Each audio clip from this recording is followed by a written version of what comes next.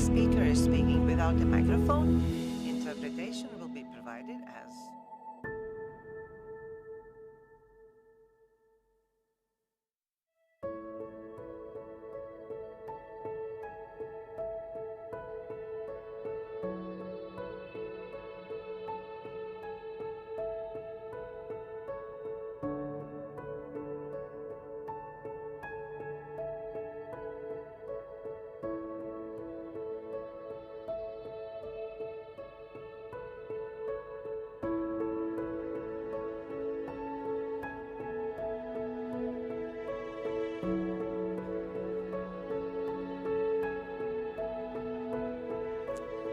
So, good morning and welcome to Riga, to the international conference Learning from the Past, Latvian Museum Heritage Trafficking in the World War II and its Aftermaths, organized by ICOM Latvia within the framework of European Union funded project PRISM, which stands for Prevention, Research, Investigation and Security in Museums. This project is implemented by ICOM Secretariat together with 7 participating countries, and we are very, very happy that some of them have joined us today. Over the next 2 days, researchers and museum professionals from Latvia, Belgium, France, Lithuania and Estonia will share their research on wartime fate of museum collections, provenance research, illicit trafficking of cultural property, and the long-term consequences of war and occupation for the museums. The PRISM project brings together museum professionals, heritage specialists, and law enforcement partners across Europe to strengthen the protection of cultural heritage, improve provenance research, and prevent illicit trafficking of cultural property. In Latvia, the project has focused on documenting the wartime and post-war history of museum collections. Before we begin, just a few practical notes. Throughout the conference, we will take photographs and videos, so be aware of that. And there will be also a live stream. So our colleagues from abroad, hello to you as well. And the conference will be live streamed in English for our international participants across the globe, and translation for the Latvian will be provided here in the audience.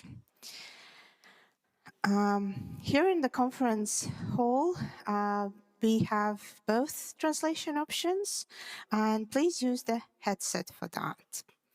And without further ado, I will go on to the opening addresses. And we are very, very honored to receive an opening address from our Minister of Culture of Republic of Latvia, Nauris Pontulis, which will be read by Ritvars Jansons. Please.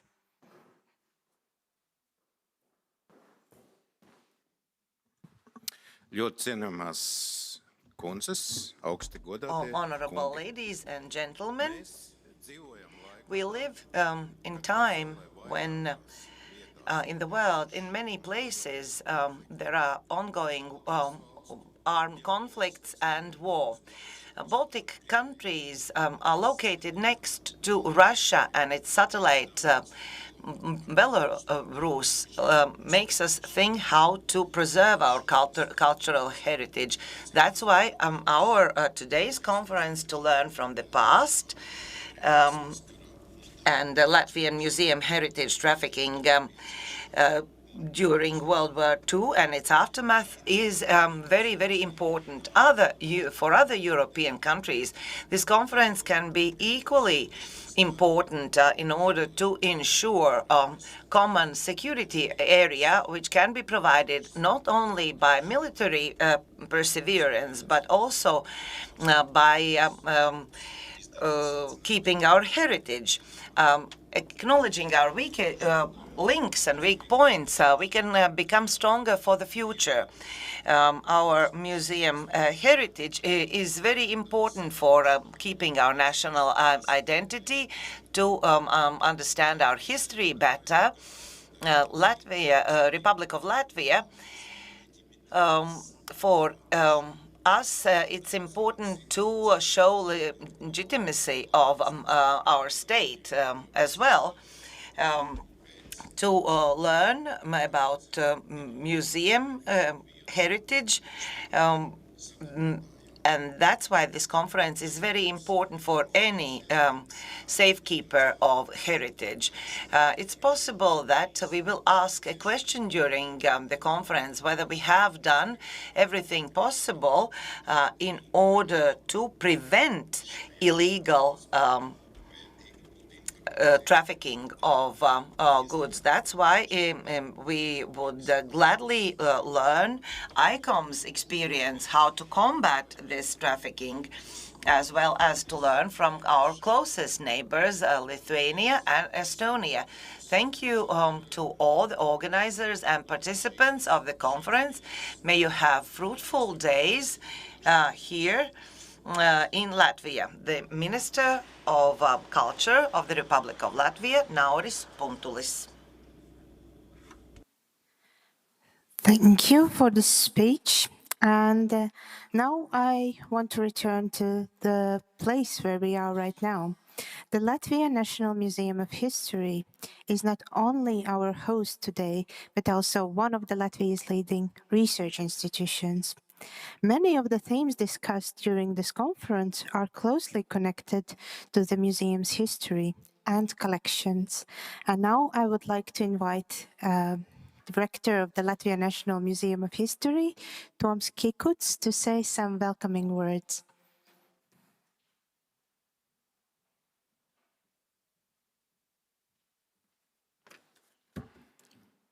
Labdien, konferences Good morning, dear participants. We are very glad to host this event here in the Museum of History, because we are talking about history and museums. Our history of the museum is very directly linked with the topic of today, legal, illegal turns of the faith of our heritage of the museum. Even more, we still live with this dramatic heritage of the 20th century that has left direct imprint in our history. We can go through history of this building in order to understand how deep this connection is. At the beginning of the 20th last century, the art museum was created here, taking over some artifacts that was taken from away from rich people, also some artifacts from the president's palace. It is somehow good and bad. So by sequestering the property of our enemies, mainly people who were accused of cooperating with Vermont and others, and during Ulmanis time, some artifacts were taken over as well, due to a closure of illegal organizations. We do not know whether those artifacts would have been preserved if they were not taken over and placed here in the museum. They were kind of saved thus, but this was a forced takeover, and it left impact on these witnesses of history. What happened during the Second World War and during occupation times describes directly our heritage.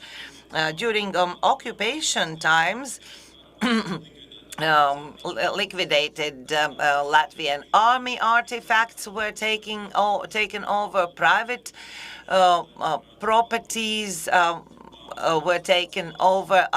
For example, it is Balodis, Anna Dāves collections, and here also liquidated organization property were placed. So-called Ulmanis chamber was created here, where artifacts from the Riga palace and his office were taken over. Museum employees had to be sent to Germany when German occupation came, but some of the artifacts were hidden here in the palace, in different places in the basement. And after the war, there was a specific fund created that kind of acknowledged the recovery of these artifacts from the hiding places. And thus people had to understand what is legal, what is illegal, what can be prevented, what could be prevented. These are very sensitive issues, and this is not just an understanding of whether justice prevails. These are very, very sensitive issues, whether moved collections are totally illegal, whether recovery can be done in a smooth way. We can pretend that it is a norm, but that is very narrow-sighted. We have to, first of all, study the path of these artifacts, and we have to look at every lead and every hint of the origin of the objects, of the artifacts. It is clear that we have to study all these issues, and I would like to wish you a very fruitful 2 days of this conference, and to keep studying faith of artifacts, those who are in our collections, and those artifacts who unfortunately have been lost for us. May you have a successful conference. Thank you, Toms. And we are really, really glad to be in this particular building in the Riga Castle, and especially in the heat wave in Europe, because it's quite cool here, even without hard conditioners. But now I would like to invite Christine Miller, our new chair of ICOM Latvia board, and she is the one that's been helping organize this conference, and I wouldn't imagine this conference without her. Please.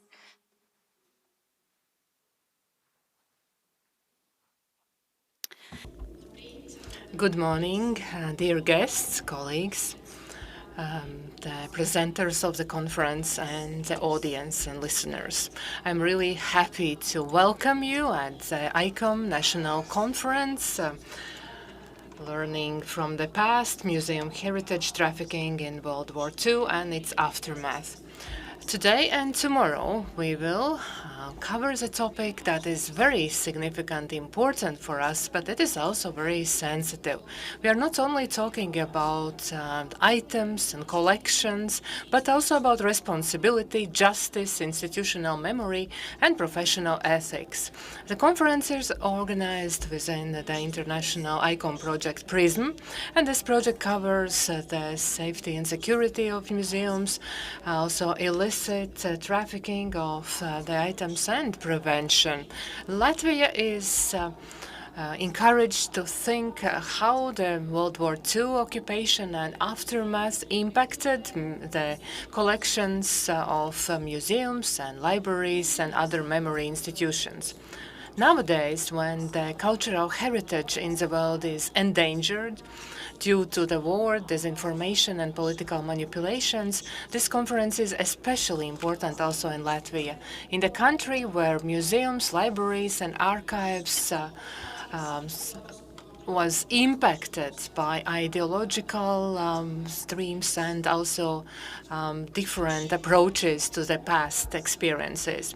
But this conference is not only about what we have lost during the past, but also how we are researching these losses today, how we interpret them, how we understand them. We are also talking about biographies, about the choices of institutions and people in these extraordinary situations. This is also about the questions that are not always possible to answer, but it is very important for the professionals of museums to continue asking those questions. Learning from the past within the context of this conference means more than reconstructing the historic events, but also to understand mechanisms, how the cultural values were moved around, destroyed, restituted, and also under the ideological control. And it's also very important to understand how important is documentation, research of provenance, interinstitutional cooperation, and ability to look at the stock with professional curiosity. During 2 days, we will hear research from Latvia and also abroad, and it will help us to see the topic from the context of Latvia and also European context. And especially valuable this conference is because there are researchers from various institutions. This topic cannot be covered within one museum or one sector. There has to be a conversation and negotiations and discussions between researchers, international partners, representatives from museums and libraries. And we should understand that the history of the cultural heritage is not only about history of people, but also about people who had these artifacts, but also those who were trying to save them. So we are always talking about memory, and memory deserves to be looked at carefully and also with respect. Thank you very much to ICOM Latvia team, international partners, and the National History Museum, all the presenters and participants, and all who were involved into organizing the conference. Especially thank you to Katrīna Kūkoja for her efforts to organize this conference and getting together so important topics, researchers, and institutions. Also, thank you very much to the presenters for their readiness to share their research, where they have to work with incomplete documents and history in these silent areas. So there has to be precision and courage to research all this. And so we are thankful to the presenters, and I wish to all of you a very fruitful and very great days. And so I wish so that it helps us to understand what we had in the past, and also for the protection of the cultural heritage also in the future. Thank you very much. Before we begin our academic program, I would like to briefly introduce you to the work carried out by the Latvian PRISM team since the beginning of this year. From March to the end of May, 5 interconnected case studies were carried out, offering for the first time a comparative insight into the fate of different Latvian museums during the war and periods of occupation. The research was conducted by 5 scholars, and they are present here as well. So I would like to invite them to stand up because they are my heroes. And I will start with Rasa Pārpuce from Riga History and Navigation Museum. And then also Ingrīda Līga-Virse from National History Museum. You can wave at everyone. And also Baiba Vanaga from Latvijas Nacionālā Museum of Art. And also Ieva Sila from Liepāja Museum, our regional partner. and Baiba Vanaga from Latvian Museum, Latvian War Museum. So alongside this work, 5 documentaries were filmed as well. So that will be premiered in autumn. And now we should start our conference, but we have slight change in our program as Sophie Delepierre has not arrived yet. Her flight yesterday was cancelled. So we will start with our first session, and Sophie will deliver her speech in the afternoon. So she will be the last speaker of today.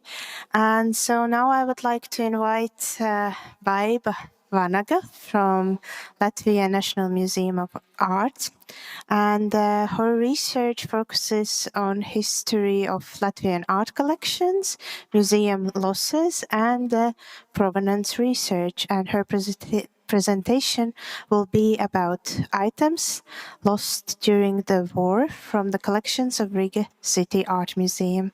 Welcome.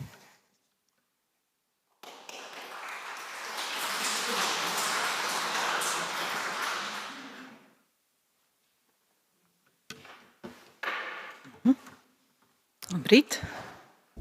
Good morning.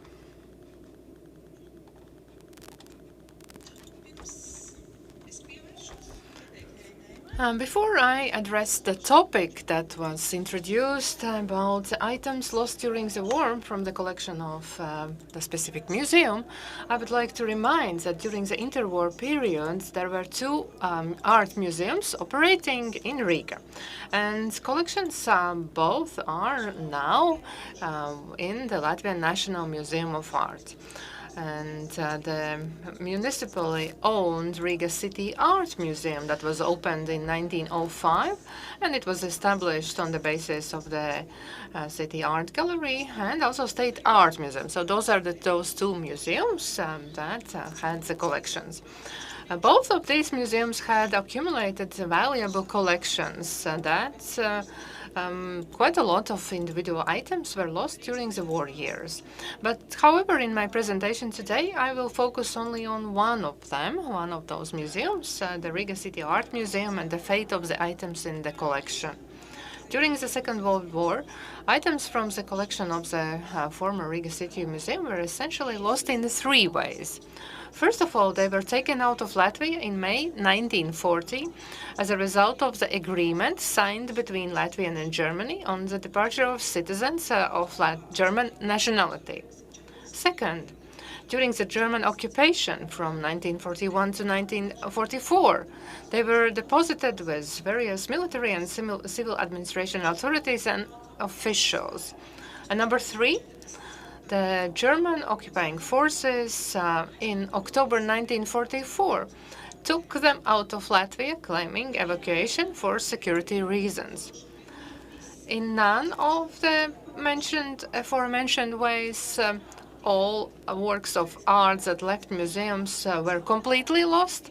In each of them, sometimes more, sometimes less, very significant works of art were lost that were available for everyone to see in the exhibitions of the Riga City Art Museum.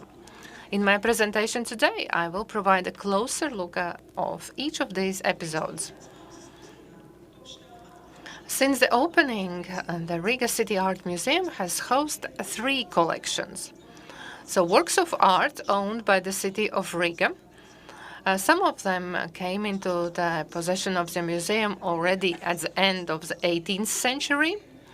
Second, the collection of the Riga Art Society, where the most valuable items were exhibited together with the works of art owned by the city. And also the legacy of Riga City's consular and merchant, Friedrich Brederloh, who and his artworks came to the museum in 1905 and were exhibited in a separate group of rooms. After the conclusion of the agreement of the relocation of Latvian citizens of German nationality to Germany on October 30, 1939, their property was organized, so the move of their property was organized by the German side established organization UTAG.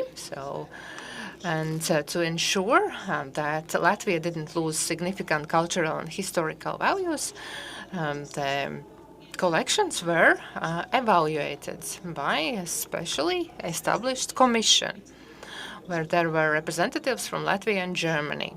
So in Latvia delegation, there was the painter Vilhelms Purvītis, the director of Riga City Art Museum, but he was replaced by the member of Riga City Council, architect Pāvils Dreimanis, and also archaeologist Francis Balodis, and also the writer Arvīts Švābis. And other specialists were also invited. For example, the historian, associate professor of the University of Latvia, Mr. Jānis Siliņš, also participated in evaluation of the collections. The German side also showed interest in two collections located in the Riga City Art Museum. And Reinhold from Zeinbusch also requested the removal of the collection. And the Riga City Council and representative of Zeinbusch engaged in a legal battle, exchanging letters where each side tried to convince that the collection belongs to them. Another offer was made by the newly appointed representative of the German side, Niels from Host. He was an art historian born in Riga, and he played quite an important role in the looting of Baltic art treasures. So Host suggested that the German side would be ready to formally renounce the 200 paintings from the Brederlo collection. In his opinion, 70, but according to the museum representatives, 58 paintings and other 8 items from the Riga Art Society, if there would be a subcommittee consisting of him and one Latvian representative who would be given the opportunity to choose about 1/3 of the paintings from the museum of all items. In total, Host proposed the removal of about 80 art objects from the museum, stating that, I'm quoting, "This will only apply to the national German and Baltic artists, but will also include paintings and other artworks that relate to Latvia and were created in Latvia," end of quote, which was actually in contrary to the terms of the agreement of the transfer for the citizens of German nationality. The museum director, Vilhelms Purvītis, objected to this agreement or to this idea, and expressed concern that if Host were to select the highest quality works of art, the remaining works of the German school would represent this school of Germany so poorly that the museum would lose all meaning. However, in cooperation with Jānis Siliņš, the museum prepared several lists, both with all the works of German. I'm sorry, I thought there was another image. So, in cooperation with Jānis Siliņš, the museum prepared several lists, both with all the works of German and Baltic German artists, and with items that must definitely stay in the museum, and the ones on whose we could accept that they are moved away. With pressure from the German delegation and also for haggling from both sides, finally, in 1940, March 16, there was finally agreement about the list of artworks that was allowed to export from Latvia. To ensure this legitimacy of this agreement, the Riga City Council had to decide on the release. But then also there was made a special law on the amendment of the mutual will of Friedrich Brederlo and his wife. On May 28th of the same year, the museum staff handed over the selected works and removed them from the inventory books. So there were 63 paintings, 2 sculptures, and 41 graphic works, among which there were 75 works of art owned by the city. 24 paintings and prints from the collection of the Riga Art Society, and 7 paintings from the Bederlo collection. The items, as we believe, were presumably taken to the territories of occupied Poland. Unfortunately, I haven't yet been able to find official documents regarding to what extent and under what circumstances some of the artworks were returned to the museum. However, in the release of Act preserved in the museum's archive that you see on the screen, a note has been added that they were received back in 1947. Today, the Latvian National Art Museum collections have other paintings that there are no return notes mentioned in the Act, in this document. However, I was not able to find the information of the location of several artworks.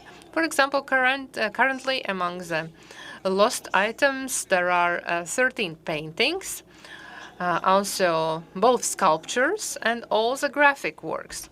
Some of these works of art are known today from the reproductions. Among them, for example, there are 2 out of 4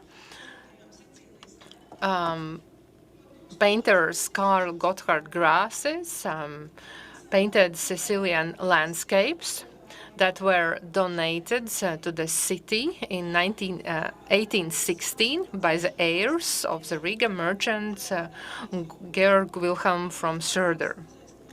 The same also the painting Estonian Seaside and the watercolor artwork Winter Day that was purchased by the museum in 1910. Other lost works were, for example, the portraits by the German Romantic painter Gerhard von Kugelen, and also the portraits painted by Hans-Georg Schwarz and also Georg Friedrich Parrot, which the museum purchased in 1912 from the representative of Kugelen family. Soon after the Soviet occupation, in June 1940, the art museum that was owned by the city of Riga was nationalized, and the reprofiling of art museums began. This involved a mutual transfer of items from the collections of Riga City Art Museum and the State Art Museum, so that one museum would concentrate on the collection of Latvian and Russian art, and other would focus on foreign art. Also, in July 1941, the creation of the German Land Museum was started, depositing items from other Riga museums. However, in the fall of 1941, the museum was returned to the city ownership and regained its historic name. During this time, the director of Lübeck Museum, Hans Schröder, was invited to work in Riga, where he served as a head of the Museums and Cultural Monuments Administration. According to the duplicates of Schröder's letters preserved in the museum archives, he also retained the position of director of the Lübeck Museum and was very interested in objects related to the history of Lübeck.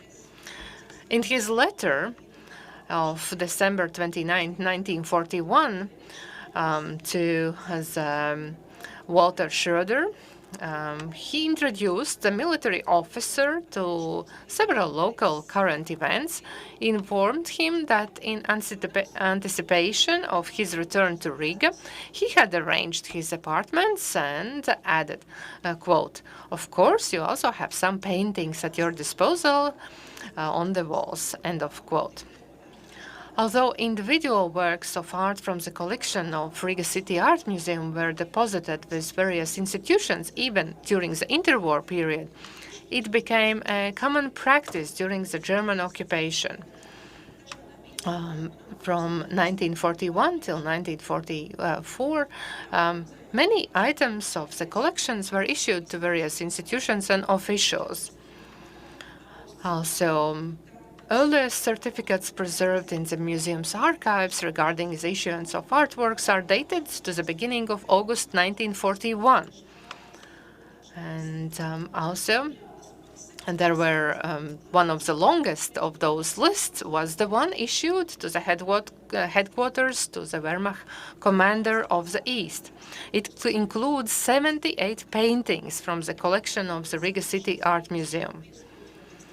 As Hugo Wittrock, the chief of Riga, who took office in October 1941, later he wrote, I'm quoting, immediately after the city took over the art institution, it was found that more than 200 of the most valuable paintings had been requested and issued not only for the decoration of German military and civil institutions, but also for decoration of the apartments of German officials. This has to be stopped as soon as possible because these masterpieces has to be available in the museum by art enthusiasts and students. End of quote. It should be noted that these efforts were not made earlier than August 1944, when Tiedemann sent letters to the recipients of the deposit requesting to return the artworks. Because the collections of Riga City Art Museum must be taken to the Reich for safety reasons. In addition, at the end of these letters, it is noted that if a depositor wishes, the museum is ready to replace the artworks with less valuable ones. And very soon, some of the deposited artworks really returned to the museum. It is also confirmed by the report prepared by Herbert Birznieks, the deputy director of the Riga City Art Museum, that on December 13, 1944, where he indicated that that both Holst and Schroeder and also Wittrock actively participated in the depositing of collection items to various German institutions.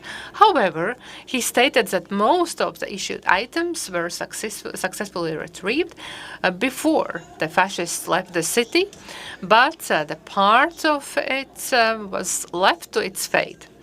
However, on September 13, 1944, Antons Skorups, the head of Riga Labor Administration, he at this time was lost 5 paintings that are the locations of which are unknown today. For example, the work of German painter Ludwig Dill, fisherman at Shiogi, which the museum acquired at the artist exhibition in 1911, and also the landscape painting. In 2011, the art museum recovered one of these artworks, but I believe that the witness of this event, Mara Lāce, will tell about it more tomorrow.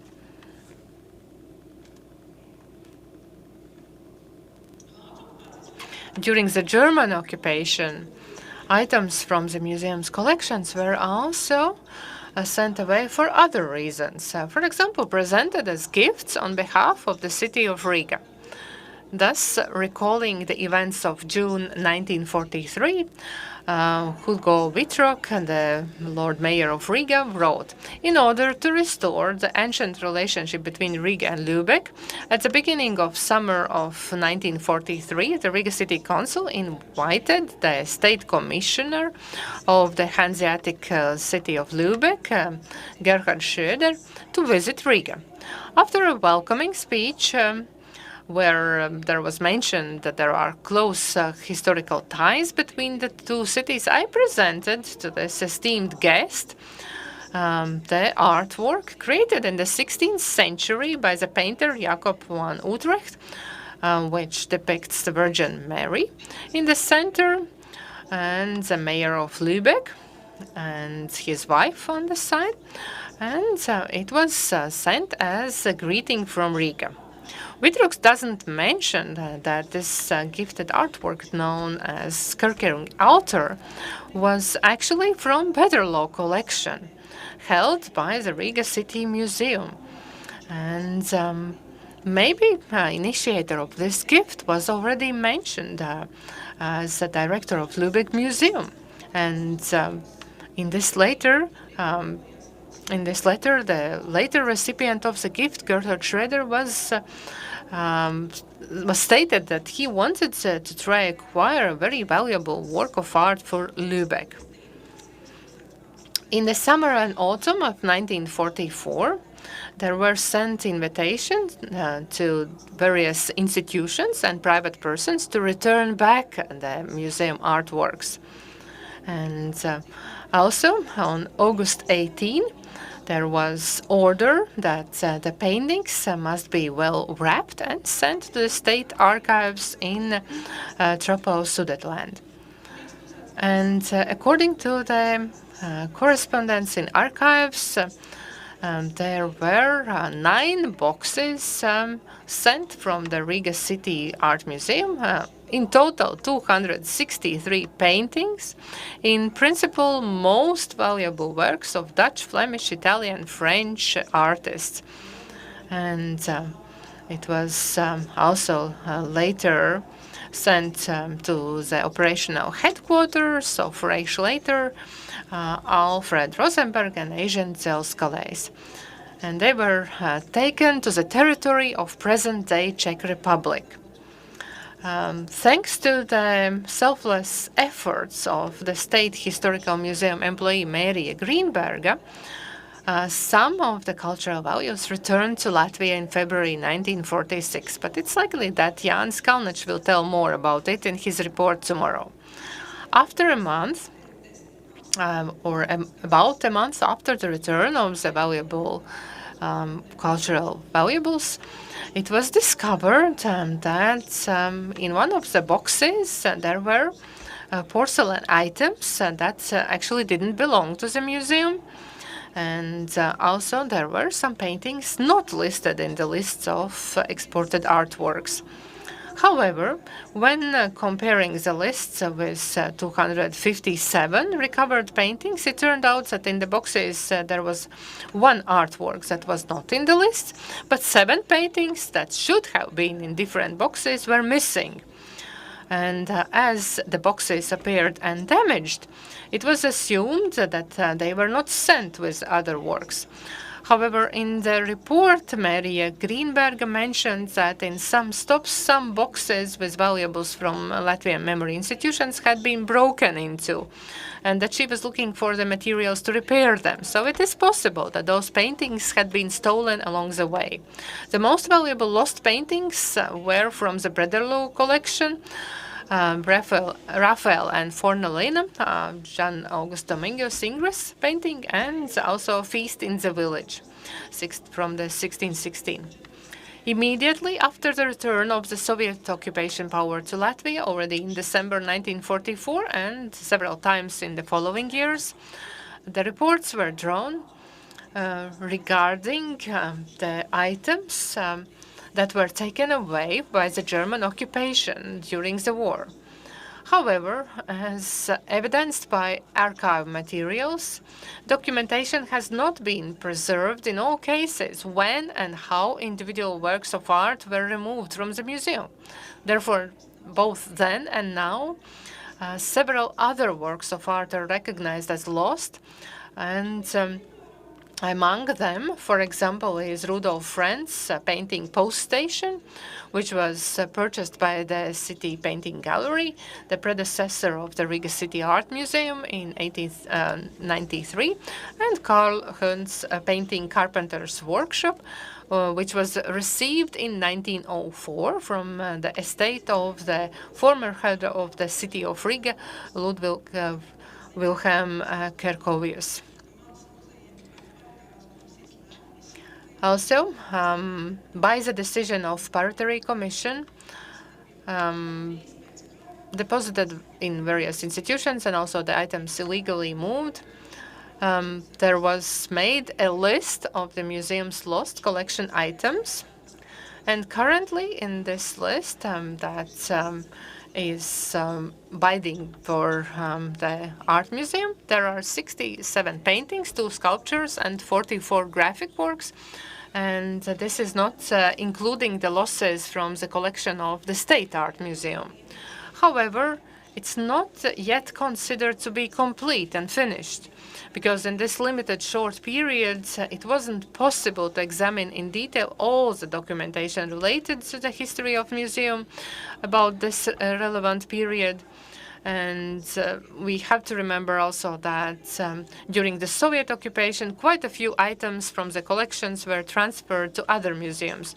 It is possible that as a result of further research, some of the artworks will be found in the collections of other museums, but perhaps some will be considered as lost. Thank you very much for your attention. Thank you, Baiba. And now it's time for questions, maybe here in the audience. Laiks jautājumiem, varbūt arī latviešu valodā kāds jautājums. You can ask questions in both English and Latvian.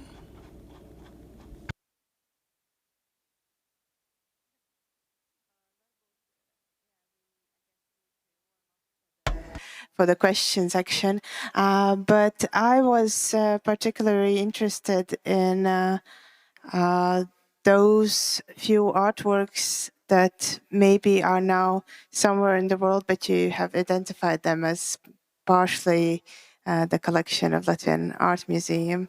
Tad par darbiem, kuri pasaulē ir atpazīstami. The same question in Latvian.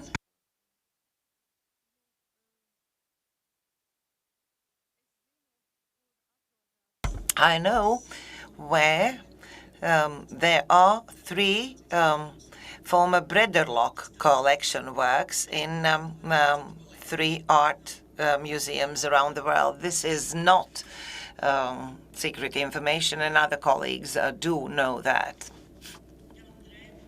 I'm Jana Dreimane, representing National Library of Latvia. I wanted to comment on the personality of Neil van Holst. When he was responsible for the library and libraries as such, during that time, Jānis Unāms, the director of Library of Land, he writes that Holst was a rather controversial personality because during his time, at least our library and others received so-called unowned book collections. Ownerless book collections. This is characterizing him. So when leaving Riga, he did not give back more than 100 books to our museum. So there are people who are not returning what was borrowed. Yes, indeed, when in 1940, some artifacts were handed out from our museum. At that time, our museum received part of the collection of Kurzeme province, which was considered as compensation for what was taken away.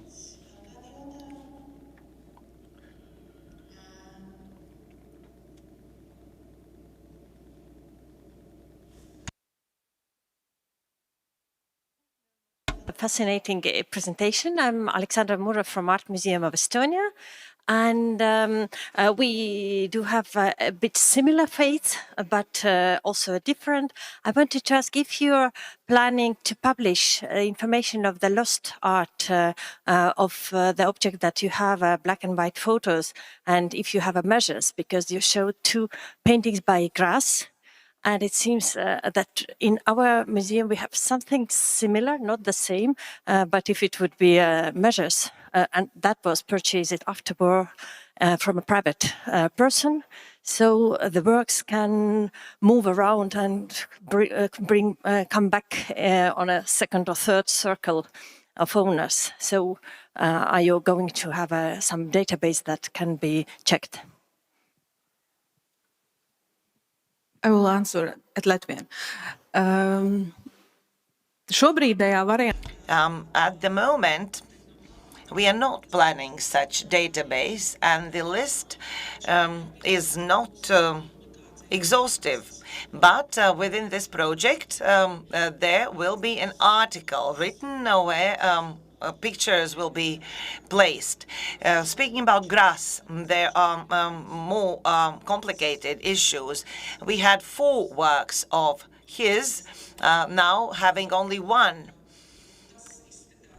And we had 1 additional 5th work, which we were initially thinking to be placed somewhere in Latvia, but it turned out that according to the list and numeration, it was one of the works that were handed over by UTAK. But in Estonia and in Latvia, we have some works that were handed out and returned back within the framework of cooperation with the Estonian Museum of Art. We had exchange of works. It was not in the case of Grass, but in the case of other authors. That's why I mentioned this fact that we should study further this movement, also this reorganization and placement in different museums, as well as movement after the Second World War. This is something that impedes tracking, although we have it in the list. But there are some conditions that have to be taken into account. If I do not find it in our archives or in the archives of other museums, but I haven't had the time, the list of Soviet time handings over, for example, to Rundale, to Estonia, and maybe to others. So I said this list is far from being ready and ready to be published. Very happy to proceed with our next speaker, and that will be Jana Dreimane from Latvijas Nacionālā Library.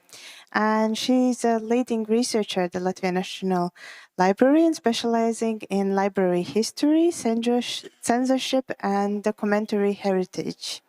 And her presentation will be about the fate of Latvian libraries during World War II. Please, floor is yours.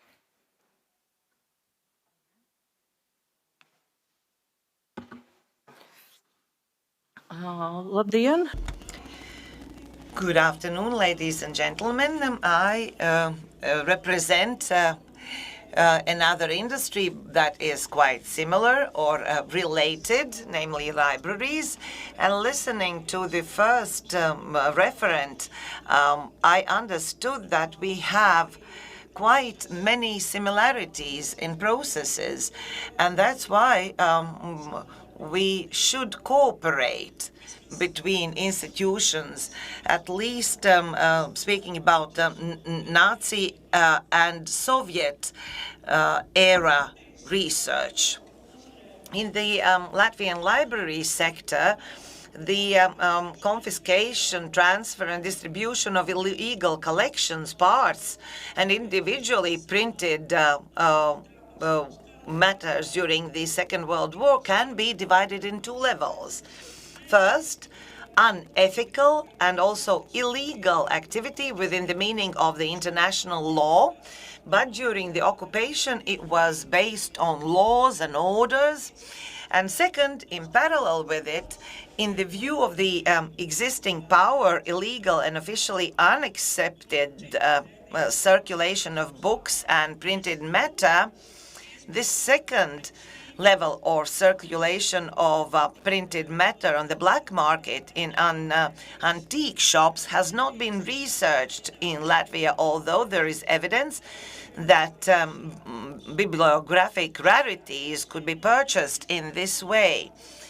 In this presentation, I will give you insight into the level officially accepted mainly by the Soviet and Nazi powers, which was the basis for further illegal circulation of parts of libraries and individual printed materials.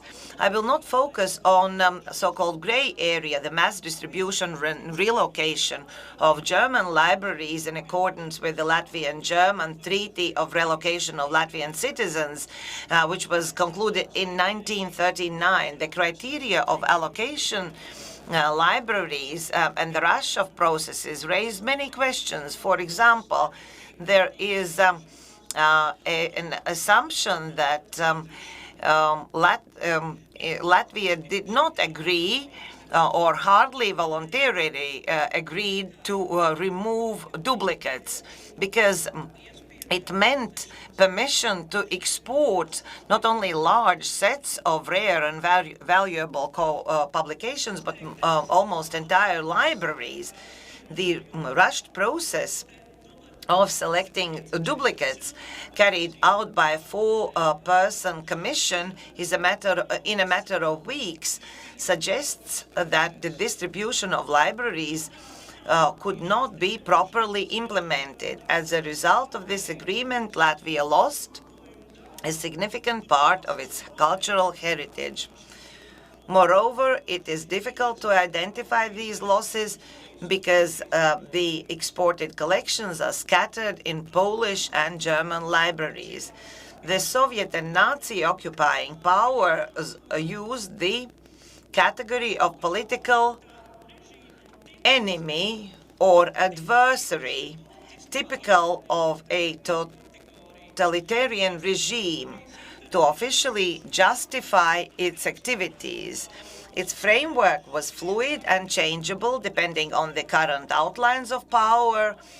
It could accommodate both representation of specific classes, nationality, political groups, paramilitary organizations, or even entire organizations. The decision-making power granted itself the right to freely dispose of enemies' libraries, to appropriate, move, and distribute. The same is true of the literature undesirable to power. Initially, general categories were defined, and later lists of prohibited works were compiled. Higher institutions were required to submit lists of unwanted printed materials excluded from public and school libraries, and they were required to do so. Most of the removed literature was intended for destruction in paper mills, with certain number of copies being retained only in restricted departments, which were allowed in major scientific libraries, as well as privileged research institutions. In practice, the situation was not so simple. In many places, attempts were made to hide the literature to be destroyed by moving it to another place, and we can read about that in censors' reports. In libraries that were allowed to store prohibited literature, voluminous arrays of books obtained from various institutions were formed, and it was not possible to sort them accurately and account for them accurately.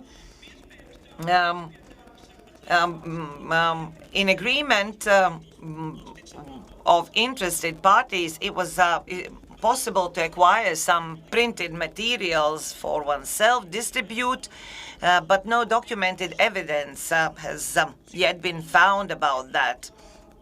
But we know from stories from librarians that it was true. During the Soviet occupation, the first Soviet occupation, religious, anti-Soviet and counter-revolutionary literature was declared harmful. Later, so-called white emigres and anti-Semitic and lube literature were said to be harmful. A vague definition of categories gave the censors wide possibilities to interpret. In August 1940, a special censorship institution was established, the main literary authority of Latvian SSR, which prepared 3 lists of prohibited books. There were more than 4,000 titles included in the list. Until April 1941, more than 400,000 books were removed from libraries. The collections were saved from liquidation by placing them in scientific libraries such as Misiņš Library or University Library or State Library, now National Library, because at that time 1920 law was respected. The Act on State Libraries, which established the library's preemptive rights to the collections of dissolved organizations, allowing to take over entire collections or parts of collections. Sometimes the organizations themselves, before liquidation, took a decision on how to act. For example, the Society of Jewish Education decided to transfer its collection to State Library, so at least part of the books were thus saved from destruction during Nazi occupation.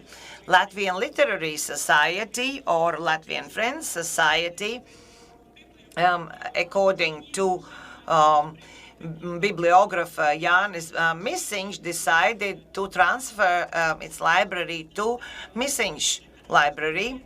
Thus, the collection of manuscripts and Latvian of the Latvian Literary Society, a valuable source of research on cultural heritage, has been preserved. So thanks to Jānis Misiņš. Despite the strict orders, by the spring of 1941, banned literature was openly sold in kiosks, antique shops. You could obtain them for reading in commercial libraries that were not nationalized. So this library was in full circulation. We do not have information on private libraries of repressed or displaced people whose dwellings were inhabited by our enemies. Perhaps some ended up on the book market. The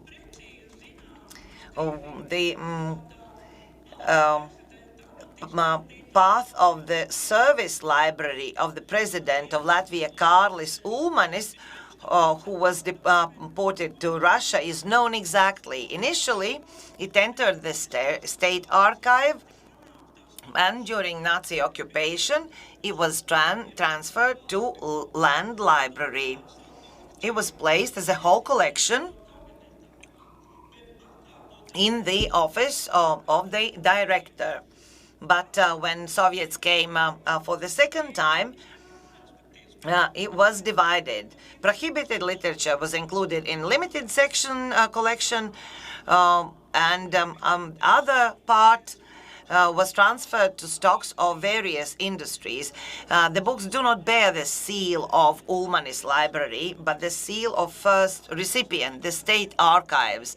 In some books, there are dedications written to Ulmanis. We unfortunately do not have information whether during Soviet occupation, libraries were displaced to Russia. Only the Nazi documents found that there are relatively few documents published in Latvia, since most of them ended up in Russia. At the beginning of Nazi occupation in July 1941, it was found that the Latvian libraries were in a state of chaos, which was explained by transformation of the industry caused by, first of all, relocation and division of German libraries, also change of owners and censorship of Soviets, but it did not stop Nazis from implementing their plans. During the first days of occupation, their first enemy, the Bolshevik literature, was proclaimed to be withdrawn. Left-wing Latvian literature published before the Soviet occupation could also get into this group, as suggested by the large number of Latvian book titles, about 3,000, which were taken to the largest repository of Bolshevik literature, the Eastern Library in Berlin. Less than a month later, the other categories of forbidden literature were announced: Hebrew literature in all language, oldest German literature with Marxist tendency, literature of German immigrants, voices of anti-Nazis, English, French, American literatures published after 1933, and its translations, as well as Latvian literature with anti-German inclination. As can be seen, there were many categories of forbidden literature. The removed literature could not be destroyed.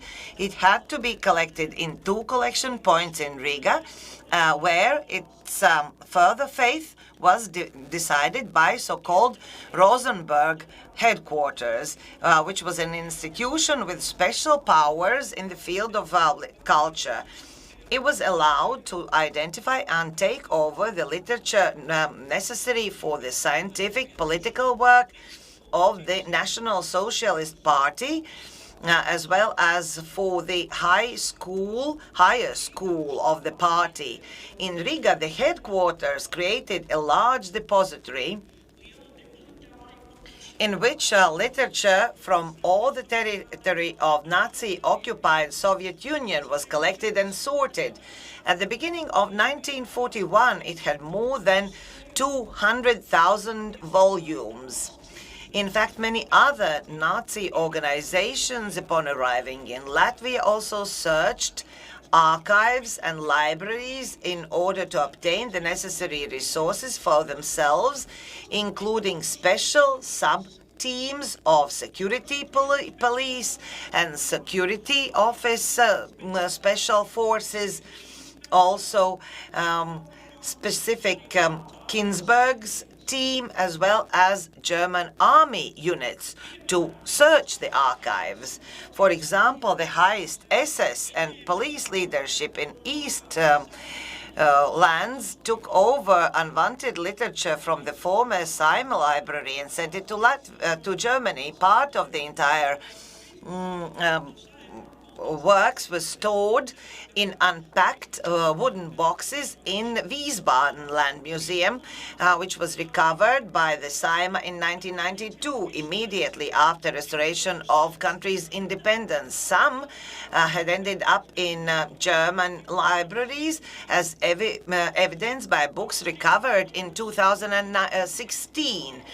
From University Library of Berlin. Unlike Lithuania and Estonia, where the Nazis took over and took to Germany several entire collections, for example, multiple libraries of Estonian bibliophile Julius Gens and Lithuanian lawyer Viktors Cimkauskas. In Latvia, there was not a single such valuable collection in the Nazi view, which could be taken away completely. Rosenberg's quarters was interested only in the library and archives of so-called Red Professor Kārlis Strasdiņš. After the war, books with the public, private, school and commercial libraries of Latvia, stamps were found in the collection points of U.S.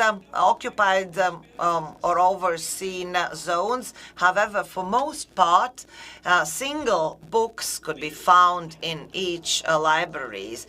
For example, in the Offenbach repository, where the branch of the Nazi Party's highest school, the collection of the Institute of Research of Jewish Issues, came to be placed there, were books from more than 500 Latvian libraries, mostly, of course, Jewish libraries, but also from municipality libraries, which it was testified by the number of stamps showing the scale of considered enemy libraries or harmful literature. However, a small part of Latvian Jewish libraries had ended up in Offenbach's repository because only works that were not yet in the Institute's possession was collected.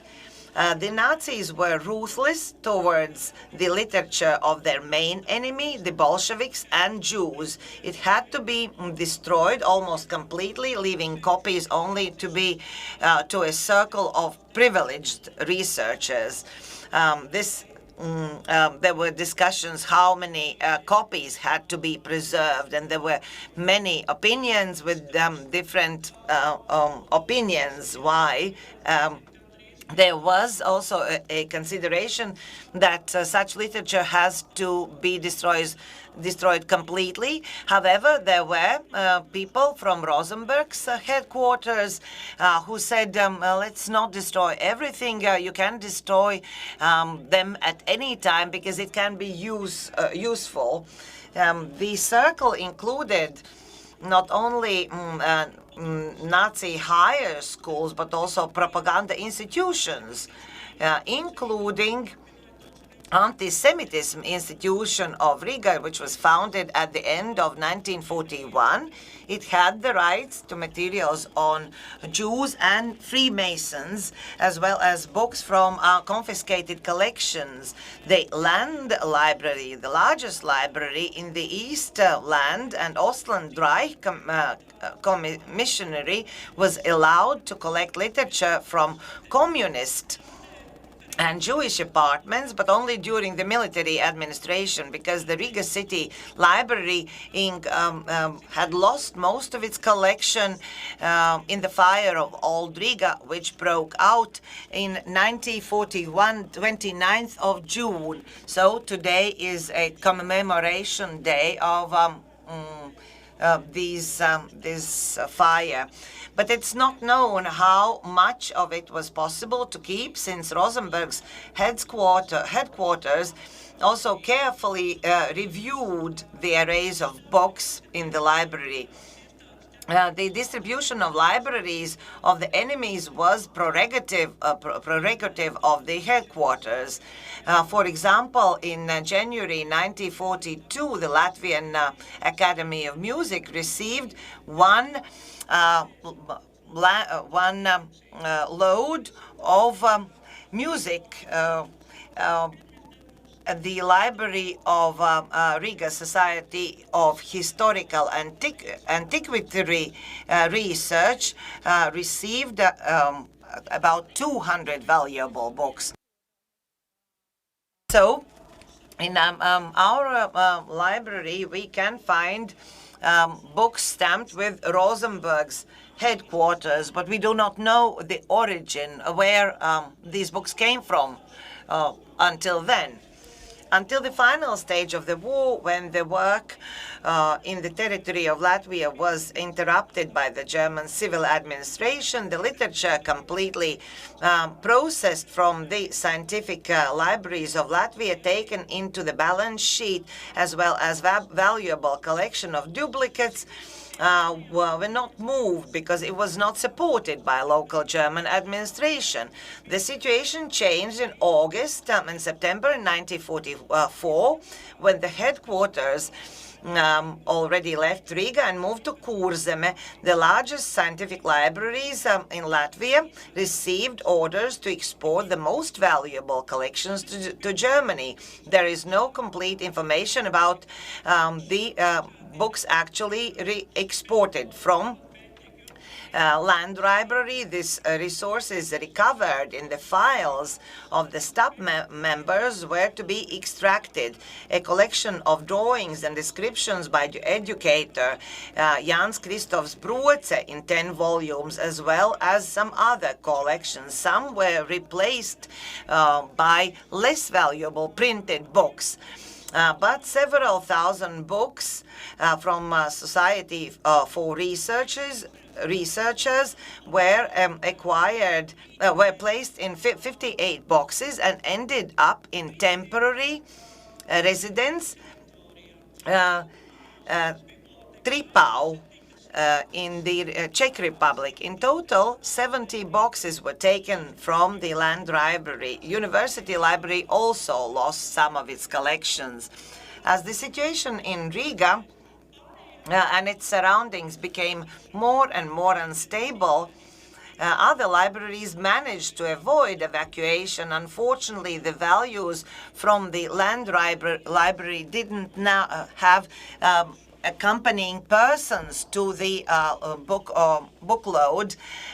Therefore, there is no one who can traffic these treasures. From the information provided by Rudolfs Šīrāns, it is known that in 1945, when the boxes were brought back, the boxes suffered from moisture, as well as they were damaged.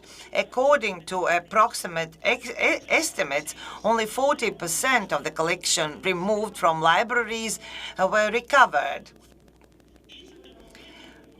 Also, it is difficult to understand the enumeration of books, which is not precise, as the lists were damaged or destroyed. So we do not know when it is from the base collection or duplicate or from some other library. So there is no clear understanding to where these books were brought from. Although Bolshevism was declared the main enemy of National Socialist Germany, the activities of the headquarters and all other Nazi institutions in occupied territories did not significantly differ from activities of Bolsheviks. Libraries were moved, divided, destroyed, ignoring collections' historical origin or legal affiliation. The resources of the same library could be scattered in different remote places, and it's impossible to actually determine the irreparable losses caused by the occupying powers to the libraries of institutions and network. Not mentioning private libraries of the enemy. One of the reasons there was no accurate accounting on the stock taken over. There is also no data about recovery from Germany at the beginning of the second Soviet occupation because, according to the diary of the director of State Library, Artūrs Ģermenis, this information was secret, known only to employees of state security institutions of USSR. During Soviet times, a large part of these books for decades were unaccounted for and kept unaccounted for and kept in very poor conditions. Thus, maybe fostering their appearance in black market. That's why in a research of the faith of books, in addition to Nazi and Soviet documents, which sometimes is very controversially, it is also important to determine the provenance of collections of individual printed materials. In the Scientific Library of Latvia, this work is being systematically carried out only for the last decade. It is a time-consuming process which moreover requires high qualifications, not only in bibliographic work, but also in cultural history. So because these works amount these books amount in millions, taking into account that many Latvian library resources can be found outside of Latvia, we need also research in these other libraries. We should also understand or make an effort to identify the second level of illegal circulation, maybe also studying their sales through private individuals or records from antique shops. Maybe some information could be received from paper mills documentations. In this work, significant results will be achieved through constant and long-term cooperation between Latvian and foreign researchers. Thank you very much for your attention. For such a detailed look on the destinies of libraries here in Latvia, and I see a lot of parallels between the destinies of libraries and museums. But maybe our audience has any questions? Jautājumi kādam? Any questions? All right, I had one question. Why do you think the provenance research was so late for the libraries? Why it's just these 10 years that's now? Es varu latviski arī par to, kāpēc šie provenances pētījumi bibliotēkās ir tik vēlu tikai šajā pēdējā desmitgadē, kas to būtu ietekmējis. I have to respond that there were several library affiliates, like structural units, that had started it already before, like the Department of Rare Handwritings and also rare exemplars. But systematic work where there are involved larger number of personnel and also more structured work, because before it was more voluntarily and interest-based. But now this is one of the library strategy points, one of the points in the library strategy. So it's much more serious now. But it's not like that it wasn't researched before. Just now it's more seriously. Any more questions from the audience? You can ask also in Latvian.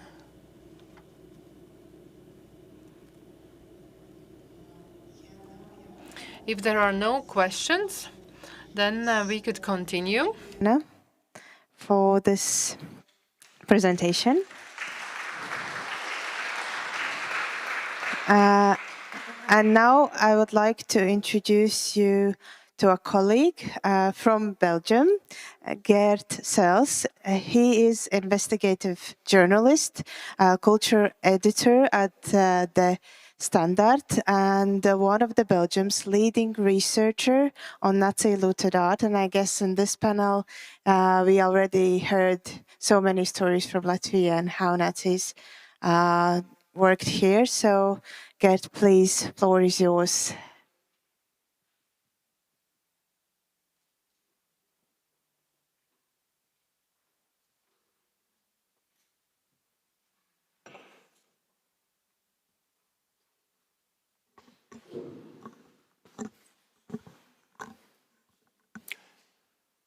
Thank you for having me, and thank you for your kind introduction.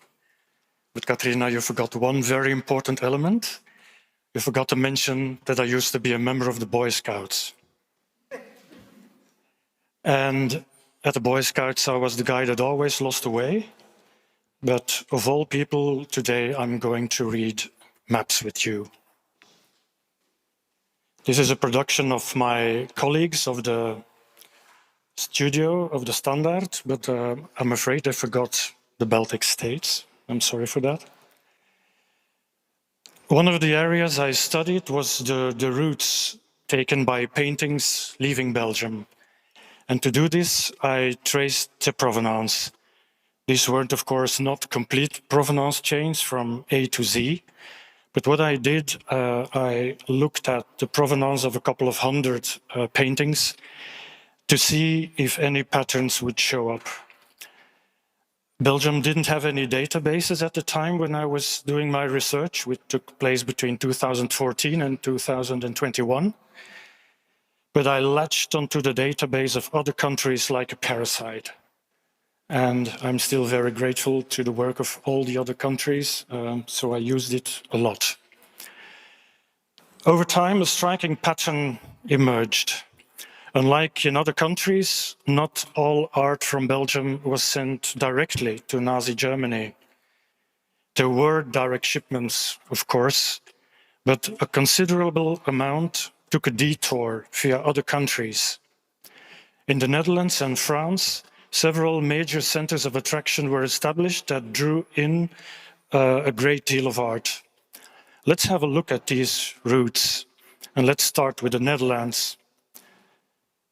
The first person in connection with the Nazis' art acquisition was Walter Page. As you hear by the pronunciation, he was German and he established himself in the 1920s as an art dealer. He was situated in Amsterdam. Not only did he know the art market in Belgium very well, he also knew Göring's curator, Walter Hofer, personally. From the start of the occupation, which was in Belgium in May 1940 until mid-1941, he rendered invaluable services to the Nazis' art acquisition. So Page was situated in Amsterdam, and in The Hague, there were two other centers of attraction. The first was the Dienststelle Mühlmann, whose task was to acquire as much art as possible in the Low Countries. So these guys came to Belgium, did their shopping there, and got back to the Netherlands. Kai Mühlmann was the former state secretary for culture of Austria, and he was assisted by a couple of very talented art historians who all had a PhD. They sent art to the Reich, from the Governor General in Krakow in Poland to the south, to the auction house Weinmüller in Munich. So you see they had a very, very broad reach. A second person also operating from The Hague was Erhard Göppel, which you see there portrayed by Max Beckmann. And Göppel held a PhD in art history, and he too was tasked with obtaining as much as art as possible in the Low Countries. But he did so exclusively for Hitler, as he was working for the Sonderauftrag Linz.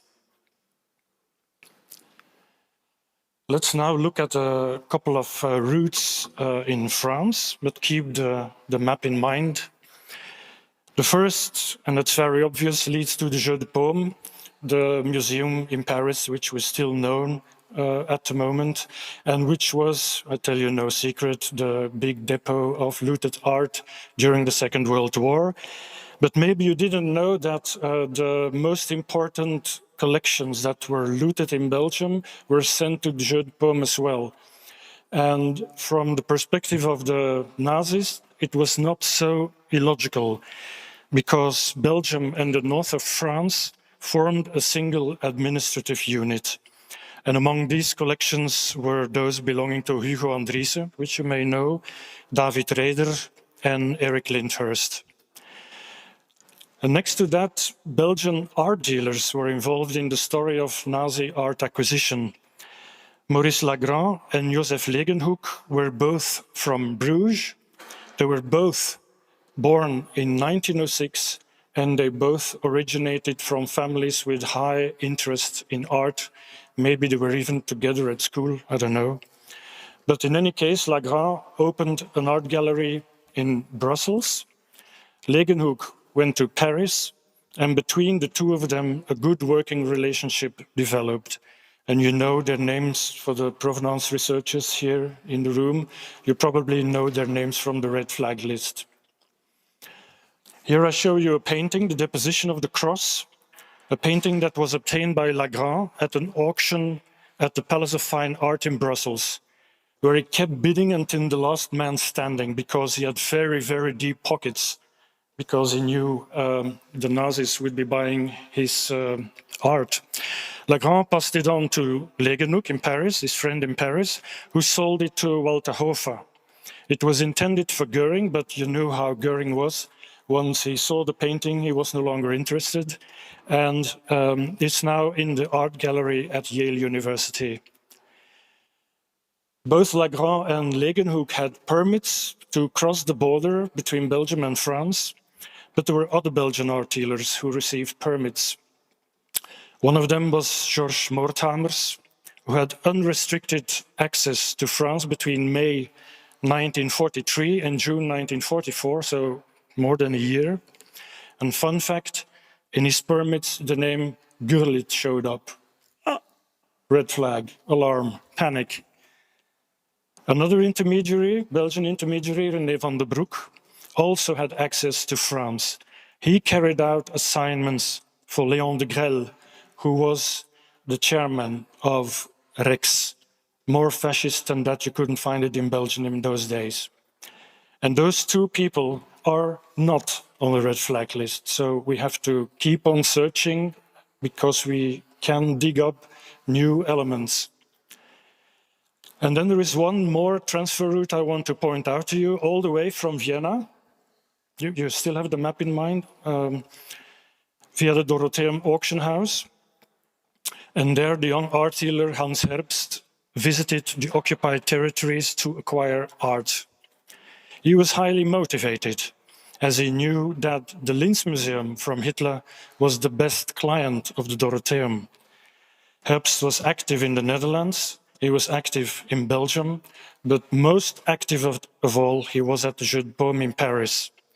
He brought art from Belgium directly to Vienna, but also from Belgium via Paris to Vienna. And now fasten your seatbelts for a very quick mind travel.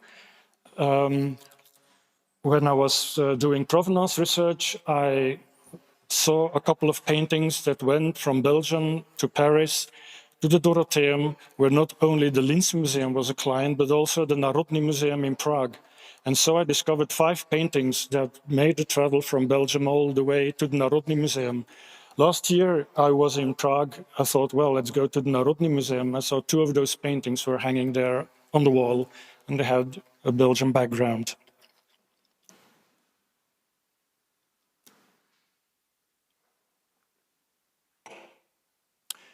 So far for the transfer routes. Now let's do something else. What happened with this art after the war? There were some agreements that were crucial for the story I want to tell you, and here we need an argument in 3 steps. The first step involves the indirect transfers via the Netherlands and France. And you and I am so glad that we've told this story already, so step 1 taken. The second step is the Inter-Allied Declaration Against Acts of Dispossession. Do you mind if I call it the Declaration of London, 1943, in which the Allied forces agreed that they would not pursue a policy of financial compensation. Remember that the Russians didn't sign it and that they thought that everything the trophy brigades could lay their hands on was theirs, but that's a side idea. And they also decided that all transactions with the occupying power, and that's crucial for our story now, would be considered null and void. And the third step involved the working arrangements of the monuments men regarding what to do with all those piles of art that had brought together at the collecting points in Munich and Wiesbaden and in Schlossdijk. And with the best intentions, I don't doubt it for a second, the monuments men decided, and now be alert, to bring that art back to the country from where it had come into Nazi Germany. You have him? So for Belgium, this was not a very fortunate agreement. Here you see a painting. It's Jan Gossard.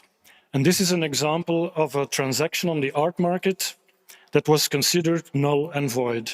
It was sold by Irma van Gelder. She was the widow of an art dealer from Brussels. And she sold it to the Landesmuseum in Bonn. So she sold a bunch of 8 paintings to the Landesmuseum in Bonn. And after the war, Belgium said, hey, Declaration of London, the transaction has not been valid. So come on here. The 8 paintings came back. And this Gossard is now in the Museum of Fine Arts of Antwerp. So the Declaration of London, although it was merely a declaration, it was effectively carried out immediately after the war. Let's now consider the consequences of this approach to this day. Let's first look at the Netherlands. You remember Walter Page, the German art dealer from Amsterdam? You know? The 4 paintings on this slide are connected to a pop-up sale that Walter Page organized in October 1940 at Hotel Metropole. And as we are now in a city which is full of Art Nouveau, I can tell you in Brussels, Hotel Metropole was the most luxurious Art Nouveau hotel from Brussels. So the Nazis, why would you go to the Ibis Hotel if you had occupied the Hotel Metropole? So they did a pop-up exposition there. And how do I know? Because I found the invoice in the archives of The Hague. Thanks to the database of the other countries, I was able to identify the paintings and where they were kept. So now we go back. How did these paintings all end in the Netherlands? Well, it's very simple. Based on the working arrangements of the monuments men, these paintings were returned to the Netherlands, as they were sold by Walter Page, who happened to have his address in Amsterdam. So they were returned to the Netherlands. But the next step to Belgium, the real origin of the paintings, was not taken into account. In my book, I compared it to a postman who has delivered a parcel to the wrong address. All these paintings are now part of the Dutch National Art Collection, and some of them are given on long-term loans to museums. This Frans Franken, no, we're on the wrong slide. Oh, you've seen all my presentation yet now. Jesus, I'm completely at a loss now. You see, 6 more slides to go. Yeah, Frans Franken is the first one on top at the left. It used to decorate the Dutch embassy in Dublin. After my book came out, Netherlands thought it was better to withdraw it from there. And now it's in the depot of the National Archives, which I think is a much better place. But this Colin de Coter down at the right, Flemish primitive, is for instance on loan at one of the biggest museums in the Netherlands, which is the Bonnefante Museum in Maastricht.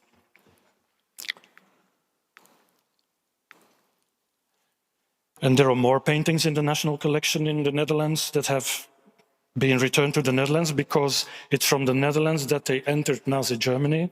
Let's have a look at the following paintings. I will not go in detail, I will just focus on the initial owner. On top, the left painting is a family portrait by Van den Valkert. It came from Frans Heulens. He was a doctor in Brussels. He came from a family of people who were active on the art market. And Dr. Heulens, after hours, he had still a lot of fun being active on the art market, and he did business with the Nazis. He appears on the red flag list, although his name is misspelled. From him, it was said that he liked to do business with the Nazis, but that he didn't want it to be seen with them, which is not so stupid of him. Then there is Lucas Gassel on top at the right. It comes from the Heuvel, who is an art dealer from Brussels, also known from the red flag list. His name is also misspelled. The painting is now on loan at the Bonnefante Museum in Maastricht. That's already the second one. And about this painting down left by Van der Puil, in my book, I did not go further. I did not dare to go further than to assume it came from Belgium. But since I had a correspondence with Margaret Doyle, the head of provenance of the National Gallery in Washington, she sent me a copy of an auction catalogs. And since then, I'm quite certain that these paintings went to the hand of art dealers Poupée and Fievé. The name is not important for you, but they were situated in Brussels. And then we have the last one is a Frans Floris. It comes from Jekki. The name was misspelled in the national database of the Netherlands, Herkomst gezocht, but it refers to Oscar Jekki. He was the Swiss manager of the Bauhaus of Galerie Léger in Brussels. And more paintings of the Dutch National Gallery, National Collection. Again, I focus on the initial owner. On top, the portrait, family portrait, is a Cornelis de Vos. It was sold at a public auction at the Palace of Fine Art in Brussels. It was purchased by Frans Heulens, you know him already, the medicine from Brussels. And this work is also on loan at, and this is already the third one, to the Bonnefante Museum in Maastricht in the Netherlands. And on top right, contrary to what you might think now, this is not the black square from Malevich, but it's a real Van Gogh. And I discovered its provenance when I was working on the archives of the Palace of Fine Arts in Brussels, and when I was looking at the private correspondence of the director.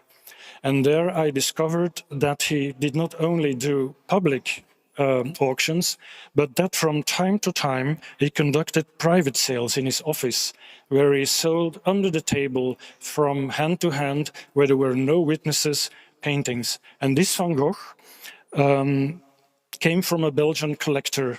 It was subsequently sold to a Dutch gallery and then went on to a German gallery, and it is now in the Noord-Brabants Museum in Den Bosch. Down, it's a hunting scene from Jan Veit. It belonged to a Brussels industrialist. His name was James van Brabant, not important.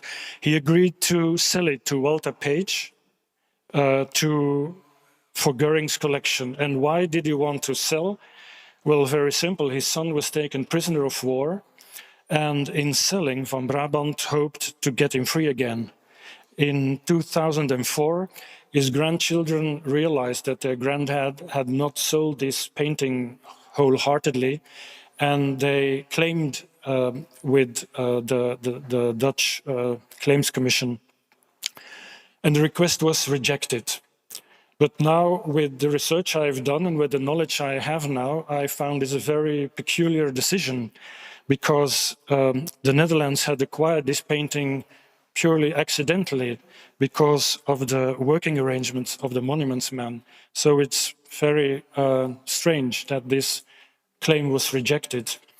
Some months ago, I did this lecture in The Hague in the Netherlands, and when we had arrived at this point, I felt the temperature going down until the freezing point. And I thought, oh my God, how am I going to get out of this? But I could save my skin by saying, oh, let's now do something about France. France is also very nice, always nice weather, good wine, camembert, cognac, everything you like. Okay, about France. I have fewer facts there, but all the more hypotheses. The image of the top, the image in black and white comes from the Belgian archives, and there it is said to be in the style of Tiepolo, and it is listed as lost from Belgium. I recognize the image on the site Roosevallon. Provenance workers will know. This is the list of all the paintings and art objects that came back from Nazi Germany and that are now kept in the French National Art Collection. So I found it back there, and there it was said to be in the style of Fragonard, and it is now on a long-term loan to the Museum of Cognac. I told you in France there is a lot of pleasant things to happen to Cognac, for instance. The painting below here is an allegory by Cornelis van Haarlem, and it is housed now in the Museum of Strasbourg. It does not have an MNR code, so it is not on the site Roosevallon. And I refer here now to the book that Tessa Rosebroek wrote on Kurt Martin, the museum director who was active in Karlsruhe and in Strasbourg, and in which, in her book, Tessa Rosebroek explains why it doesn't have an MNR code. And it is after a legal battle of 5 years about the status of the Elsass region, during and after the war, a set of paintings was assigned to France. And the legal battle overlooked the fact that this painting came from the Belgian art dealer Arends, that it was acquired in Brussels by the Dienststelle Mühlmann, and that it thus made a tour from Brussels to the Netherlands, to the south of Germany, Karlsruhe, Strasbourg. So this painting too has a Belgian origin. And now we enter into the realm of hypothesis. I cannot underline that enough. So, ladies and gentlemen, this is hypothesis. I found 3 archive funds with documents about the whereabouts of several paintings. These documents were made up by the Belgian monuments men, and they are based on assumptions of the monuments men. They may be right, and they may be wrong. But since these monuments men were eyewitnesses to the 1940s, I take these indications from the past seriously, because they could be right. In Koblenz, I found, under the heading Artworks from Belgium Stolen During the Occupation of the Germans, an archive fund with this title. And as a researcher, I would take care of the word stolen, as this list was drawn up immediately after the war, where there might have been some people that were very emotional and full of revenge feelings and said they were stolen. So I would replace stolen by that left Belgium for Germany. But nevertheless, this list contained 31 paintings. It was not known who they came from. The only information provided was, as you see on the top, Collectionnaire Belge, Belgian collector. I decided to compare them, the list, with the site Roosevallon, and I found 7 paintings with an MNR code, including at the left this Adèle Richer and at the right this Simon Vouet.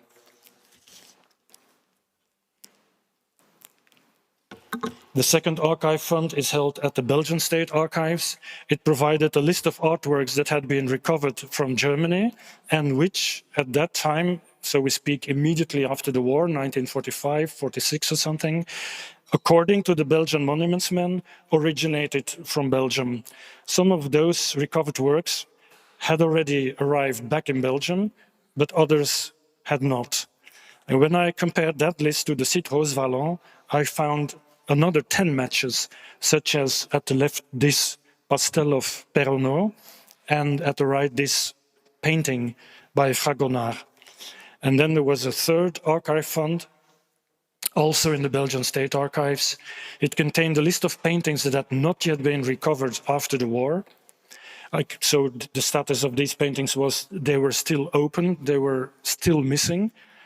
I compared it to the site Roosevallon, and I found 4 new matches that had not been mentioned previously. And these included this on top, Bernardo Daddi, and then the large image Salvator Mundi. Okay, where does it bring us?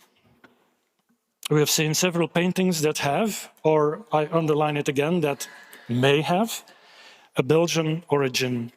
I don't want to make a chauvinistic argument here. I'd rather prefer to take a step back and from some distance make a few observations. The first observation is a no-brainer. It's an open door, it's a cliché. It's that with regard to the paintings I showed you, wherever they may be at the moment, the absolute priority must be to find out if there are stolen goods and try to identify the rightful owners. My first observations, and we've heard that so many times before, is that we need more provenance research. In other countries, if I do this lecture in the Netherlands or in France or in Germany, they start laughing. But not so in Belgium, because, ladies and gentlemen, in Belgium, it is not evident. We have just started the journey of provenance research. So this first observation is mainly meant for Belgian ears. For the second observation, I would like to draw your attention to the paintings that have passed through the art market. And that's a bit unusual. We all know that they exist. We know that there are many of them. But most of the time, they don't have our interest. And why would they? If it turns out that there was no loot involved, that there's no sale under duress, that there were no Jewish people in the provenance chain, it is very unlikely that they will ever be claimed. So yet they exist.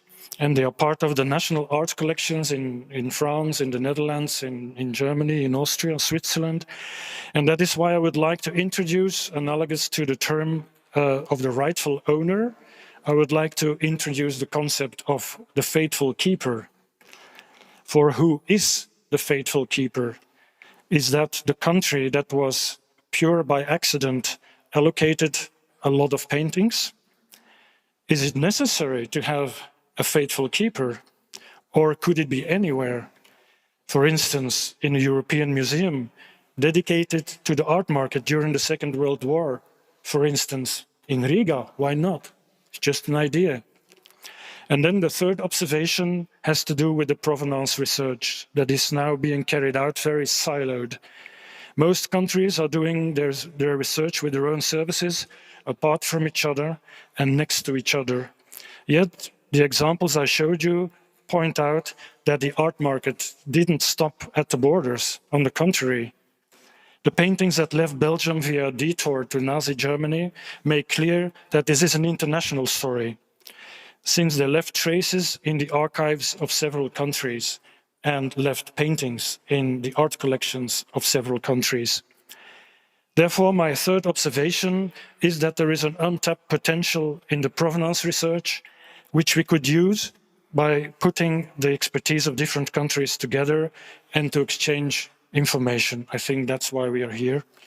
As for Belgium, that is just beginning a policy of Nazi-looted art. A humble position suits us well, I think. We first have to build up the expertise before we can become a discussion partner. But someday it might be interesting to start a discussion together. Thank you for your attention.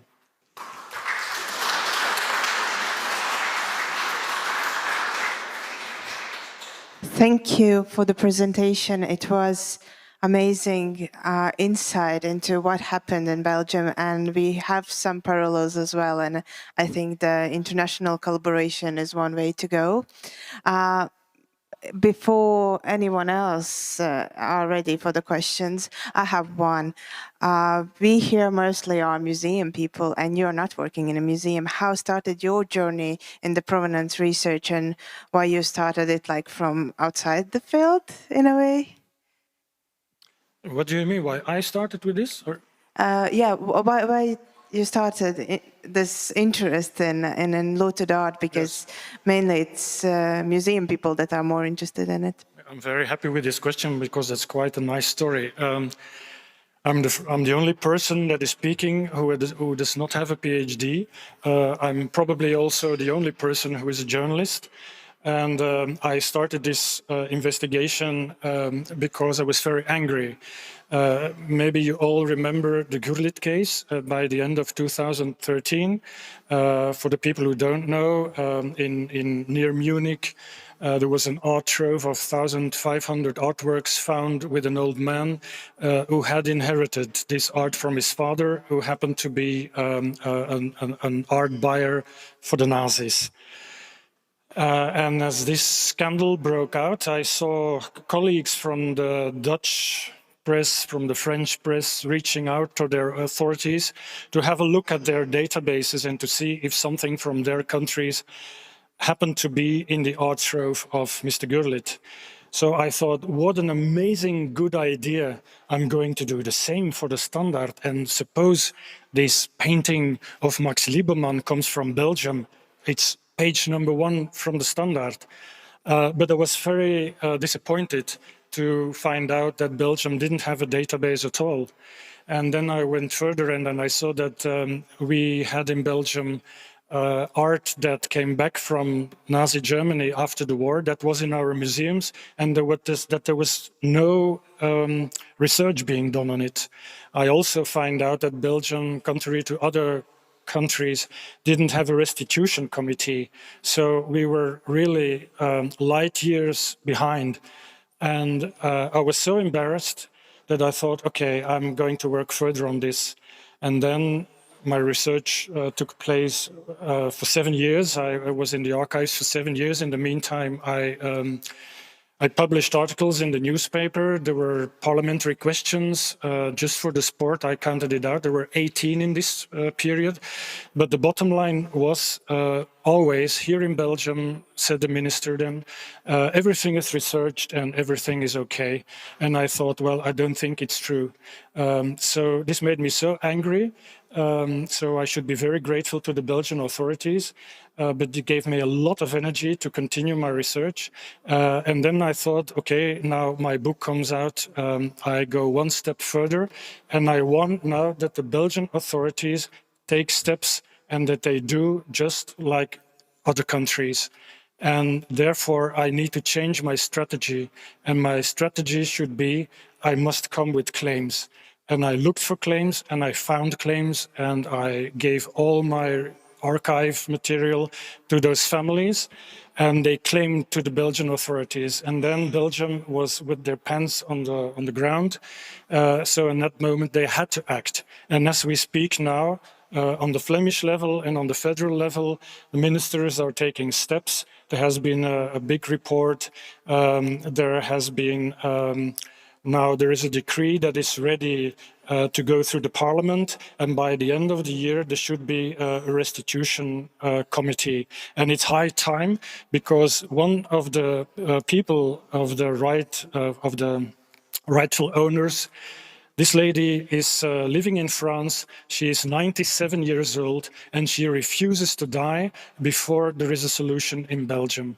But maybe by the end of this year, there might be a solution. That's a very long answer to your short question. But we still have time for maybe another question from the audience.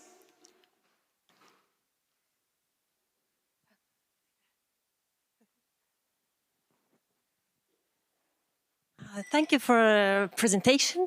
I'm Alexandra Mura from Tallinn. I wanted to ask if there are some few years ago, there was an exhibition in KM Sky in Antwerp dedicated to the provenance, and that was the thing, the part of the collection that was now mentioned, that were returned to Belgium after Second World War, and that provenance they don't know. So it was artworks with the question marks and with the announcement that we don't know the rightful owners, and it seems so that to be open, but to involve public to apply. Do you know if there were some claims and answers to the questions of the provenance of those unknown origin works entered collection during the Second World War, and or have you participated in the solving of some of these questions? No, I pushed it. So I think with my book I pushed so that this was the result. The result of what the Flemish Minister of Culture did was that he appointed in the Museum of Antwerp a provenance researcher. And this person had to do a lot of work. She had to look at the collection of Antwerp, so that is one. She had to look at all the paintings that came back from Nazi Germany and that are all in the Flemish museums. And then she had to look for the claims that there are now. So this is I think a policy of a politician that says, hey, I did something, because this task is a lot too much for one person. It would take 10 people for the rest of their life to resolve this question. So there are claims in the Museum of Fine Art of Antwerp, from Brussels, from Ghent. There has been a claim at Tate Britain in London. And so there you see the difference in the UK. Everything is in order. If there is a claim at a museum, each museum knows what to do. And as a result, this painting was already given back last year in spring. Another painting that was with an art dealer, he made an arrangement with the family. He didn't want to have something as polluted as that in his collection. He made an arrangement with the family, and this painting was sold at an art auction in the Dorotheum in Vienna, also last year in spring. So what we have now in Belgium, there is in the biggest Flemish museum, which is Antwerp, there is a provenance researcher, and then in the biggest federal museum, there is now a research project. It is called Prov Enhance, with the best wordplay you can ever imagine in this field. And some weeks ago, they had a huge international colloquium as well. And I think it was in the Museum of Brussels that there was a small exhibition about paintings that are in the collection and have a doubtful background. Is that an answer to your question? Yeah, okay. Oof. Thank you, Gerd. You mentioned your book. Can we buy it online?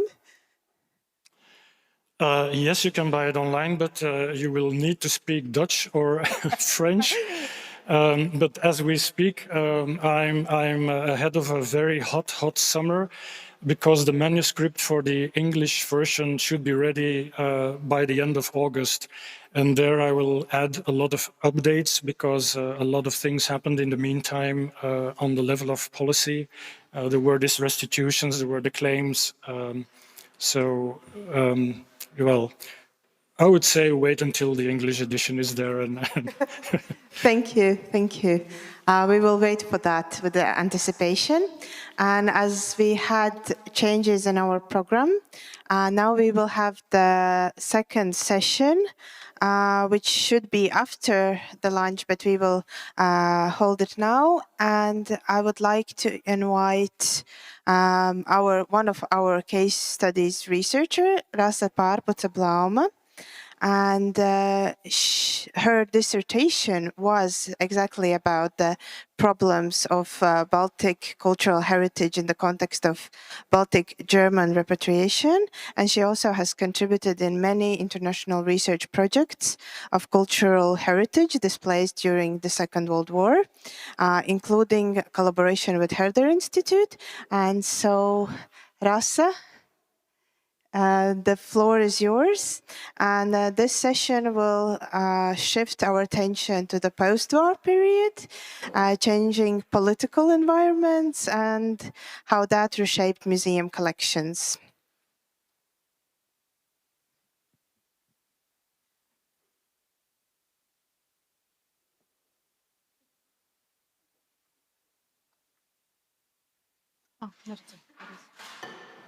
Labdien visiem! Hello, everyone.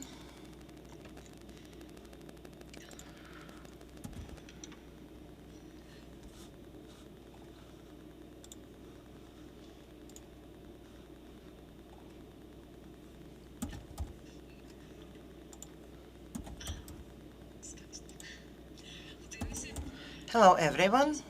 So, my name is Rasa Pārpuce-Blauma, and I represent Riga History and Ship Museum. And as you can see, I will talk about losses of to the museum in 40s and 50s.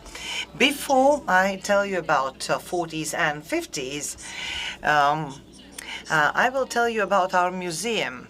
So Latvian colleagues do not have many questions about who we are, Latvian History and Navigation Museum. So that's why I will briefly tell you about the museum. Our museum is the first oldest public museum in the Baltics. So we are founded in 1773. Very important date is also 1791, when we were relocated to Dome Square, and later on the Domes Museum was created, collecting not only some city museum but also four different association collections.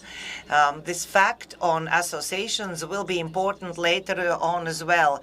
In 1932, the museum was allocated protected status. Also in 1932, the museum was closed and reorganized. During that time, we had a history museum. There were some collections left in the museum and some relocated. Later on, 1940, that was the occupation time, museum was nationalized. And since then, it is a public museum. And since 1944, we have the current name of the museum, History and Navigation Museum. The most important fact was that we are old, with good collections, well documented. As you can see from this object, that bears several signatures from different times. So what happened in our museum in 1940s? This is an overview of my speech. In 1940, the museum was relocated due to action of German Baltic movement, when many, more than 14,000 objects were relocated to the territory of Poland. And 1943, when another batch of artifacts were relocated, also this sculpture, Madonna on a moon, then 1944-46, relocation of objects, and then now 48-52, some objects were destroyed as undesired to Soviet times. Then I will talk about what is happening during German Baltic times. Okay, this took place during the war times, when Nazi Germany made like a forced or used its power, forcing Latvia to allow cultural movements of national significance to be exported outside of its territory. And at that time, more than 55,000 Germans moved to Germany. But most what we have to speak about happened in 1940. And also these movers wanted to move along with them their collections. Closed societies, associations, took their collections with them. And this wish was not only from Baltic Germans, but also from Nazi Germany. Next. So the decision of the Latvian-German Joint Committee was influenced by political pressure from Nazi Germany. you can see the minutes from the Joint Commission. In order to export their objects from Latvia, a permit from Monuments Board was necessary, and the Monument Board had to exclude these objects from the list of state-protected monuments, which was a formality because the chairman of the Board of Monuments was Jānis Balodis, was a part of Parliamentary Commission and headed the delegation. The document singles out a representative, Neil von Holst, who worked in this commission since January 1940, and he came from Berlin with special powers to lead these negotiations and to put pressure on Latvian government to achieve a removal of valuable collections. In 1940, about 14,000 objects were moved from Latvia, and around 10,000 objects were from present Museum of History of Latvia. Mainly, these objects were so-called German collections, from Dome Museum, also Kurzeme Provincial Museum from Jelgava, as well as our collection from House of Blackheads. You can see two unique objects from Latvia, which were taken from Dome Museum, but later they were in Museum of History. Those two objects I'm showing at any possibility because these are the two of the most outstanding objects that were moved. If we speak about 14,000 objects, 5 out of them are enumerated separately, and these are two of these main or most important objects. About the process of it is well documented in 1940 because there were documents. Here you can see the list consists of more than 6,000, and you can see the first and last page of the document. In the document, there is signature of the German representatives that they've received these objects. Also, a separate list was created for coin collection, and more than 3,000 or actually 4,000 units of numismatic value were moved. Here you can see some examples from moved objects. It is assumed that most of those 10,000 objects were moved, although colleagues have found out that some objects are still in our museum, like these two paintings that you can see in this empiric room, part of the collection which was mentioned, or part of it was mentioned in the list, and they were moved. As I said, these two paintings are still in our museum, as well as from the list, two objects like a chair from the 18th century, as well as Holland-type wall clock from the 17th century are still in our museum, although they were enlisted. These objects were studied by my colleagues. This list of 6,000 objects was not created by one specialist. Unfortunately, our colleagues could study only or find about 20 objects that have not been moved from this list.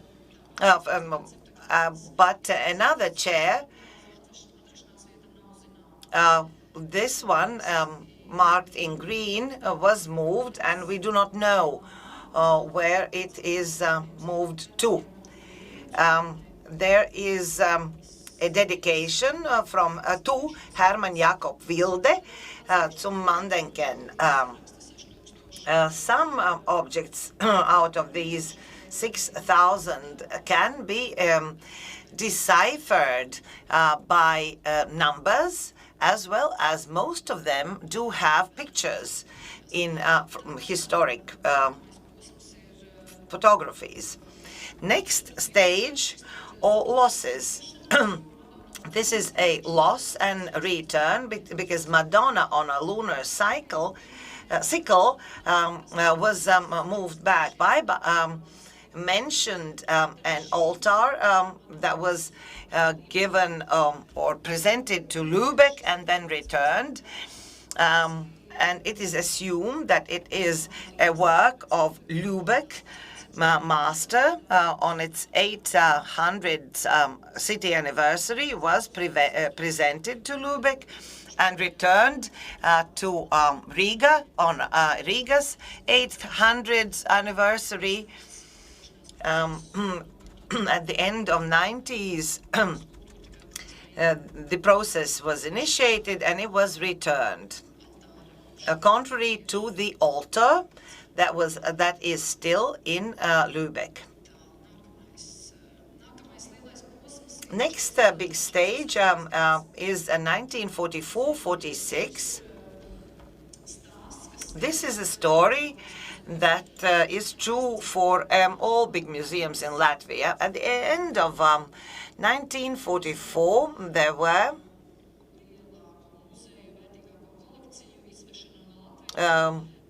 removal of biggest collections of museums. We already heard of this process, and tomorrow there will be also a presentation from Jānis Grasnačs and about Mary Greenberg, who chaperoned the collections. Museum was emptied, and in 200 boxes, almost all objects were moved, or at least the most valuable.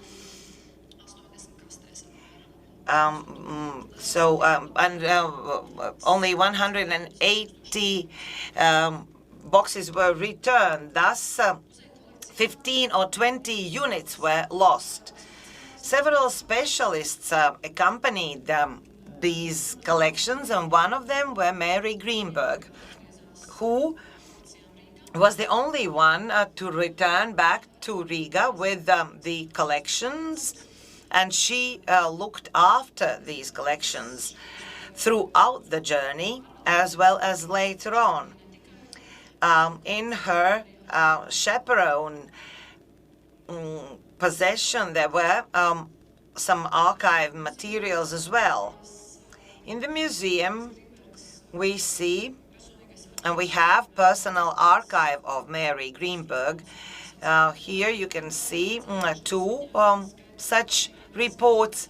During Soviet times, she wrote several reports to different officials, and Jānis Kalnačs publicized 20 years ago one of her journals in History and Theory of Art. This is a repackaging document that was brought back. For example, in Riga History and Navigation Museum, these 180 boxes were accepted or repacked for more than a month, registering the content of boxes, and the people who did it signed for each object. So you saw the journal by Mary Greenberg and her report.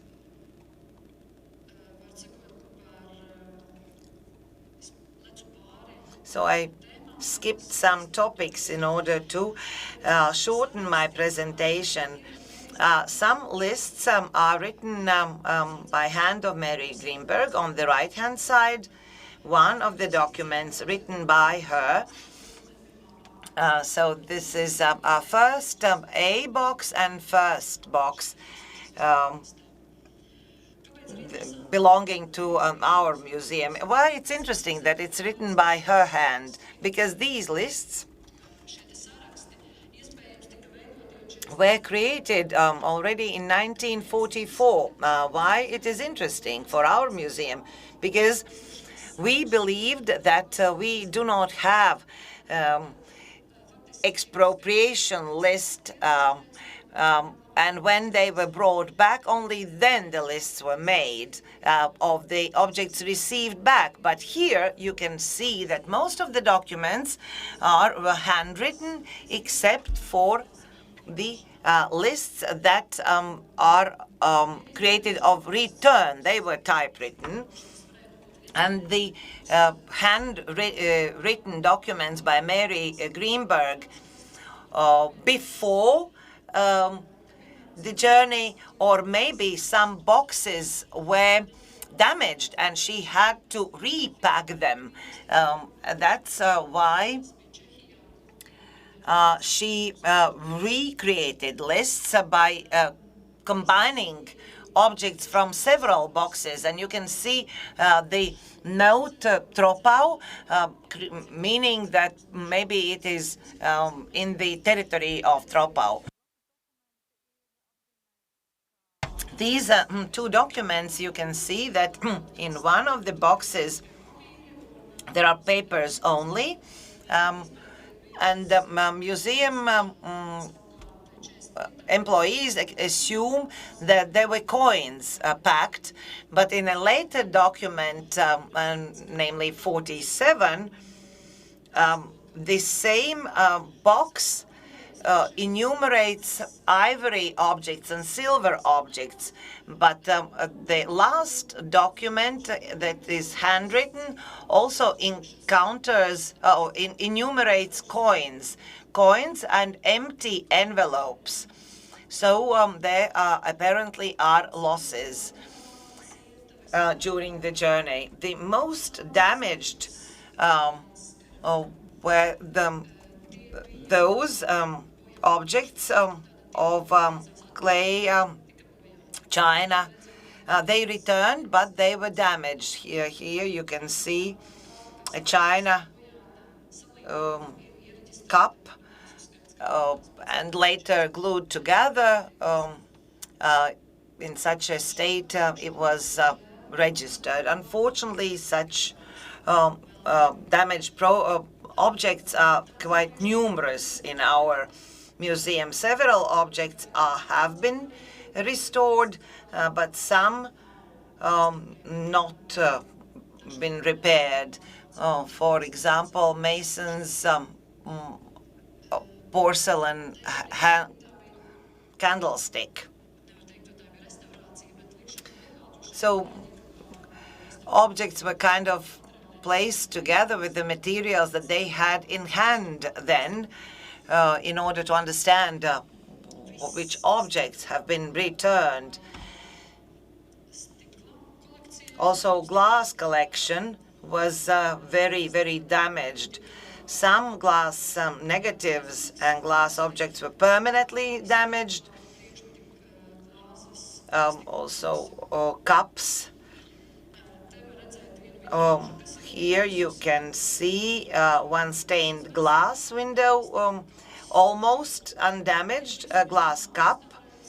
Before restoration, on the top documentation, you can see a hand note that packaging contains lots of shards. Also, there are 63 glassware objects that were in such poor condition that they were declared irrecoverable and later destroyed. And bottom document shows that by opening DM3 box, that 1/3 of glass negatives are broken in such small fragments that therefore it's not possible to recognize these objects at all.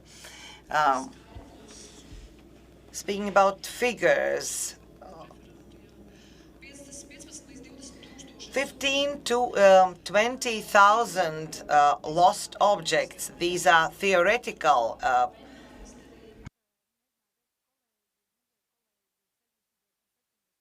calculations done by colleagues in 1960s or 70s, comparing against documents in 4044 and registration journal from the 1940s. It is indeed that during this post-Soviet time,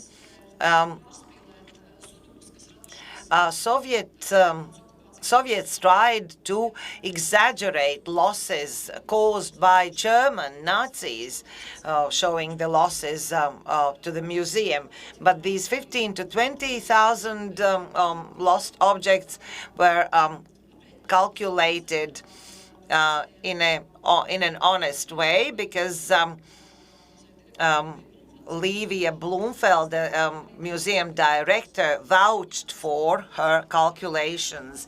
In her repeat publications, she repeated these figures, saying that these were not artificially exaggerated. So this figure can actually be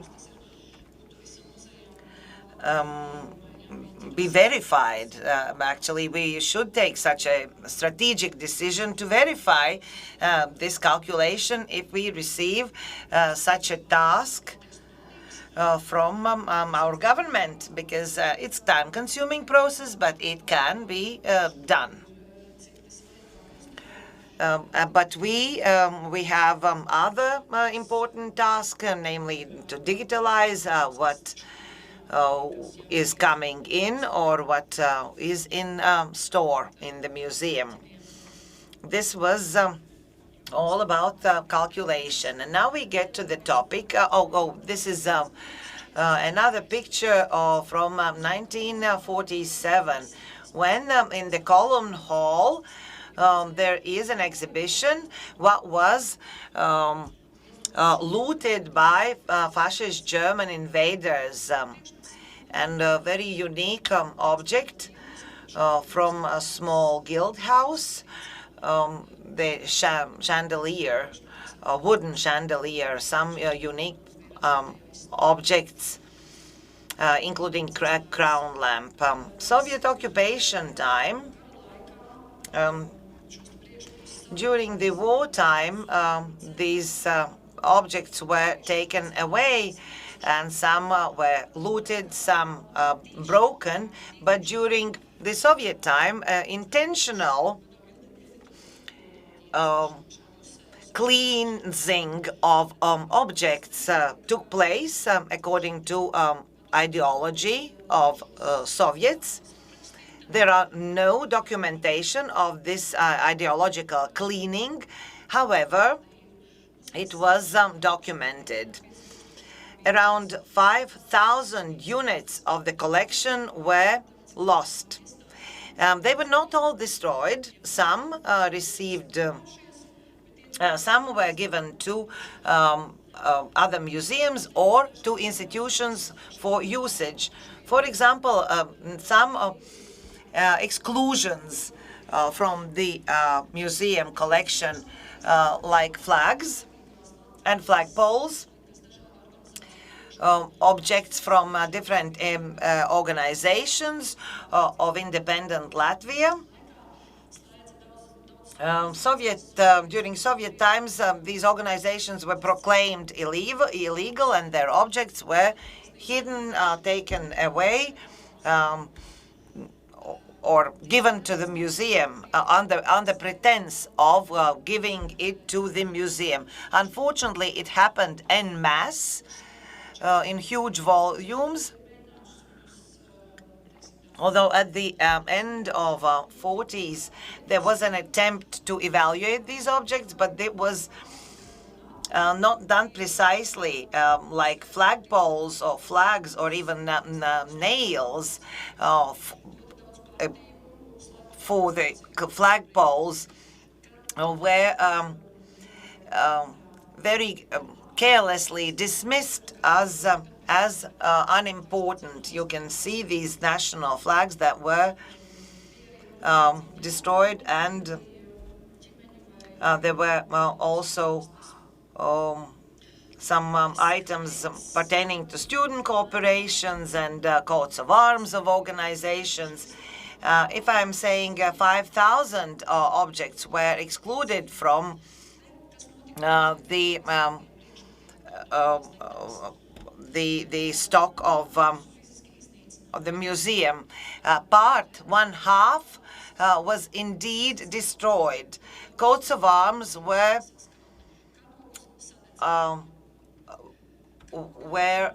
broken, flags were burned, more than 1,000 flags and flagpoles.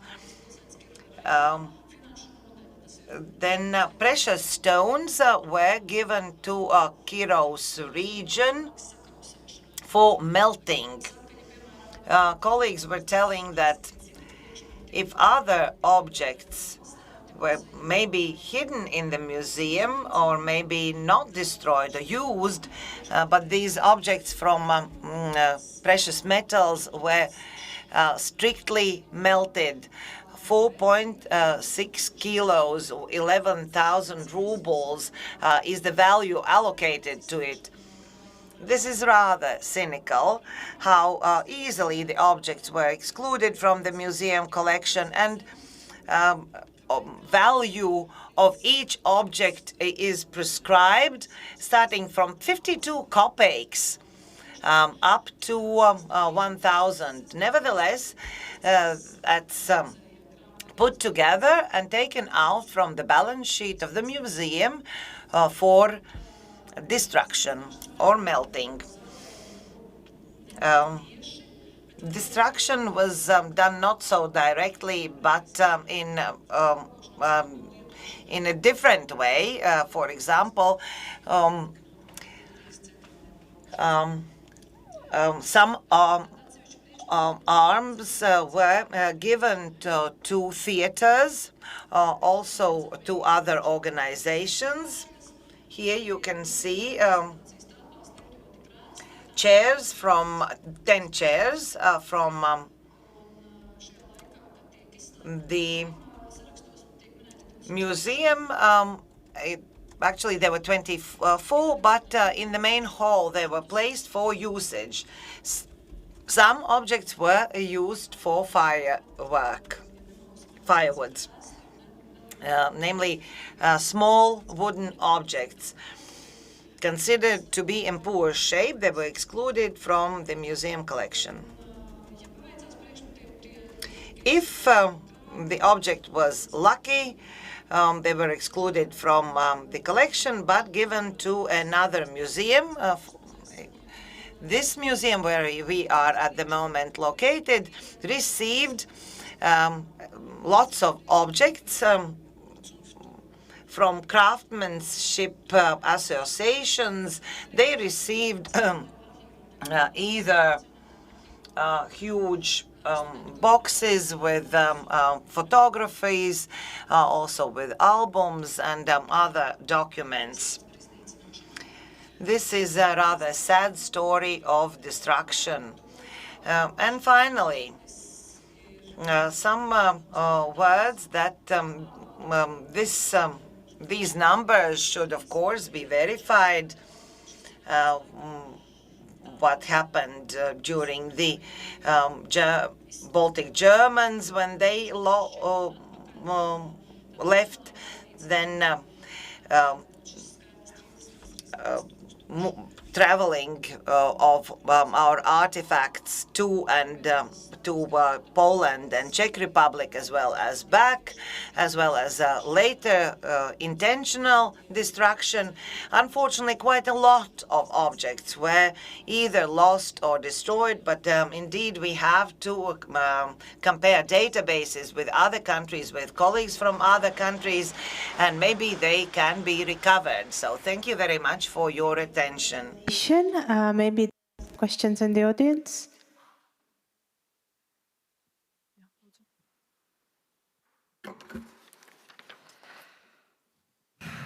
Man varbūt nav gluži jautājums, tāds varbūt ir. It's maybe not the question, but this is about fraternities. So, for example, the coat of arms was sent to the Domes Museum. And in this document, it was written that culturally more valuable ones by artist Zāle Feders was kept in the museum. But when I visited it a couple of years ago, only one was kept. It was Fraternity Metropolitana old coat of arms. And I was asking a question, what about the rest of them? And she didn't know. So colleagues, maybe you know, maybe you have heard, maybe they are hidden somewhere. I don't believe that they are hidden. Nobody is like so evil that they want to hide it. But the items people were able to send in the 1950s or 60s to send to other museums, not only in Riga, because the items related to Latvia's history were also given to the History Museum, to Latvia Museum.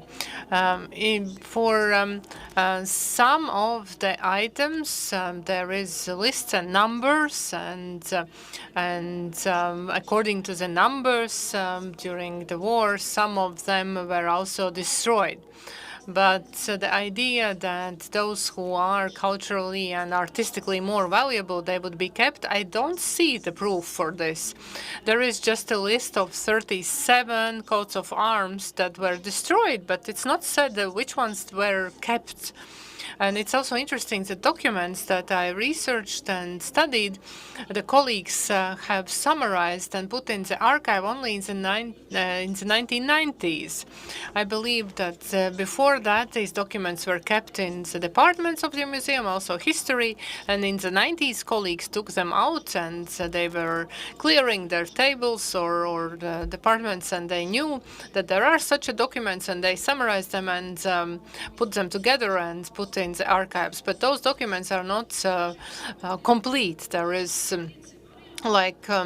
for some documents there are 3 versions, 4 versions, and then there is a decision about excluding from the collection, and then also documents that they are excluded from the lists and accountancy. And yes, you were talking about this, the most interesting ones, for example, by the artist Zāle, and where they are. But it was during the Soviet times. Not all of them were destroyed. We have the General Balodis, for example, items, and also from the Ulmanis, from the president, furniture. It wasn't that everything was destroyed, but in order to know where are specific coats of arms of fraternities, then you just need to apply. You have to come, and I will give you the case files. For example, there are colors. The colors are named for the fraternities. It's not said that for which organization. Of course, I don't know all the colors. So maybe you see your organization straight away, and you see this is mine. I don't represent. My master's paper was about this. That's why my question. I guess you know more than me. Yeah, but it's interesting, those coats of arms. It's very interesting that when I was researching that, it was a good question. So where are they now? Because I know that for the ladies, Daugaviete, ladies fraternity, Daugaviete, it was hidden somewhere in the shed. It was divided into parts, but they were able to actually remake it. But for other fraternities, it was certain artists who were making, well-known artists. And it's out of curiosity, where are those interesting objects now? On the other hand, maybe there is a little excuse that those items from the students' organizations, they were used just for some, for example, fencing club. They were given away as a handle for the sword or something. They were disassembled. And I see Mrs. Meiran, who is smiling, about irons, similar or the same irons at all museums, in all museums of Latvia. So should we keep all of them? And maybe also there were some items from the students' fraternities that were not unique.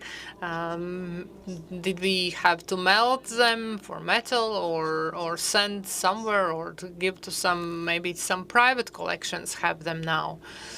It's very hard to say. The conversation was in Latvian. Unfortunately, we are running out of time. That's why I think we should continue these conversations during lunch. But we still have our last presentation, and that will be our colleague from Lithuania, from Palangamba Museum, Sigita Bagužaite Talachkiene. And she will tell her story about impact of the Second World War on Lithuanian heritage and museums, and it's called Between Loss and Preservation. Thank you. Thank you very much to colleagues and to hosts, and especially for the colleagues from the ICOM Latvia, and for you organizing this very important conference for us. And of course for the PRISM, that it's united us for this very important topic. So, cultural treasure are part of a national historical memory. Their loss means not only material damage, but also a weakening of the state's identity. Over the centuries, Lithuanian cultural heritage has been affected by the wars and occupying regimes and has become scattered across many countries around the world.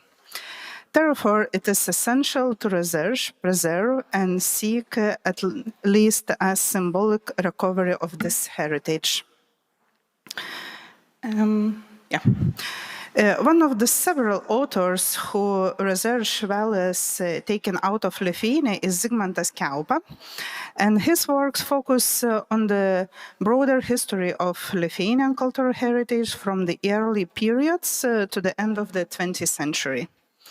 Kiaupa mainly examines the fate of state's archives, libraries, collections, and museum holdings. The historian argues that the removal of archives, libraries, and state documents represent not only material damage, but also the symbolic destruction of Lithuanian political independence. In this way, cultural treasures in his work became the foundation of state continuity and historical memory. Lithuania, since the 13th century, was the border between Russia and the Western states until the modern times. During that time, wars and looting of cultural heritage were inevitable on the territories of Lithuania.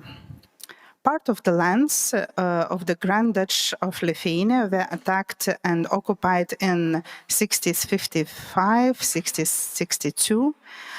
Cities were destroyed. Vilnius city archive was destroyed also.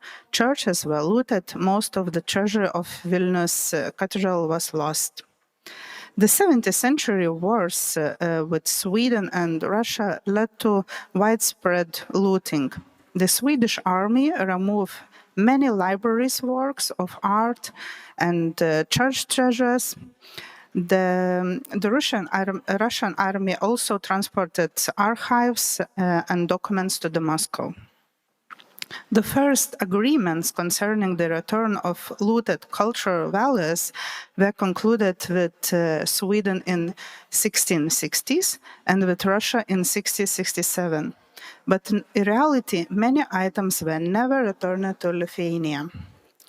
During the wars of the middle of the 17th century and during the 18th century, Russia abducted and took away from Lithuania various movable cultural values as archives, books, works of art, church objects, bells, as well as war trophies like weapons.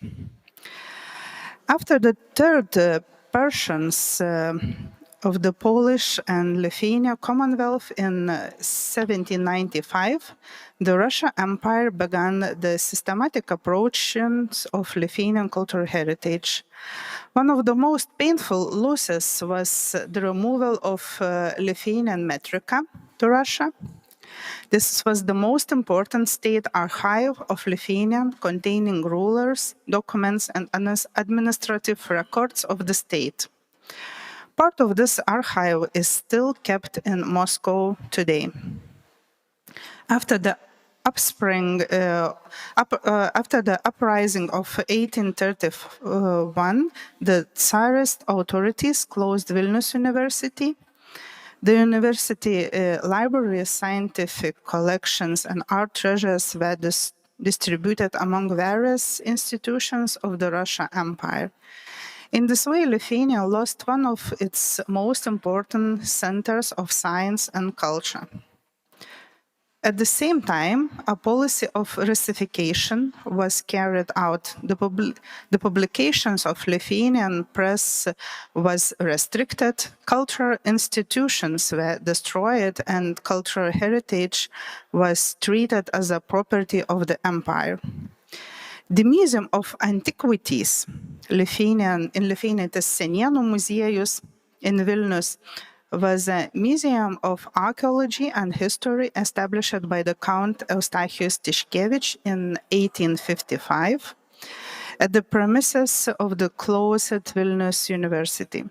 It was the first public museum in the former Grand Duchy of Lithuania and is considered predecessor of the National Museum of Lithuania, even throughout only a handful of items from the Museum of Antiquities ended up at the National Museum.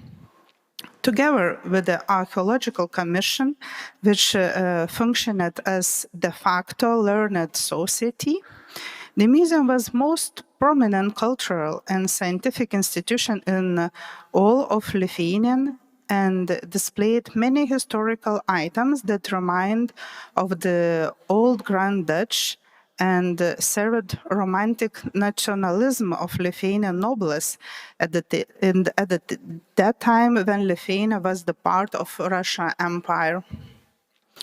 The museum collections rapidly grew to over 67,000 items in 1865 by absorbing large collections of minerals and zoological specimens from the closest Vilnius University, libraries of various closest Catholic churches and monasteries, and various donations from local nobles.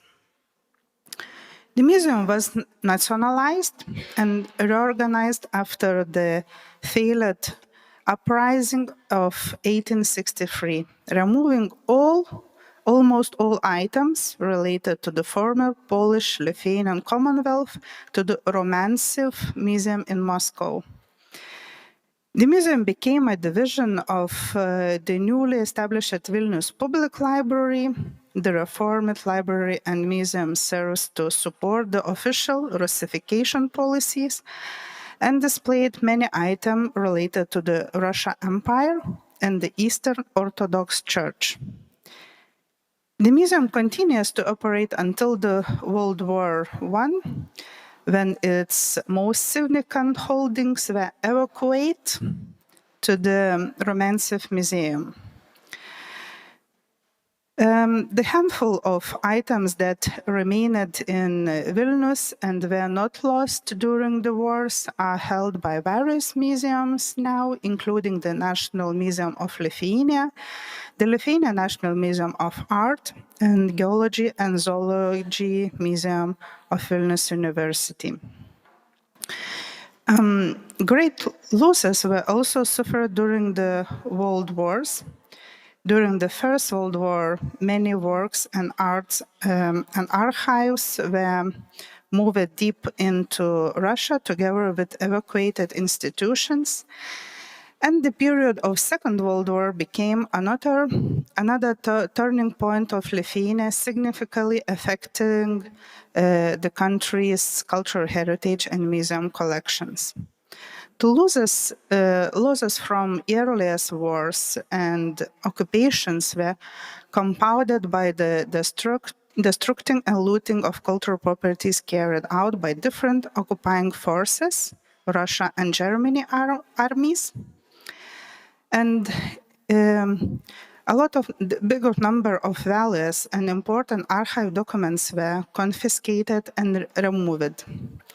In 1944, the Lithuanian Treasury Archive, one of the most important sources of Lithuanian history, burned down in Warsaw. Also, the Lithuanian manors also became target of looting and destruction. Another important source of cultural losses was nationalizing of private property carried out during the Soviet occupation in 1940s, 1941. One of the many examples can be Aldonos Snitkuvienės analysis of the surviving photographs of the Raudondvaris Palace by Count Benediktas Tiškevičius. During her analysis, it was determined that in the dining room of the Raudondvaris Palace in 1892, on the left, above the doors, a landscape with figures by Jan Frans van Bluemen was recorded. The painting was discovered in the National Museum of Art of the Republic of Belarus in Minsk. This painting and its counterpart probably belonged to the collection of the Benediktas Henrikas Tiškevičius. And there is only one case of many. Due to nationalizing of manor properties, the collections of regional museums grew, and especially those of Šiauliai Aušra Museum and Samogitian Museum Alka in Telšiai. In 1940, several truckloads and various artistic treasures, almost the entire manor archive and part of the library were brought to the Samogitian Museum Alka from the Plateliai Manor. And in 1943, the wooden manor of Plateliai burned down. Over time, other buildings of the manors also fell into disrepair due to improper use. In the case of Telšiai, according to the wishes of the new occupiers, the museum exhibition also had to be changed. However, the museum collections did not contain a single artifact suitable for Soviet ideology, so new exhibits have to be urgently sought. By 1947, a section dedicated to the socialist construction had already been established in the museum. Despite the Stalinist dictatorship, museum workers tried to unite patriots of the region in an effort to preserve the heritage of Samogitia, which the Soviet authorities were barbarically destroying while at the same time deporting people to Siberia on a mass scale. At the beginning of 1948, the founding meeting of Ethnography Society took place in the museum. According to the requirements applied to the local history museums at that time, such museums had to contain 3 exhibit sections: pre-Sovietic, Sovietic, and nature. Several exhibits suitable for the nature section were brought from manors, including 2 stuffed bears from the Telšiai Bishop Palace. Other exhibits were gradually collected with the assistance of Tadas Ivanauskas Zoological Museum in Kaunas. And in 1952, the natural section was opened to visitors. Although the Various exhibits hidden during the Nazi German occupations were returned to the museum after the Second World War. Some exhibits, especially those related to Lithuanian statehood and religious organizations, once again had to be concealed. In some cases, the acquisition records even falsely states that these items has been destroyed. The wave of emigration of Lithuanian citizens to the West and the Second World War also affect museum collections, as both artists and the owners of artworks left many values in a museum as a deposits before departing. Later, after the legal limitations period expired, these items became the property of the museums. On the other hand, some museums' values were taken from Vilnius to Poland between 45 and 48 during those so-called repatriation wave of former residents of Vilnius who were citizens of Poland. During the period in questions, not only manors inventories suffered losses, but also church property that had not been hidden in time. Soviet and Nazi policies towards culture were often similar. Some values of religious and national significance were hidden, destroyed, or ideologically devalued. Priests managed to hide some various works of art and liturgical vessels.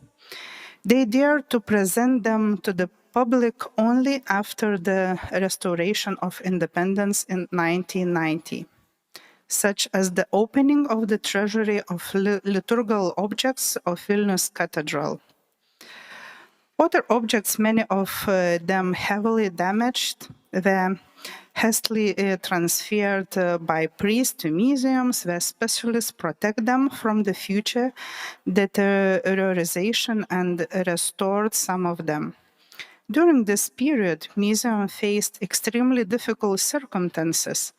One of the hand museum's employees tried to preserve existing collections by hiding or evacuating exhibits, evacuating. On the other hand, the political situation led to some values being confiscated, taken over, or either ideologically reinterpreted.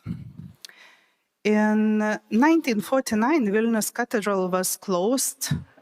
Many of its values were stolen, and the remaining property was damaged.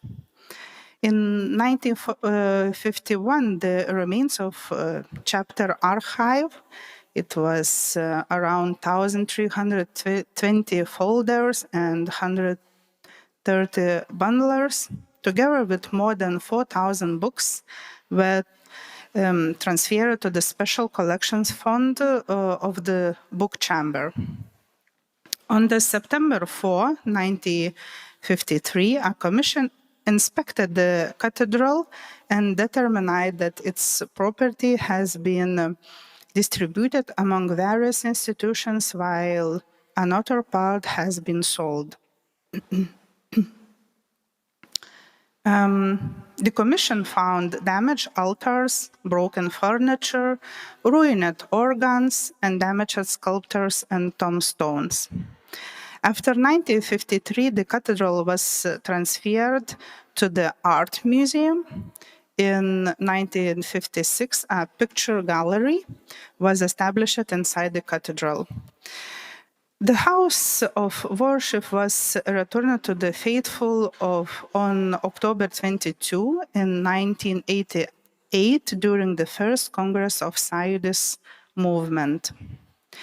After the 1940s, the Soviet nationalized not only church property, but also closed monasteries.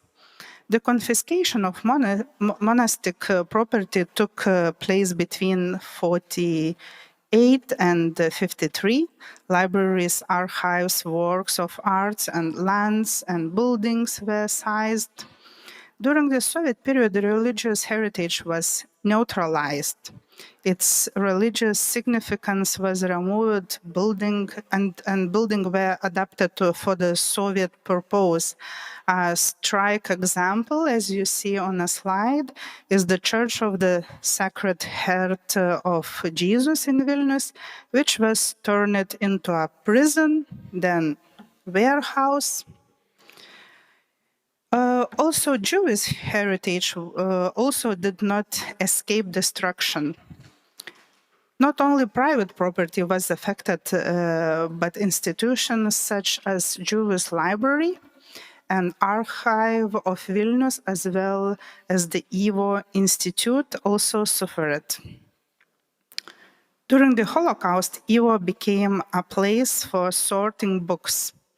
As one of Ivo's leaders, there you can see Zelik Kalmanovich, wrote in his diary that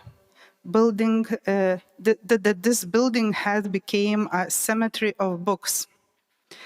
Since the Nazi authorities aimed to destroy not only the Jewish people but also their culture, the Rosenberg Task Force was established to oversee this process. The most valuable materials were to be transferred to Frankfurt, where the Nazis planned to conduct Jewish studies without Jews.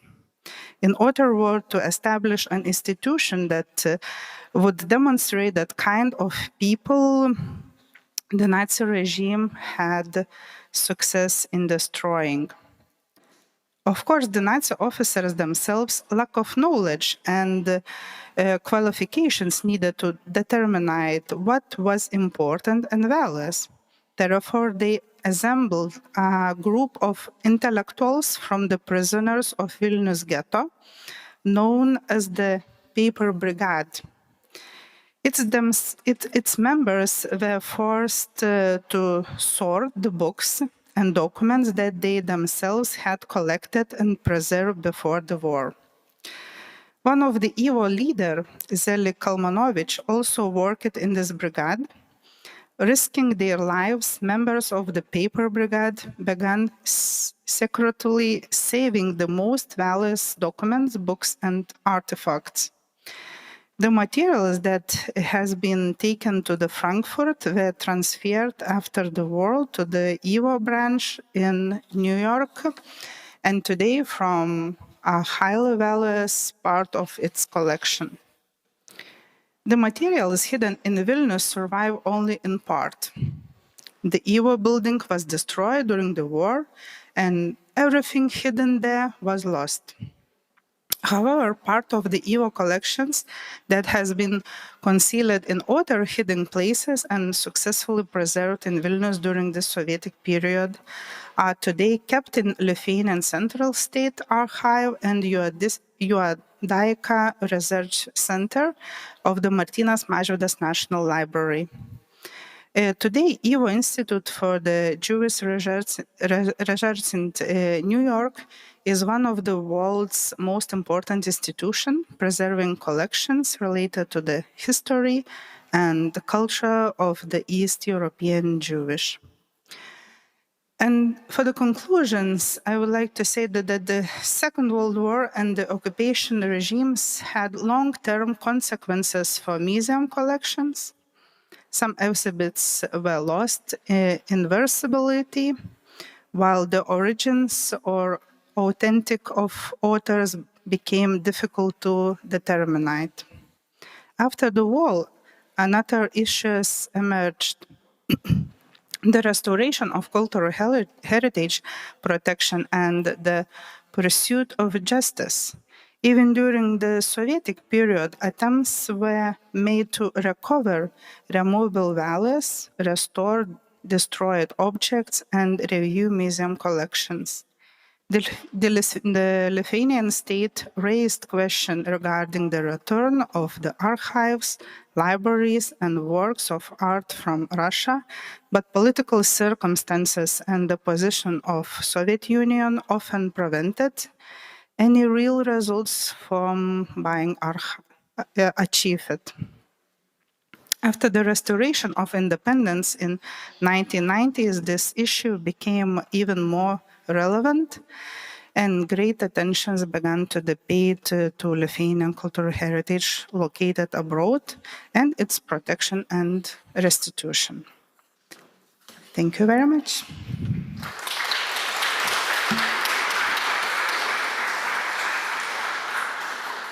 Thank you, Sigita. I'm always amazed how two sister nations have some similar destinies, but also some very, very different roots. And I think your presentation showed how, I wouldn't say divided, but how different can be the destinies of Baltic countries.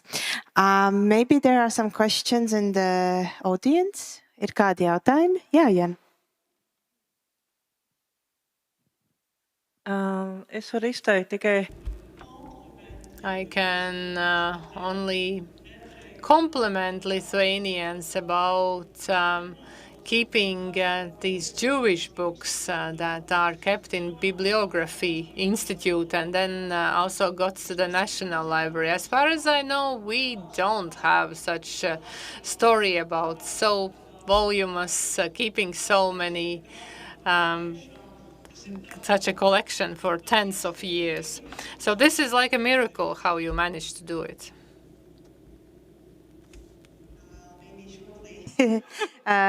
Translate, but basically that was a compliment to all the work you have done in preserving collections. Maybe some other questions?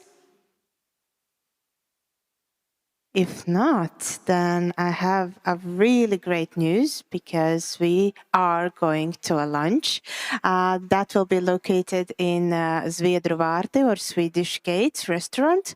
Everybody that has these badges, they are welcome to the restaurant. There will be a person that will guide you there, but the ones that know Riga pretty well can go on their own. So those who want a guided way to the lunch, please meet each other downstairs. And so we will return at 14:30.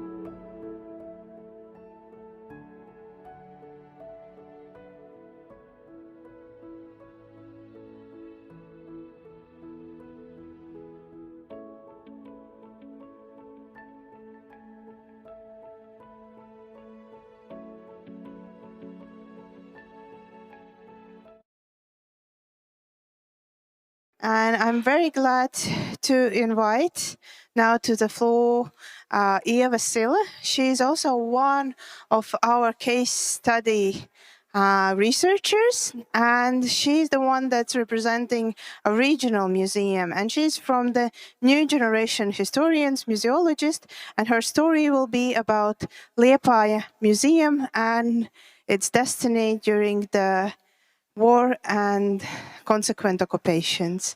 The floor is yours, Ieva.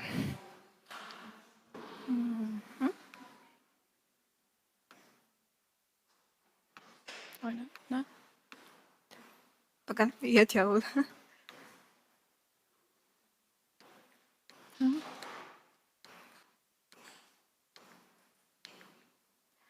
Nu, jūs jau redzat. So you already saw my presentation, and now I will start. In the context of historiography, the analysis of the museums during the occupation period was researched in very fragmented manner. This is especially true for regional museums, whose role in reflecting the foundations for historical and cultural identity is invaluable. The analysis of the influence of the occupying powers' ideology on the activities of local cultural institutions contributes to understanding how propaganda and polarization of opinions contribute to the transformation of the identity of cultural heritage and its adaptation to the needs of propaganda. The aim of the study was to investigate the fate of Liepāja Museum's collection during the occupation period, highlighting the influence of propaganda and ideology on the activities of cultural institutions and how it influenced the identity of cultural heritage and in the way how collections were made. On November 30th, 1924, the Liepāja Museum opened its doors. From the very beginning, its purpose and mission was to preserve and promote the cultural and historical heritage of the Kurzeme region. The collection of museums as a repository of local and regional community identity and collective memory not only reflects the preservation of cultural heritage, but also complex historical compromises and losses. On June 30, 1940, 3 days before the USSR officially occupied and annexed Latvia, the Educational Department of Liepāja City Council sent a notice to the Liepāja Museum regarding the City Council's decision of July 11, instructing all municipal departments, institutions and companies to remove from their premises the portraits and images of Kārlis Ulmanis, General Jānis Balodis, and other former government members, as well as to dispose of the former government's propaganda posters. On 2nd of August 1940, Jānis Sudmalis was officially notified of the nationalization of all Latvijas museums. In his diary, Sudmalis indicated that despite the incomprehensible conditions for further cooperation with the municipality, he was invited to a meeting with the newly appointed head of the Liepāja City Educational Department, Petrovic. During the meeting, Sudmalis had to provide a detailed overview of museum's constitution, administrative structure, and principles. On August 4th, 1940, the museum was visited by the first time by the Russian army soldiers and officers. On August 8th, Sudmalis received an order to make a photo fixation of the part of the exhibition that reflected the events related to the proclamation of Latvia's independence. At the same time, it was determined that all items that didn't correspond to the guidelines of Soviet propaganda and communist ideology had to be removed from the content of the exhibition. Museums are interpreted not only as cultural heritage institutions, but also socio-political educational institutions that must implement appropriate measures that would result in the strengthening Soviet ideology. In the first quarter of 1941, the Liepāja Museum included in its work plan several tasks related to the management of collection and reorganization of the exhibition, which would be based on the strict boundaries set by the Soviet ideology and propaganda. The museum lobby had to be decorated with portraits of revolutionary workers of the USSR and ideological slogans. The purpose of it was to create a specific interpretation for visitors of the objects displayed in the exhibition in accordance to the guidelines of Soviet ideology. The Liepāja Museum had to actively participate in public propaganda events by organizing lecture readings, and the museum building had to be thematically designed to reflect the political priorities of the Soviet regime. The museum management was officially emphasized the need to explain to the public the advantages of the Soviet political system and to promote loyalty to the Soviet power. The clash between two totalitarian regimes in Liepāja began on June 22nd, 1941, at 4 o'clock in the morning and lasted for 7 days until June 29, when the new occupying power, Nazi Germany, took power in the city. During the bombing of the city, the Liepāja Museum building was also damaged. As Jānis Sudmalis writes in his memories, 2 large explosives were dropped near the museum building. As a result of the explosion, all the windows on the north and west sides of the museum building were blown out, and also flying shards damaged the glazed roof. After the damage was repaired, the museum was scheduled to resume operations in September 1941. However, before the museum opened, it was visited by the representative of Museum Affairs appointed by the German occupying power, Professor Schröder. He inspected the museum's exhibits and ordered the removal of several works. For example, Edvards Kalniņš painting Oxen in a Cart, and 2 works by Ansis Cīrulis, song about 12 oaks, and also Sleepers. To Jānis Sudmalis remarks that these artists are recognized and are in many Latvian museums, Schröder replied, "Such works are not acceptable. Now your artists will no longer work as they wish, but as we wish." And so this is one of the first instances where the control of the Nazi occupation ideology comes over cultural life, and it's clearly evident. Also, Sudmalis was asked several questions related to his professional competence in exhibiting items and reorganizing the museum's collections. According to Professor Schröder's instructions, Sudmalis was not allowed to make any changes or additions to the museum exhibition without his knowledge or consent.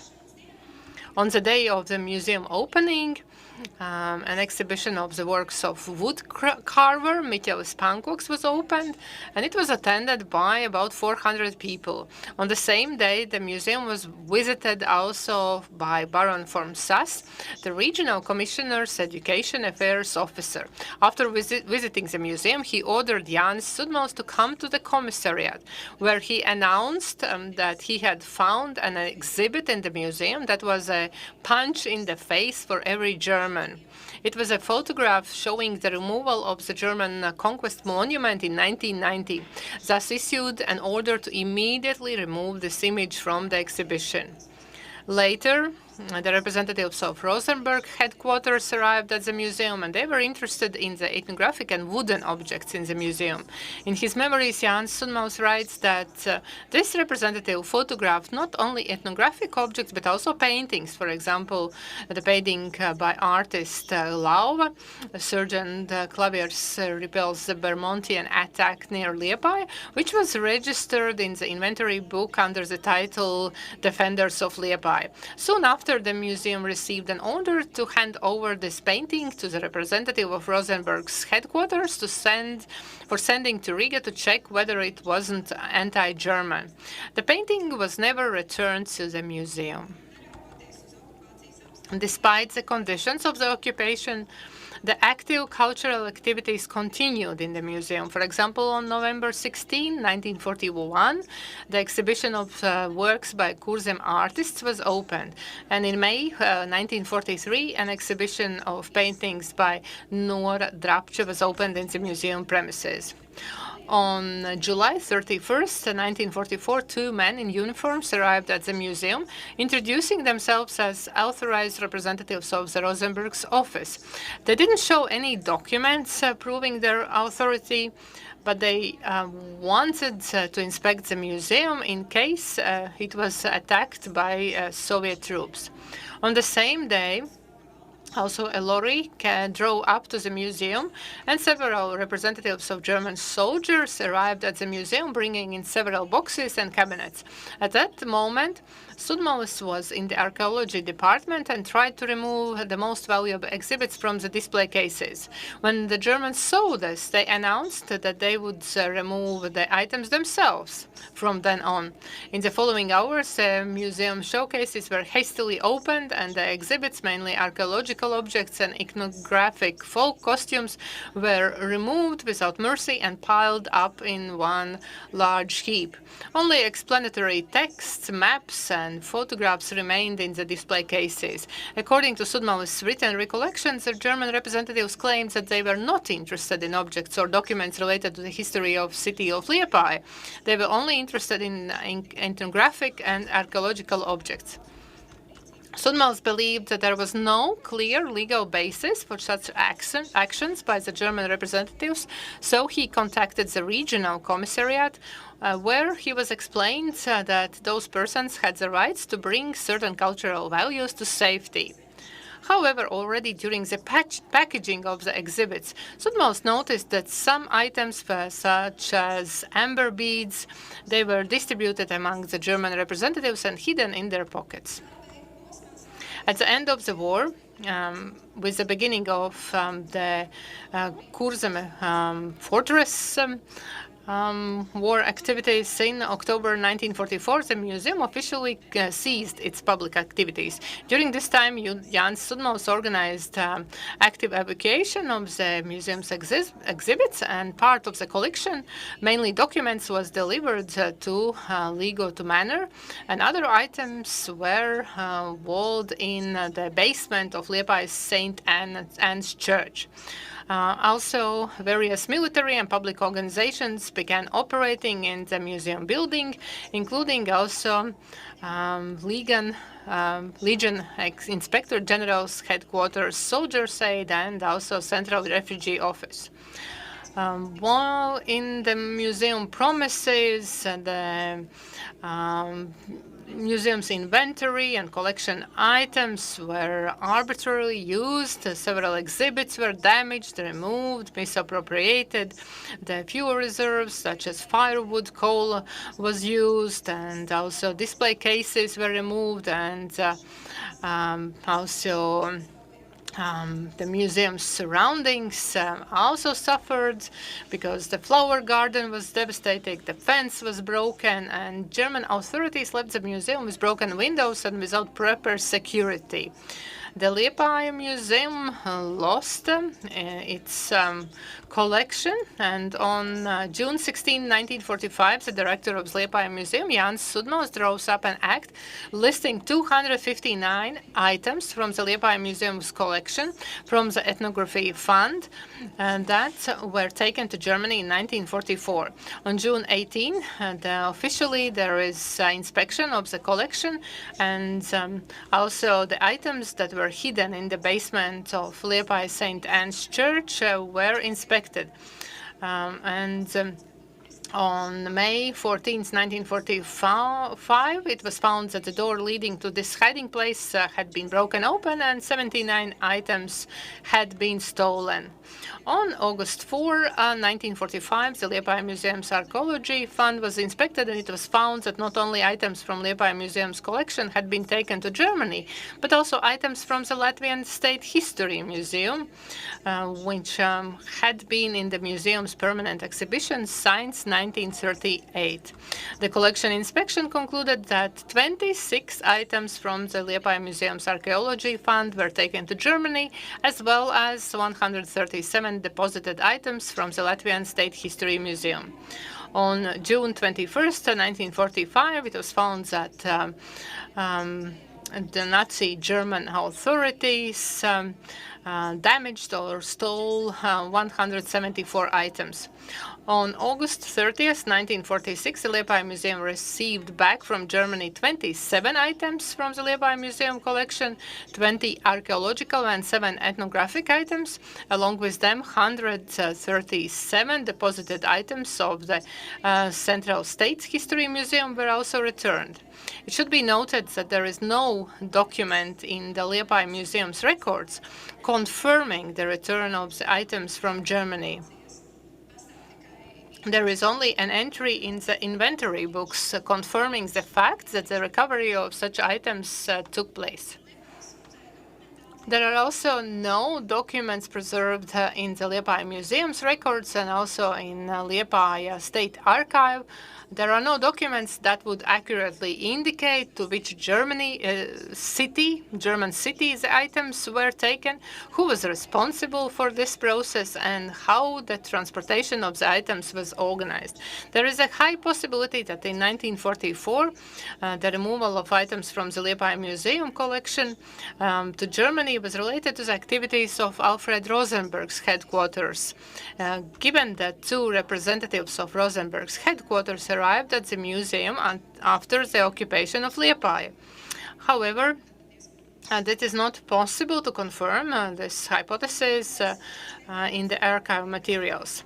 After the inspection carried out in September 1945, because there were several inspections in order to check whether all the items really were removed or they have been hidden somewhere close to the museum. And it was discovered that 57 items were found in the ethnography fund, and previously it was considered that they were taken to Germany. 19 items from the Liepāja Museum collection were found, which were previously considered damaged or stolen when Nazi Germany institutions operated in the museum premises. And from St. Anne's Church premises, 11 items were found. And based on the results of the inspection, it's possible to conclude that 202 items were taken to Germany, 155 items were damaged or stolen, and from the chapel of St. Anne's Church, 68 items were stolen. And in total, as a result of Nazi German occupation, the Liepāja Museum lost about 425 items from its collection. If these figures are compared with the official reports drawn by the Liepāja Museum in 1945, which recorded the lost, taken, stolen, and damaged items, then is revealed a discrepancy in the data.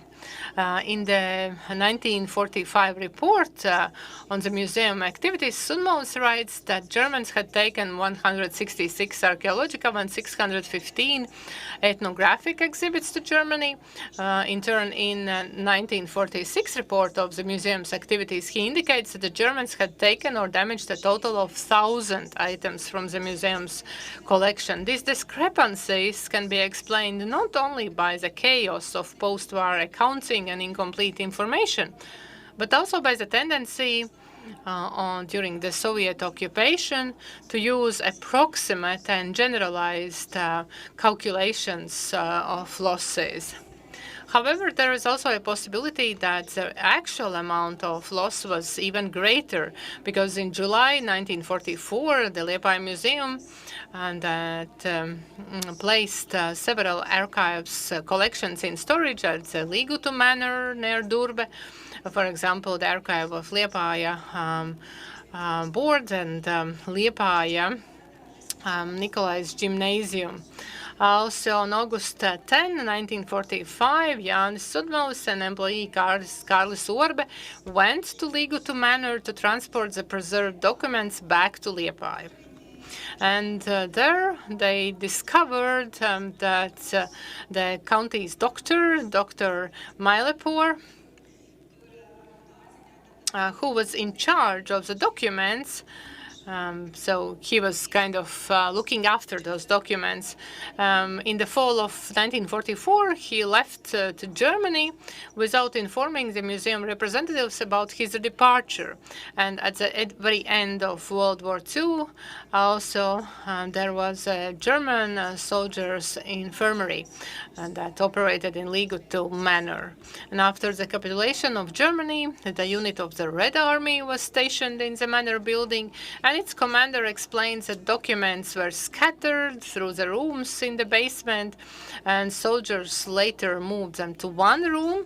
And in his report, Sudmalis described that the documents were found on the basement floor. They were crumpled and scattered, that you can actually see in the image. And there was a layer, about 30 to 50 centimeters thick layer of those documents. And also some pages were taken out, and also the packages were destroyed, and some waste, household waste, such as empty bottles and boxes, had been placed on top of the documents. So out of the 7 boxes, only 2 were recovered and found, and as well as a significant part from the 18th to the 19th century. Those books, unfortunately, were no longer available. Sudmalis concluded that only about a fifth of the archive materials actually had been preserved. And most of the documents had not been previously recorded in the collection. So it is not possible to determine the exact amount of loss. And it should be noted that on September 10th, 1945, the materials mentioned in the report that documents that were transferred from Ligutu Manor and transferred to Liepāja County Archives.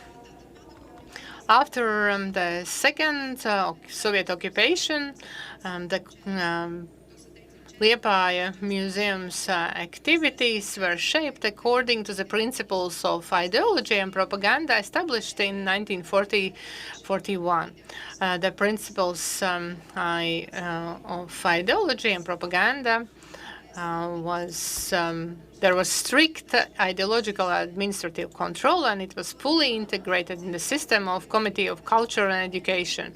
The main function was no longer just historical research and preservation of cultural heritage, but also ideological education of society. Given the unstable situation that developed within society, museums had to actively promote the view that the change of the state system and its incorporation were driven by domestic political causes or socialist revolution caused by the expression of the free will of the people. And this political course was drastically influenced both the content of the museum's exhibition and principles of compiling its collection. In May 1945, the staff of the Liepāja Museum, consisting of 3 people, including director, began cleaning and repairing the premises, as well as bringing back the collection from selected hiding places. And despite limited resources, the museum began active exhibition activities, and as early as May 20, 1945, an exhibition of works by the Nazi persecuted artist Stanislavs Kreits was open.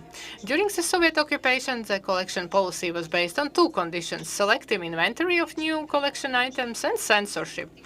The acceptance of an item into the collection was strictly based on ideological principles, and priority was given to the items that were aligned with them. The Liepāja Museum in the 1950s and 1960s massively accepted into its collection visual aids or photocopies about the revolutionary movement in the territories of Latvia and Russia, as well as about the history of the Second World War II.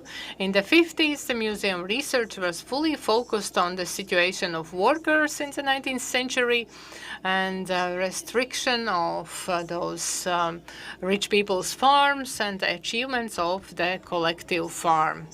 The consequences of the Soviet occupation on the Liepāja collection were manifested in two main ways. The redistribution and transfer of collection items to other memory institutions, and also deliberate exclusion of items that were considered undesirable and inconsistent with the standards of Soviet ideology. The Soviet cultural policy determined that museum funds were nationalized and mainly were perceived as a single state resource that could be freely manipulated according to the ideological and administrative needs.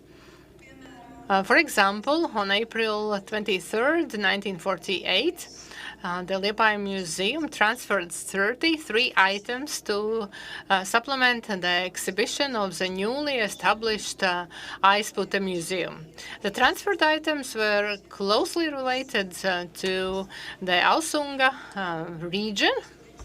However, on November 4th, 1952, this museum was closed down, and the items that were received from other memory institutions, for example, Kuldīga and Ventspils museums, those items were returned back, while the further fate of the items transferred by the Liepāja Museum is unknown, as they are no longer in the museum's collection today. And now I can also say that those items are not in Aizpute Museum, because just some short time ago, when I didn't work for the museum, I was a little girl, the director of the museum asked maybe it is possible to return those items, but as they were not in the collection of Aizpute Museum, they couldn't return anything. So on February 11, 1954, the Latvia State History Archive, which was the central archive, the 72 items from the Liepāja Museum were transferred. There were some mainly historic maps, city plans, and manuscripts of various Latvian writers. In addition, 71 more items were transferred to the archive, those photographies mainly reflected the period of Latvian War of Independence, the time of the Republic of Latvia, and events during the Second World War. Among them were pictures of the welcoming of provisional government, and also laying a wreath on the ship where the Colonel Oskars Kalpaks coffin was located, and also evenings of the members of Liepāja Latvian Society. Archive documents show that the archive refused to accept maps and writers' manuscripts, so the local commission, together with the representatives of the State Central Archive, declared those materials as destroyed. And here you can see the fragments of this document, of this report. And then you can see also different types of photos that were transferred to the archive. And I can also say that some of the photos, there is a possibility to visit the place See and Hear Latvia in relation to the beekeeping society. That was very interesting to look at those.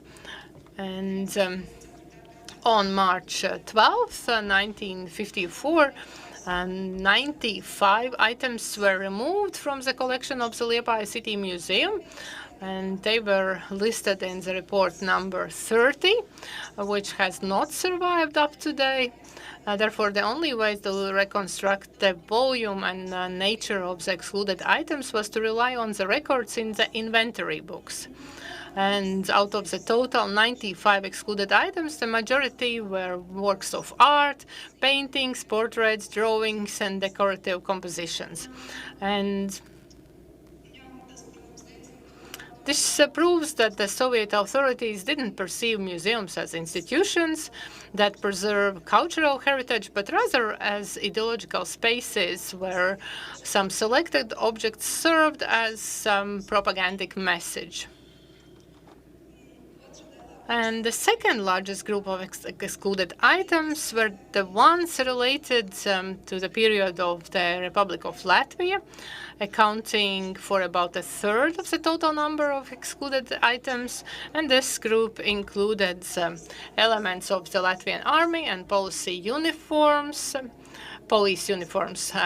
also national coats of arms, films shot by Edvards Krauts featuring Kārlis Ulmanis, and also negatives with portrait photographs of members of the provisional government. And here you can also see that in total, during the Soviet occupation, from the museum collection, 824 items were excluded.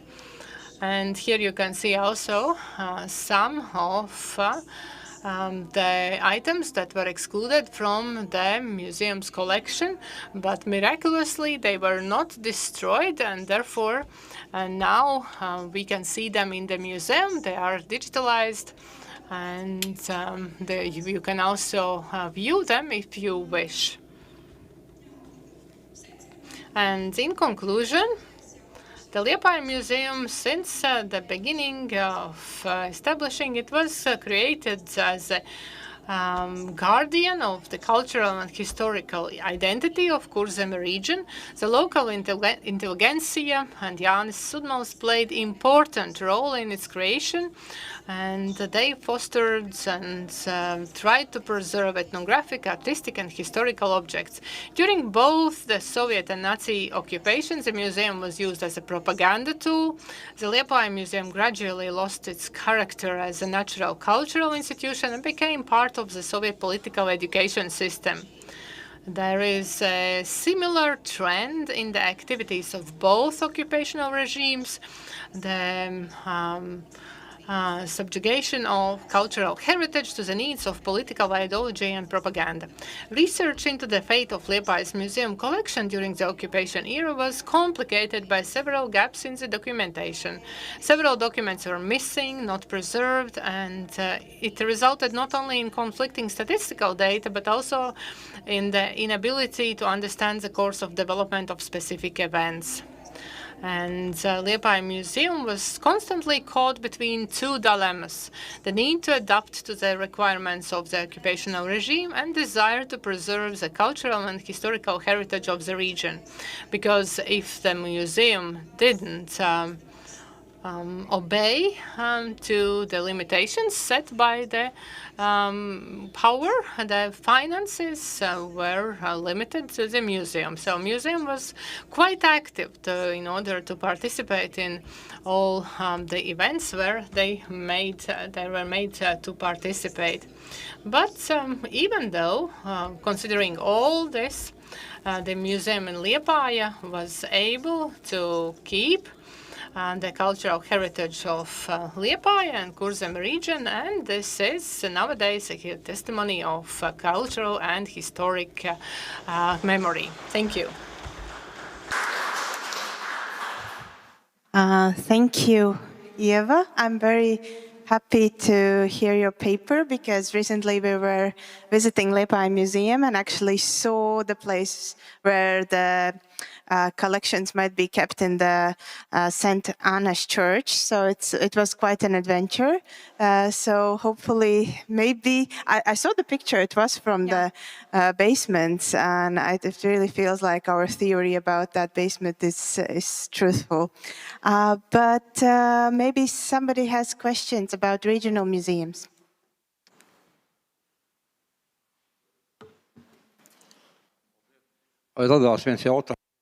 So by listening to you, I have a question.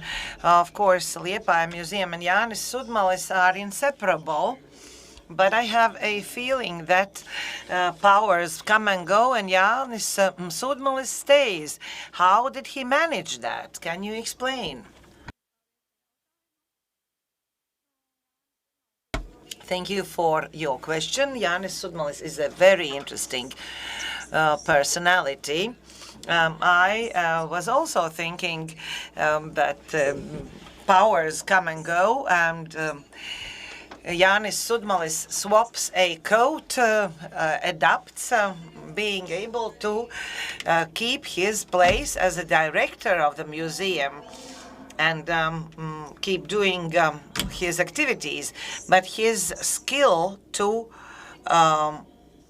be able to adapt allowed to save museum heritage, because during German occupation he looked for and found a place where to hide museum stocks and tried to do everything possible in order for occupational power not to involve or impact activities of the museum. But in 1958 he left the director's post of the museum because he was asked to do so. So we have more questions after lunch. Continuing on the same question on turning coats, if in Sudmalis case there was a secret underlayer under Sudmalis coat, because I think during the Soviet time his supreme goal was to safeguard the collection. Of course, Soviet times were more difficult, but during this period when he was during the Soviet powers the director, does he have or did he have his diaries? He was quite a writer. Maybe it discloses something more. Those diaries disclose something more. Unfortunately, I have not read his diary on that period. I have read the one depicting events from 38 to 40, but going through his archive, I can say that for Sudmalis, it helped a lot that his son was Imants Sudmalis, which is who is a Soviet follower. His activities were quite criticized, that the exposition is not enough for Soviet ideology, that the museum deviates from socialist propaganda, that collective farms were not promoted in the museum. But it's quite interesting that he used his son as a cover. Thank you.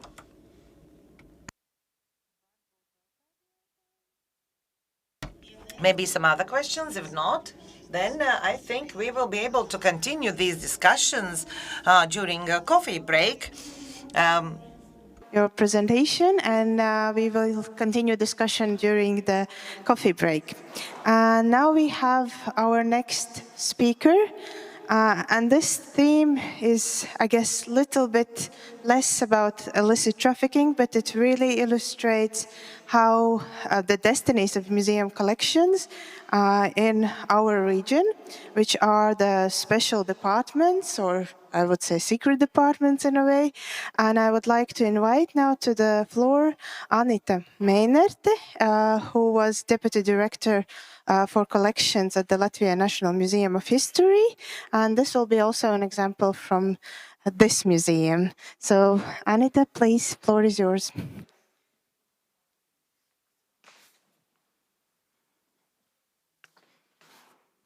Labdien, klausītāji zālē. Labdien.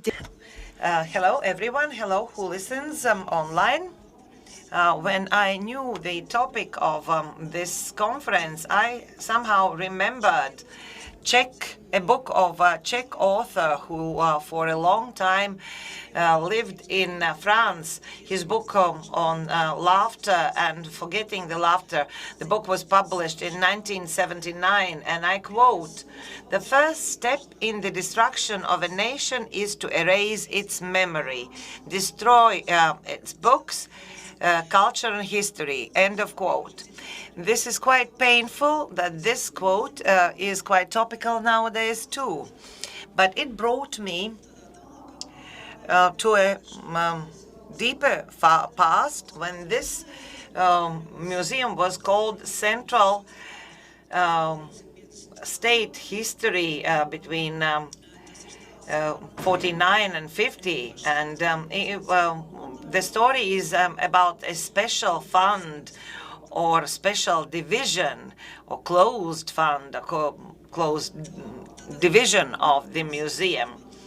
What information was used in preparation of this report? First, these are items from the collection. On objects, we see paintings, inscriptions, without letters, in different colors, in ink, different stickers, and my colleagues have paid special attention to those markings. And if we start comparing those markings, compare them with documents, we can reconstruct hidden and lost information as well as a story of an object. Also, I used some archive materials. First, those who are documents located in museum's operational documentation collection from 46 and 48 specific journals of inventory, as well as other documentation, transfer of objects to special departments, then from this department to other structural units or institutions. Also, Cabinet of Ministers, main administration has permission to pass it to press. I will talk about this organization, Glavlit, which is an abbreviation from Russian. I will use this abbreviation later on. So quite interesting facts were discovered also by looking at supervisory institutions, culture and education committees documentation. There, I could find many things, as well as some other funds, which were called History Fund of History Museum. There was a special fund, but it's and it still exists now. I have to say that my study was not created in a blank space, because the museum has paid lately very great attention to studying our own history of the museum. And Brainis Radiņš book will be also a great impetus. Also, my colleagues have studied faith of memorial objects of former President Kārlis Ulmanis, then representative objects of Latvian Army, as well as head of ethnographic department Adolfs Kaupes journals. And several years ago, I turned to this topic. Specific department or special department, together with the so-called special fund, was established in the museum in 1946 by order of the Committee of Culture and Educational Institution of the Council of Ministers of Latvia in June 29. It was stipulated that the following department should be established in the Historic Museum: Historic Archaeology Department, Ethnography, Restoration, and Special Division or Closed Fund. In the Soviet Union, the special department was usually referred to as a structural unit that was engaged in observing secrecy regime, protection of official secrets, and inspection of personnel. In other large museums, such structural units did not exist. Why? In Central State History Museum, such a department was created. Because such a unit that was responsible not only by personnel but also by collection, it was due to a situation that occurred in 1946, which was closely linked with the so-called museum criminal case that was initiated against several museum employees. These tragic events were quite studied in order to understand the context. I will just give you brief information. This case was initiated against several museum employees, also including director Jānis Blaumanis and Adolfs Karnups, head of ethnography department, and other employees. So we have to jump back to 1944, September of that year, when Red Army approached Riga, when Valdemārs Ģinters, Adolfs Karnups, and others tried to hide boxes of valuables and objects in order to preserve them, of course, including silverware of the army, Latvian army. Speaking about Adolfs Karnups, he saved these objects, but with Jānis Blaumanis, whom I've already mentioned, it was a different story. But let's jump back to 1946. I have to say that he was a person with a collectioner with personal ambitions that were sometimes controversial or contrary to museums' interests. Blaumanis was dismissed on the 21st of March 1946. Later on, he was searched and detained. During the search, these hidden boxes were found. They were sentenced by death penalty. Later on, this death penalty was changed to 10 years of imprisonment. Other employees of the museum were charged and sentenced as well. And that's why this special unit was created in Central State History Museum. And second, in 1946, in spring of that year, there was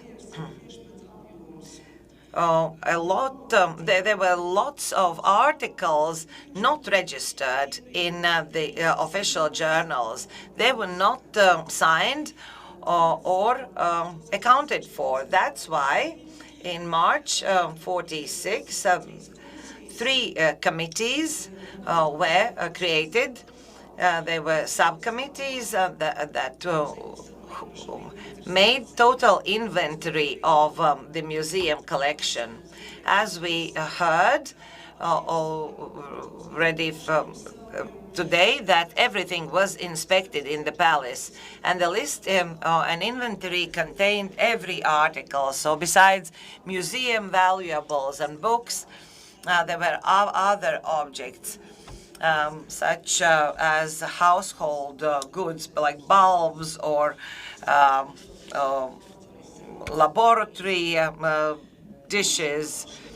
And based on them, and on these inventory books, the heads of units may put their signatures, but art and history objects did not go back to art and history departments, but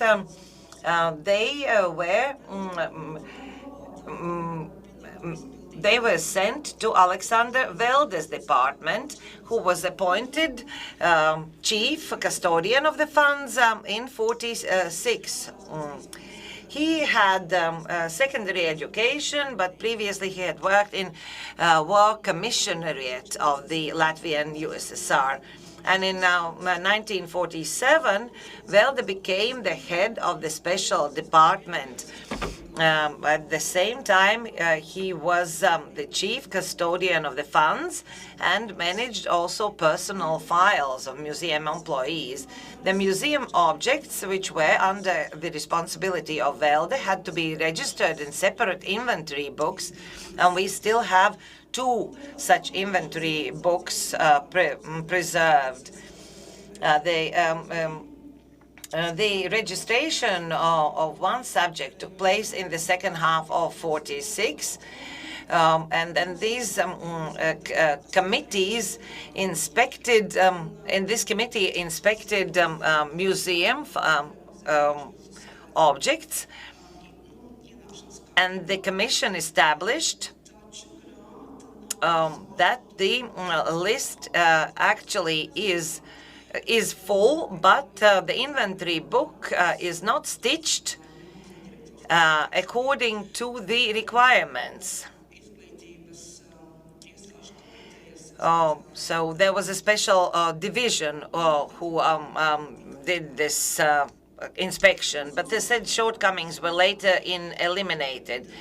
And during this enactment, it was mentioned that these materials are kept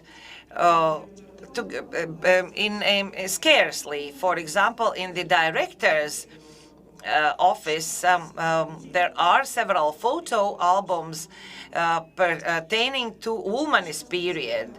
So during this specific in this specific inventory book, registration of items began in 1946, indicating a number without a cipher. The sequence number was written directly on this subject, and that's why these entries are very brief. Very often there is no date. Very often the author is written in a misspelled manner, as well as financial value is added, but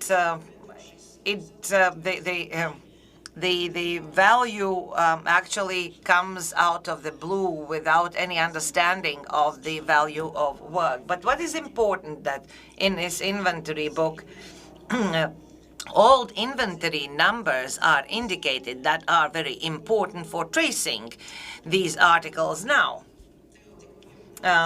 I already mentioned, or someone already mentioned, Heritage of Francis Balodes, where we can see letters of FRB, and sometimes also there are stickers on works indicating these letters and indicating that they stem from Francis Balodes' collection. And by tracing that, we can see that these are objects of visual art, applied art, interior representation, and memorial objects, flags, as well as photo albums, numismatic and phalleristic objects.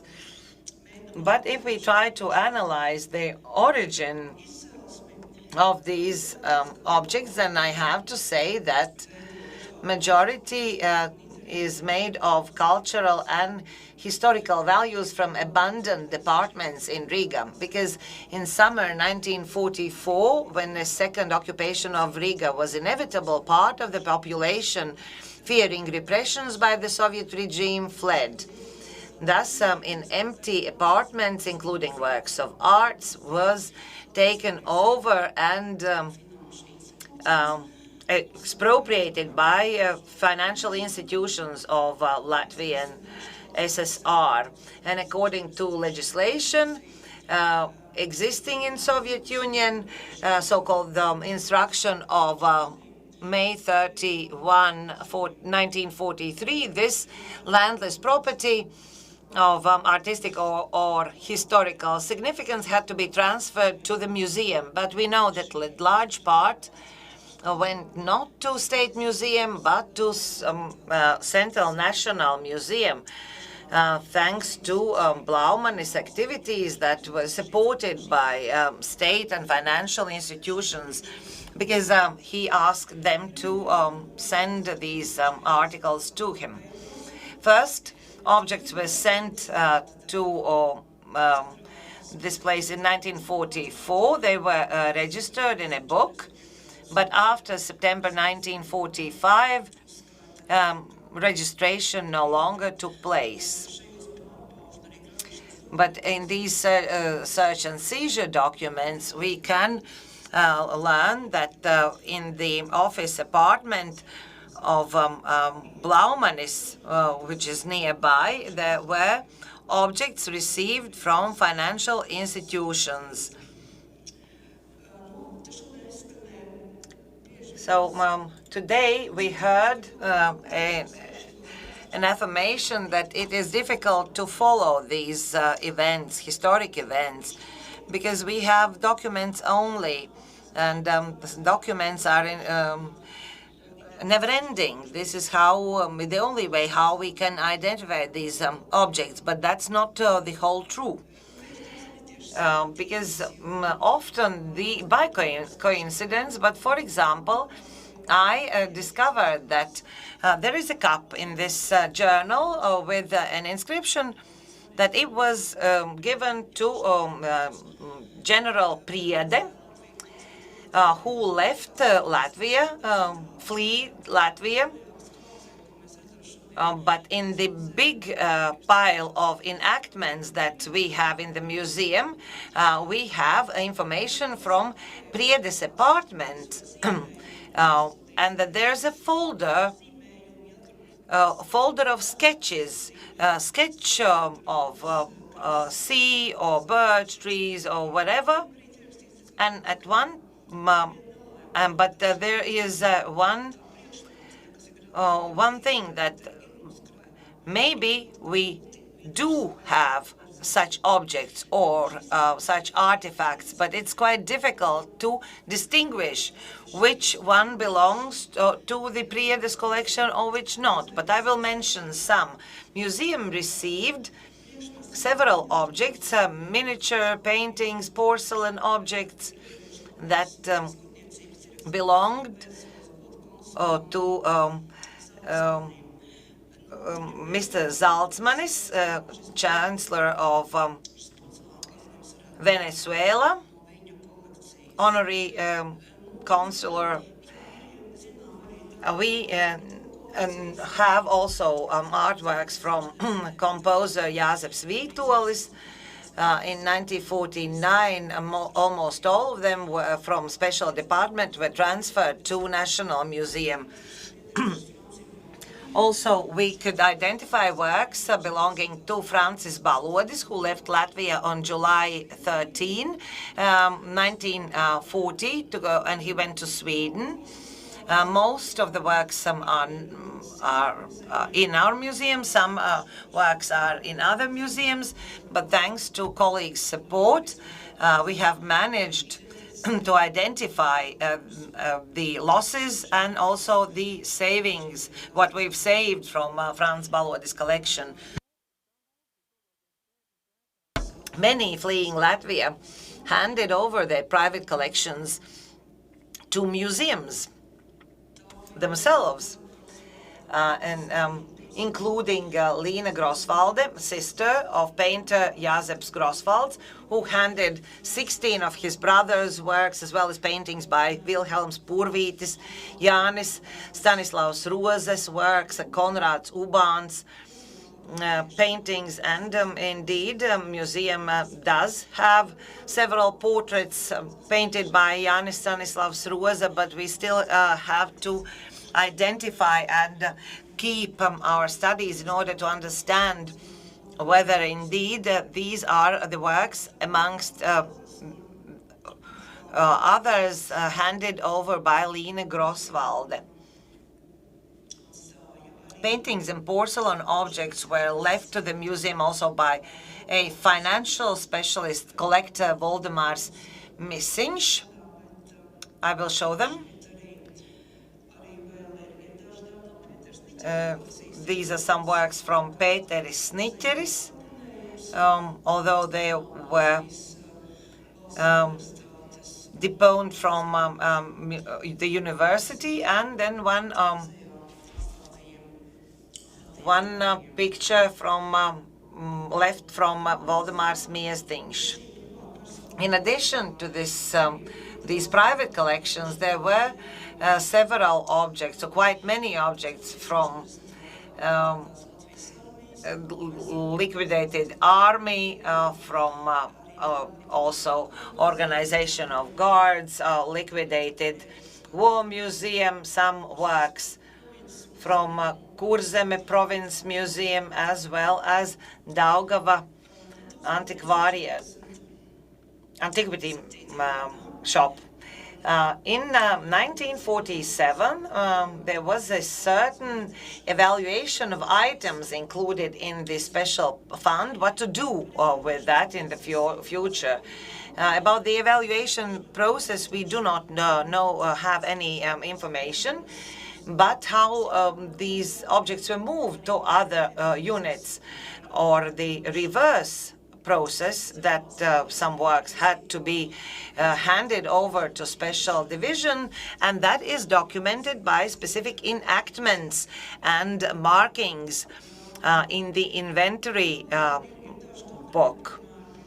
Some specific examples.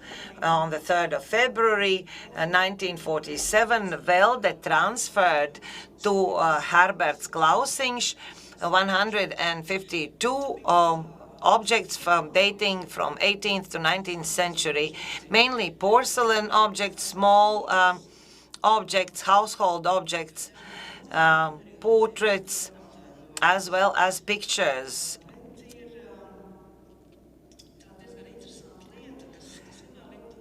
But it's quite interesting, making us to think whether it is a turn of faith or human error, because we know that there were different people, and unfortunately people at that time are no longer here. And during the occupation times, maybe it was possible to get some knowledge, but people kept silent. With the number 1 in this enactment, quite a humble object is included. This is a key as number 1.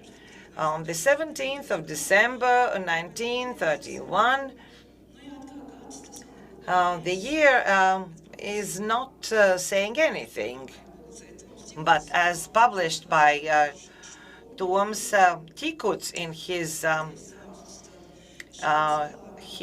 story of Kārlis Ulmanis, this is a symbolic key awarded to Kārlis Ulmanis, celebrating his public activities 40th anniversary, and such acts are several, be them intentional or unintentional.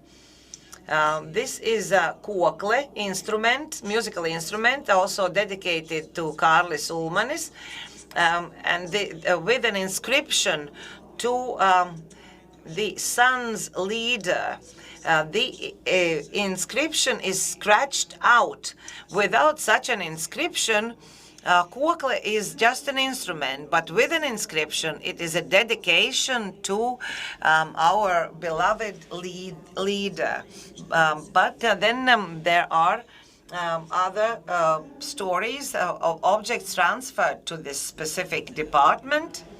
Let's say Mary Greenberg from a Museum of Ethnography handed over 25 items to special department, including several works by Jāzeps Grosvalds. Knowing family story of Grosvalds, we know what happens later. What happened with this book filled in, or this inventory book, there are some indications as to which department these objects are sent, let's say SL.F, which we can decipher as secret fund, or a separate list, which mostly signifies one and the same, and these objects re-registered as closed fund or separate list.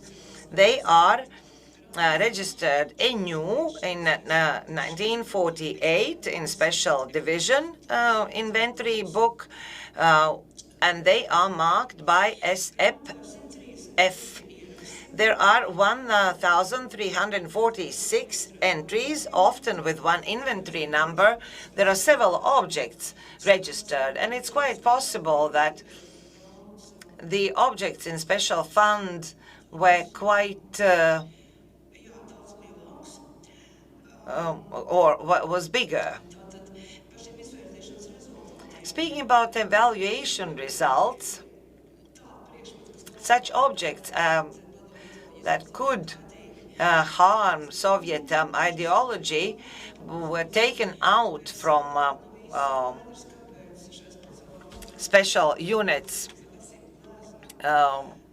funds, but it's not quite clear why the 17th century painting was left there, but it was registered by several names. Maybe ignorance is to blame for it.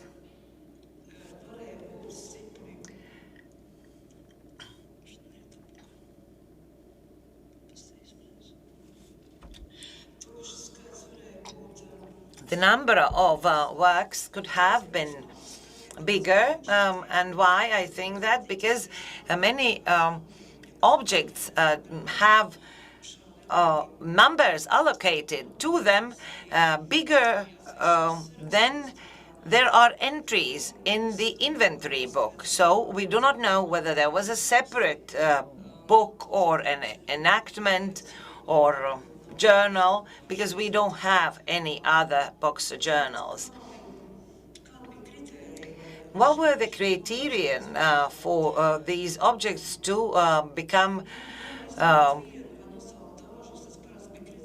interesting to special fund? Usually it is a collection of traces, of features. Either there were portraits of presidents of Latvia, or some topics of independence or war, or theme of Latvian army, portraits of politicians, or artistic solutions were declared unacceptable to Soviet regime. The reason could be found also in the biography or creative activity of the author. Moreover, many artists, we know Niklaus Strunke, Vilhelms Purvītis, Augusts Ānus, Ludovs Libelts, who fled Latvia at the end of Second World War. Also memorial and institutional affiliation. So Latvian army objects were not welcomed. Special attention was paid to things related to activities of land guards, materials related to various societies, youth organizations, student corporations, educational institutions, etc. Also symbols of Latvia's statehood, flag, coat of arms, also objects with depiction of state symbols. Often also awards of Latvia, or symbols or motives on applied art objects, including decorative images. How all of that is reflected in documentation. Often we see a note that this object does not correspond to modern era. Often this heritage from the 20s, 30s were interpreted as counter-revolutionary. depicting fascistic or imperialistic ideas. These were the slogans or words used by ideological institutions. Concerning other objects, in 1948, the second book was created, and we understand what happened with these objects after liquidation of a specific unit. After liquidation of this unit in 1950, and most of the objects were sent to Central Literature Department. And if we look at their reports and accounts on 1949, because that was the year when from our museum many objects were destroyed. And now I will quote a text translated from Russian. The examination found that alongside the pollution term is very often used when speaking about libraries. Alongside the pollution of libraries in museums, there are rooms, or as they themselves say, spechrani, which is an abbreviation of special storage from Russian. And I continue, where along with fascist and bourgeois nationalist literature, there are paintings, heads of Latvian government, medals, cups with images of Ulmanis, all possible Latvian army regiment insignia, including Kalpaks battalion, who fought against Red Army in 1919-1920. End of quote. So what happened to those objects? In 1949, many of them were handed to history department and other departments, who actually safeguarded them, but not always. Not always these objects were saved, because here is an example.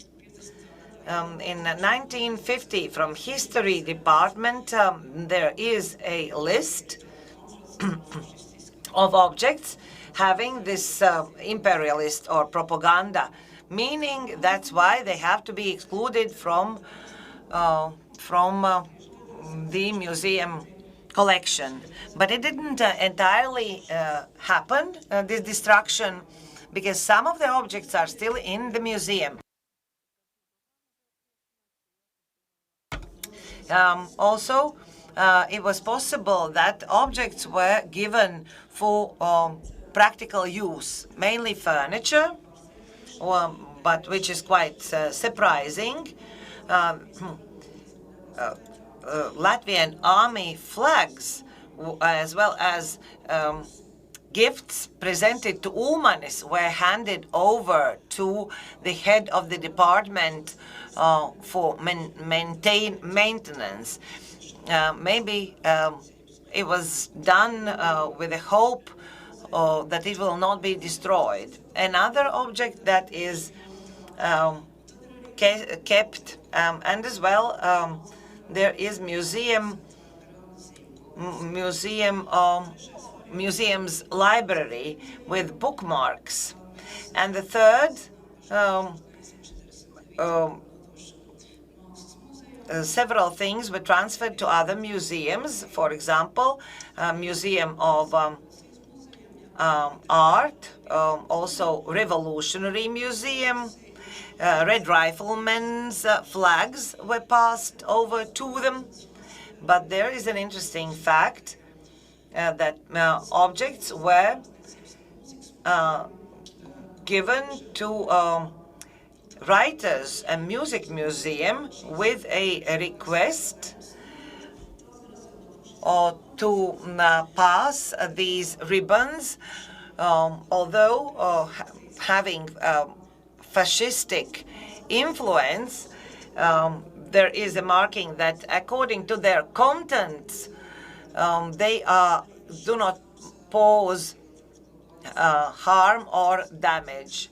And actually, these ribbons are still there in the Museum of Writers. But amongst other objects that had to be destroyed, there are many masterpieces. Unfortunately, the number of destructed objects is quite large.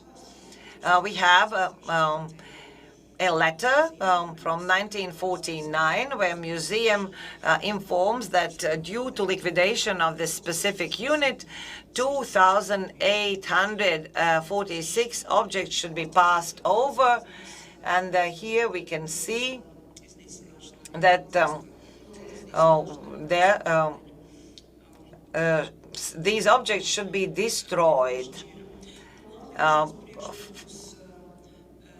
And some objects were passed to Monument Protection Unit.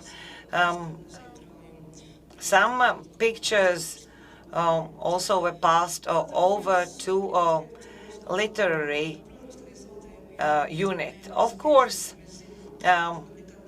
Soviet regime did a big harm, and they will be never returned, but it's important to continue and continue what we are doing, identify what is kept in all memory institutions of Latvia, or maybe also in private collections. And we should trace the provenance of objects, which is a very important topic, and that is the work that we continue doing, but there is still lots to be done. Thank you for your attention. Thank you, Anita, for this presentation, and I think this case with special collections that are not accessible publicly is quite relevant for Baltic states and also any other post-Soviet countries. Maybe there is questions in the audience. Jautājumi.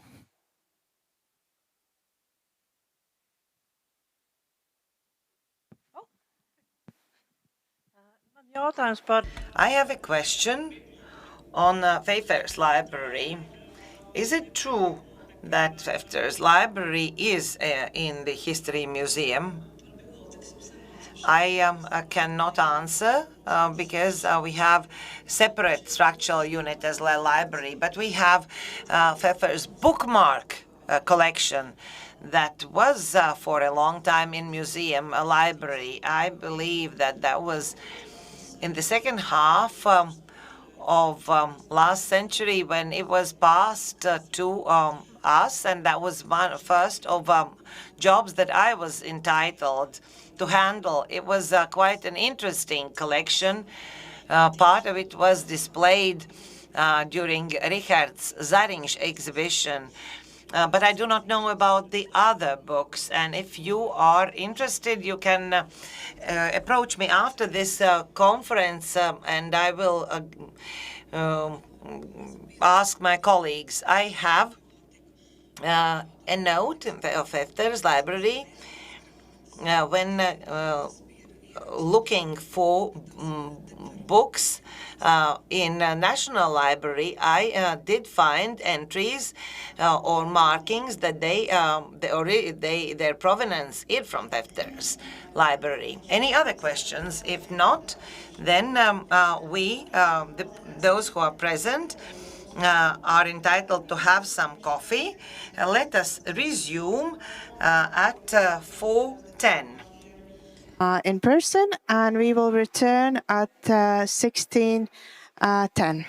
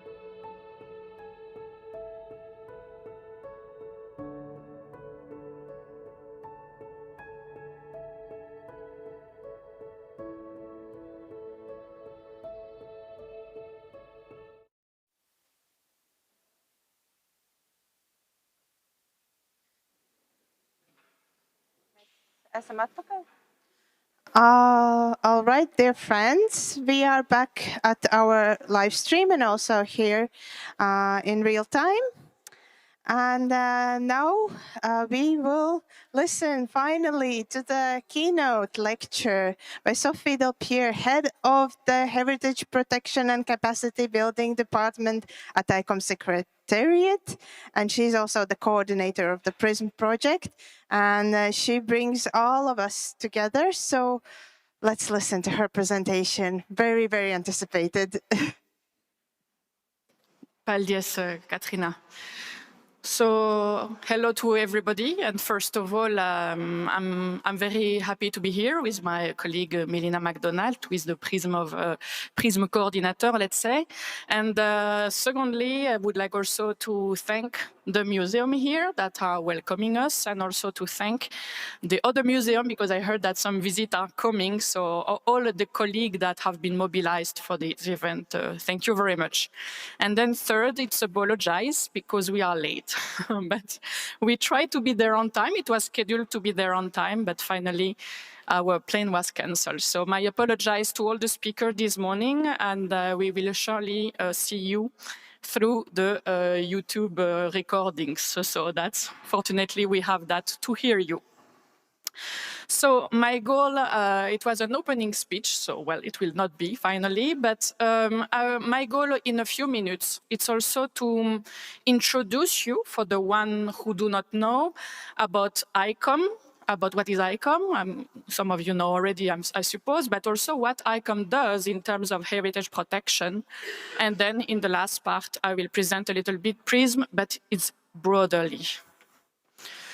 So the role of ICOM in the fight against the illicit trafficking in cultural goods, it's clearly coming from the very beginning of ICOM. I'm not here to do an history of ICOM, I reassure you, but I always say that it's complicated to understand what ICOM does if we don't know what ICOM, who is ICOM, because we are working with so many stakeholders, so many partners, that some of us see UNESCO speaking, Interpol speaking, then ICOM speaking, and in all this universe of speakers, ICOM has a very specific role as an association of museum professionals.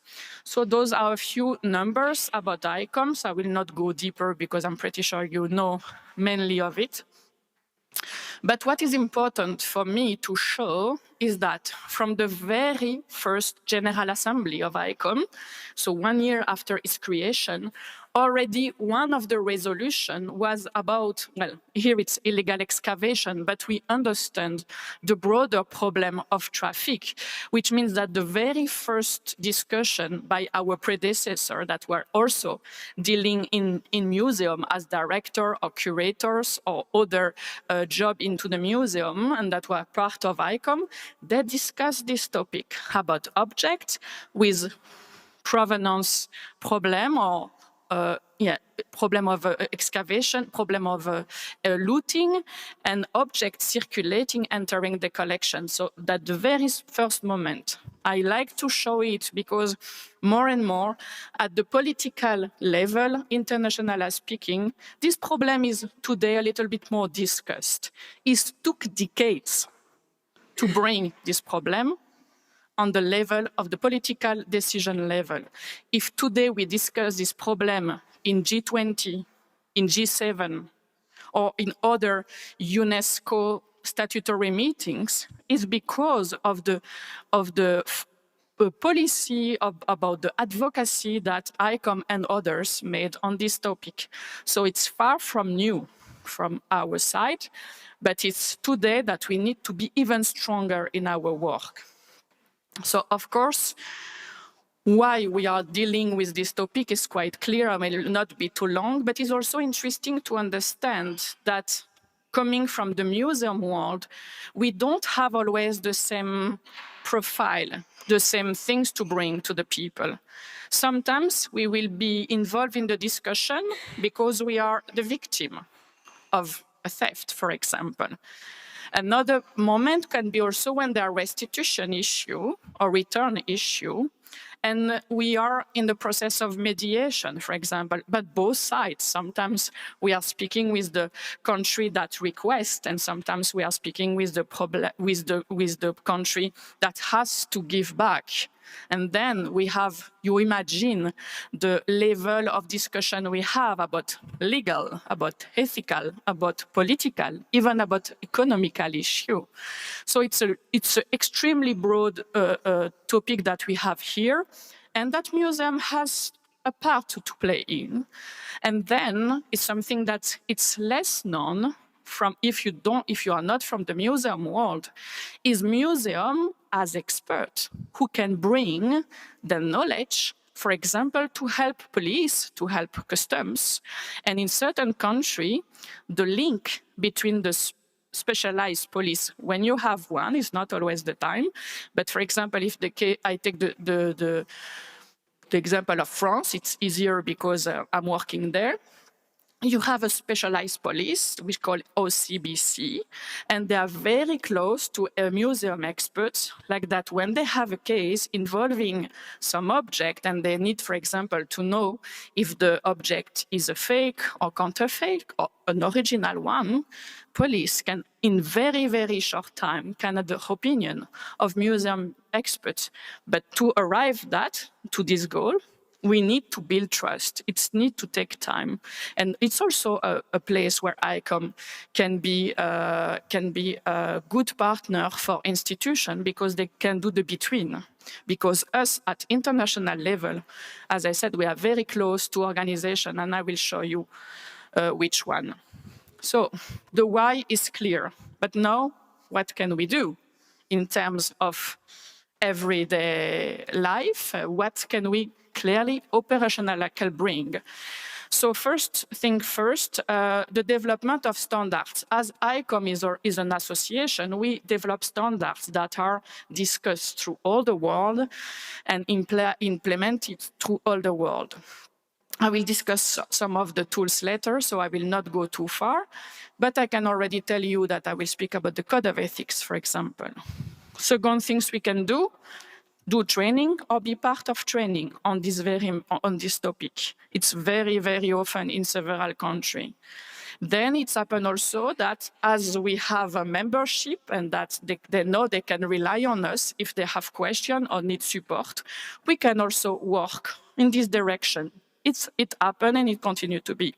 And then, of course, as a global partner of many others, we look and we work to go for more awareness raising, because even today, this crime is not always recognized at the same level of other crime. So I will not speak about numbers here. There are so many numbers.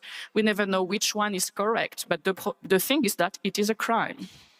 And it's not only perceived like that. So it's important that everybody understand that we should protect cultural heritage too, especially in time of conflict, for example. I spoke about partners because, of course, we are far from the only one working on that. Let's say that I can do some group here. UNESCO and UNIDROIT, I will regroup them because both of them, they developed and now implement specific convention, the 1970 convention and the 1995 UNIDROIT convention. I will not go deep here, but if you want more explanation or if you have questions, of course, I can answer. But let's say that those two texts are pillars at international level. They need to be ratified. Like that, after that, the country implement. Alors for the UNESCO, you need national law. For UNIDROIT, you don't. But those are technical details. But what is important to understand is that we need to encourage ratification, to have like legal standards adapted in all over the world on those questions. Then we have what we call the LEAs, police and customs, Interpol and YCO. Those are international organizations and encouraging the cooperation. They don't do super investigation. No, they work for coordination between all their national entities. And then, of course, we have national partners, and I go back a little bit up. with the blue shield, which is also have another role. I saw that on the museum we can see the emblem, the blue shield that has been founded by the International Council of Archive, ICA, the International Federation of Library and Archive, which is IFLA.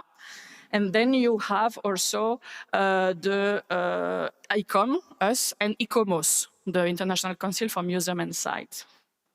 So that is globally the international, let's say, universe of organization. And we are combining our efforts to work together in policy, when we have to do advocacy and policy, and when we have to do trainings of our instrument. So very, very quickly, let's say that all of the tools generally, it's 2 hours for each, but today that's not the point, to have just a global idea that those are the 4 tools that ICOM very much promote, develop, and push further, because they complete each other a lot. So, first thing first, and it was very good that I was after the previous speaker who spoke a lot about inventory and documentation. The point is that that was maybe one of the biggest fight of ICOM all over the world, is the lack of inventories. As museum people, we have to face this. Of course, it depends from country to country. That's clear, but globally speaking, the lack of information is absolutely impossible. Many museums do not know what they have, or they know what they have, the exhibition room, but they don't know what they have in storage. Or we have a partial inventory. That's for the best case. Or we have an inventory, but not be reviewed for the last 20 years. That's another problem. And our question is always the same. We are not judging, but we are just asking this question. How do you want to protect something that you don't know you have? So, before doing any red list, before doing any super project, ICOM has one duty to help the museum community, help to document and do inventories. That's the very first step. Otherwise, we come back here in the next 40 years, and we will speak again about the same topic, and we will be on the same stage. So, having an object ID is very interesting, especially in countries who do not have any inventories, because otherwise it's just say we arrive and said, we have to do an inventory. Okay, what? How do we do that? And the object ID has this one very good advantage, to help to describe an object. And generally, at those moments of the conference, people are smiling and said, well, describing an object. We do it during our trainings, and we put people around the table on an object in the middle, and if we put 20% from the same institution without training, asking them to describe an object, believe me, you have 20 different descriptions, because it will depend the level of knowledge, the level of organization, but that is impossible to do that, because the next step generally is also to numerize, to digitize. But if you don't have the same fields to complete, then again, it's lost time, it's lost information. So object ID is just that. In the 90s, ICOM worked with other organizations, with the Getty Institute, with insurance company, with many people around the table. We worked with 86 countries in the world. We made surveys. It took 4 years. And finally, we agreed on a way to describe. Very easy. 9 categories. That's to fill in. Information about provenance, photograph correctly, at least a few pictures, and 4, safeguard your information. Because too often, especially in countries in conflict, we have the inventory in the same place as the object. When people arrive, steal the collection, they steal the inventory. You have nothing. So we give simple advice. And when we speak about registration, we say at least 3 copies. For example, simple as that. Just common sense advice that we try to work with them more and more, and it's working. So we need to push further. As I said, something from the 90s. We do that now for 30 years. So it's going there. And the proof is still interesting, is then when Interpol, they made the ID app, about how to link to their database, they decide first to be able to look through the database of stolen objects, but also say, okay, what do we do if the user sees something that is there and need to be registered? And so they call us and they said, can we put the object ID inside the app to be able to register quickly and to have information somewhere? Okay, be my guest, take it. It's a standard. So it shows you, and the negotiation took 5 minutes. It was not a negotiation, it was a discussion. So it shows you that between institutions, we also share our tools and that it's working very well. So it's the proof that still today, we have projects that are working. So that is a little bit low. As I'm a lawyer, I always like a text and to see references to be distributed. But for example, is to show you that in some regulation or so at a European level, we mention the tools of ICOM is not the only one. Also at a UN level, we have such recommendation. But it's interesting to show that the resonance, the echo that such tool can have also at a very global level. That's just to show that it is working, it is known. Second tool, and I have a few here, as the red list. The red list, and again, I'm very short here, but the point is that the red list, we need to know that there are lists of objects that are not stolen. That's not the point. They are objects that are protected by national legislation. They are objects that are vulnerable in their country, and they are objects that are in demand on the international market. Here is an example that shows what just I said. That is a statue Ma, that is in the Côte d'Ivoire National Museum. So this statue is in the museum. What do we say? We have example of red list and objects that are in, is that those objects are in museum. But if you see something like that, you have to be extremely careful. When I say when you see, when a policeman see, when a custom see, when an auction house have an object, even when a museum want to acquire, if you have an object looking that one from the Ukraine, from Turkey, from Iraq, from all the red list, ICOM is telling you 3 things. First, those objects are vulnerable. Those objects are protected by law in the country. And those objects are in demand on the art market. So we said to you, careful, double check the provenance, because if the provenance is unclear, it might have a problem here. So red list are red flag. So that is an example from inside, but I show you another one. This is also a slide regarding who can use it, but I already told you a few.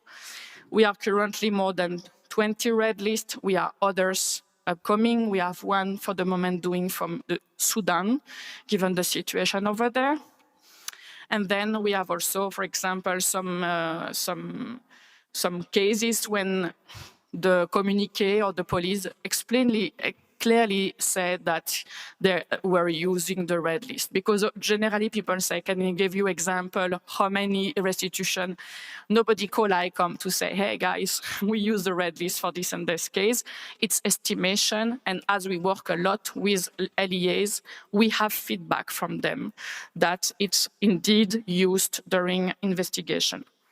Again, we have in some regulation high level, here from EU and here from the UN, that clearly in certain recommendation, regulation, and here reporting that those tools are globally shared and encouraged to follow. Here I will not be too too long. I just want to say that the red list are, the ethics are important, and I didn't make any slide on it because, in fact, a few days ago, ICOM adopted a revised version of this code. And yes, you have still articles on fighting traffic with a clearly active role. You have articles on due diligence and provenance that are stronger. So I really invite you to look at the new version and maybe compare with the previous version.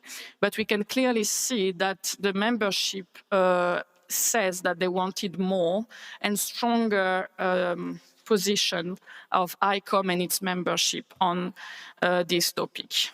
The observatory, I will be a little bit quicker because it's part of PRISM, and PRISM is a new project that I will say a few words. I know I'm a little bit late. A few words about that. It's an all-new project that we have at the Secretariat that we discuss with 7 of our partners, 6 national committee and 1 institutional member, that has let's say two main goals. First, updated the observatory. That is a website, free, translated, that is just telling where to information. It's not a website that gathering information. We have a lot of resources, but we generally say to the people where to look for. And that's the goal of the new update that is particularly followed and implemented by Melina. So if you have any question, she will be happy to answer you. So what is important to understand, because generally when we go in conference and meetings, people say, we don't know where to look, it's difficult to find information. Well, we have this humble objective to have a place where you can find a lot of resources, books and publication and report and trainings and previous projects and information per country. So it's currently ongoing. But another point that's a summary of what I say, but another point of PRISM, it's that we had the opportunity, thanks to EU, and in particular the General Direction EAC, that to have a cooperation together with Ukraine, then Estonia, Latvia, Lithuania, then Slovakia and Hungary, and we have also a museum in Romania. And what was extremely important to understand in one word, I don't want to go too far in the description, but ICOM said yes for one reason. They trust us to go back to our membership and to ask them, what do you need? So I spoke to Katrina, I spoke to Margareta, I spoke to Sita, and for others, and we discussed. We had meetings together, and we said, okay, what is the state of the understanding of the illicit traffic in your country by museums, by the public? And some people say, oh, we made this, we made that, we have a training, we have a police, we know we have publication. So it was one step more. And some other countries said, well, it's not very a topic that we discuss. And so we would like to begin to discuss with public, to discuss with colleagues. And so we really look for all the needs, because that is very important, to not arrive and say, you should do this. No, listen to the needs. Then we drafted a project, we find a way to work it together, and we present it to EU, who accepted this way to work. So now we have projects that are very different from a country A to a country B. We have conference with researchers, we have exhibition, we have training, we have special collaboration with police. Differentiating from each country to each country, we really went as close as we could about the needs in the country. So that's a summary about these two, let's say the two lungs. So the observatory update, and both are dialoguing, but I don't want to be too long. And then you have the 7 projects, including Ukraine. So those are all the project that needs to be implemented by the end of next year. And I don't want to repeat too much, but the next slide is about the completely refurbishment of this observatory that was done not more than 10 years ago, then a little bit old now and need to be completely redo, because we have also this objective that it's a tool on the same time for people who have no clue about this topic, but they are studently interested, I don't know, journalists or students, people who arrive in this area, but also a tool that is relevant for experts. So we try to fill both. It's important to understand, of course, that it's not coming from nowhere. This kind of project is always an implementation of a bigger objective. In this case, the EU Action Plan of 2022 for the one who are interested. And regarding the International Observatory, I just say a few words because in the next days we will have the second expert meeting that will say if we moved correctly or not from the last meeting, because they help us to guide during the meetings we have, and that is something always make sure that we are answering the needs and not duplicating or overlapping other initiatives. So those are the expert meetings that we can see here. And as I'm a little bit late, I just want to say that as it's a 3-year project, we are moving on within, but that is very administrative. If you have one thing to retain from this PRISM project is that for once, we really took the time, because it took us 3 years to develop the project, is that we went exactly at the level of the needs, analyze at national level for each country, and then develop a project. And a project that we expect that will continue and be developed exactly as we made for previous project that I didn't have time to show you. But 3 years ago, we were in Burkina Faso and Mali and Côte d'Ivoire because we implemented projects over there that were, by the way, more on inventory and documentation. But step by step, we need to move on. And thanks, I don't know how many museum professionals I have in the room, I hope a lot. But what you need to understand, what is important to show is that ICOM, thanks to the network, is able to go in very operational level and speak from museum, for museum, but having also an eyes to the other partners, to the other profile, that we have to work with police and customs and national authority and government, but museums have clearly a role. So, thank you. I'm Paldies again, and sorry I was late.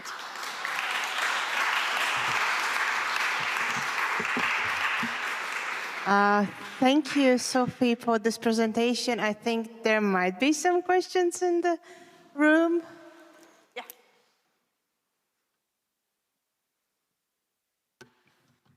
So thank you for your presentation. Ilse Spoon, the representative for Riga municipality, and ICOM CAMOC member as well. So, and thinking about the theme of this conference today, we heard about what is happening in Ukraine now. What is your thoughts, or what do you think about the Russia involvement in ICOM activities, that Russian museum workers actively participate in international committees? What do you think about this situation? Yes. Thank you for your question, and I'm not the one usually to try to not answer the question, but this time I will have to do a little bit, I apologize, because it's a political issue that is currently with ICOM governance. So it's discussed with the executive board and the president and the director general, and it's not at the level of operational.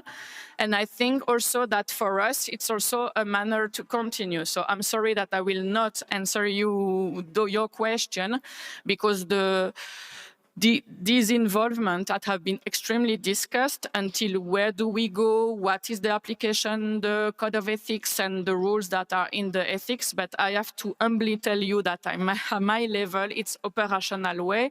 And as soon as it was the invasion arrived, our role in heritage protection was about statement, about political statement, about speaking about an invasion.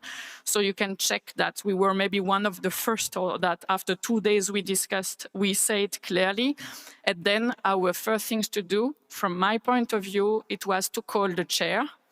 And that was fantastically helping, and to organize the help. It was more about, and maybe some of you were participating in the efforts to bring material by trucks, that we go send trucks and objects and material from all over Europe, and to send that to them, to discuss about the red list that was at the beginning not on the table, but then after a few weeks, we saw the beginning of the traffic, so we worked for a red list.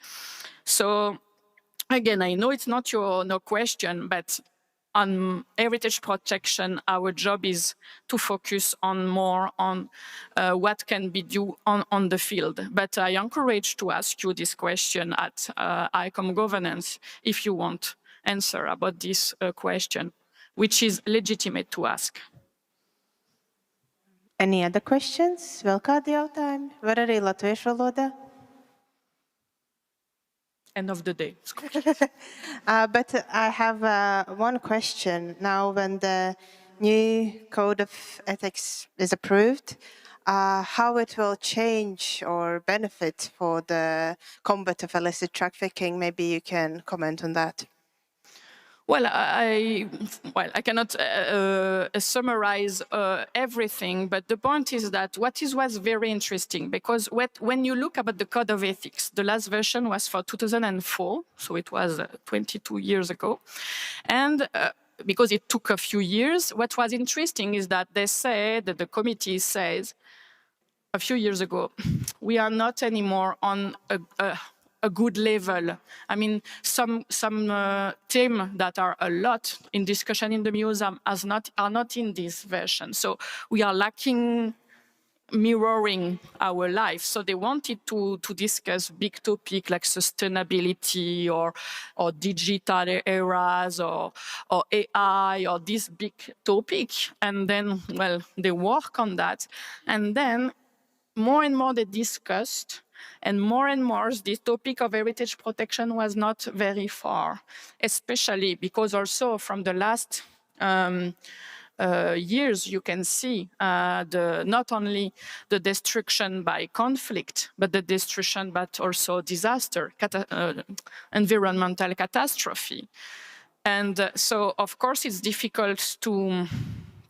We don't say that ICOM or what we do will prohibit this kind of situation, but we can clearly work to diminish the damage, and that we can do by emergency planning, by documenting, by training the museum people. So those things is very interesting that are now in the code. For example, emergency planning was not still at that. Or sometimes the change can seem subtle, but they are not. For example, if I speak about the article on traffic, before I say something like, museum people should avoid to be part of the traffic. Well, and now they said museum people should work to fight the traffic. So we change from passive to active. And again, you can say, well, it's subtle. It's not subtle. It's because it's the reflection, it's the mirroring of what we can do today. Maybe 20 years ago, it was not important to say it so clearly, but today it is. So we have much more topic on that. And then after, it's much mirroring, but I don't want too much to go on the detail of the legal. But for example, before we just mentioned due diligence, now we go further. But what is due diligence? And what is provenance research? What does it mean? And then it's what ICOM, I think it's the role of ICOM or such organization to help you, to help day to day to say, what are the standards? What should we do? And then we have a direction. And then we do training, and then we do tools to achieve the goal. Because it's not like a lesson, it's more like, okay, we should go there. And we decide all together to go there. So now we have to give us the means to access. That's the code of ethics, to my opinion, that have been adopted a few days ago. Yeah, I was very, very excited that this vote was approved. And maybe another question? if no other question, that I will need your active participation now at this very end, and applause for Sofia.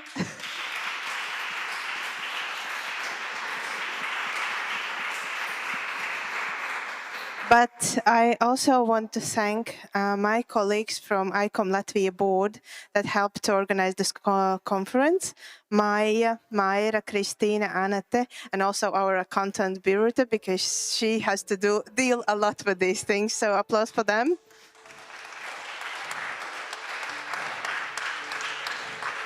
Our filming and photography team, Kaspars, Klaus, Ruta, also Uģis, that's our presentation guru. Yeah, applause. Also want to thank our translators. I didn't listen, but I hope that you enjoyed the translation. Anda and Ines all day long. Also, big thanks to the National History Museum and people that helped organize this event, especially to Zane, Agia, and also Jan Stīkls for the technical issues. Also, if you like the coffee break and the lunch, then big thanks to Zviedru Vārti or Swedish Gates. And at the very, very end, of course, the most important things, our State Cultural Foundation that also is helping ICOM just to raise our capacity. Also, big thanks to ICOM Secretariat, because this project is brought here with your help as well. And of course, to the European Union for funding this conference project and the research here in Latvia. Thank you, and big, big applause to everybody.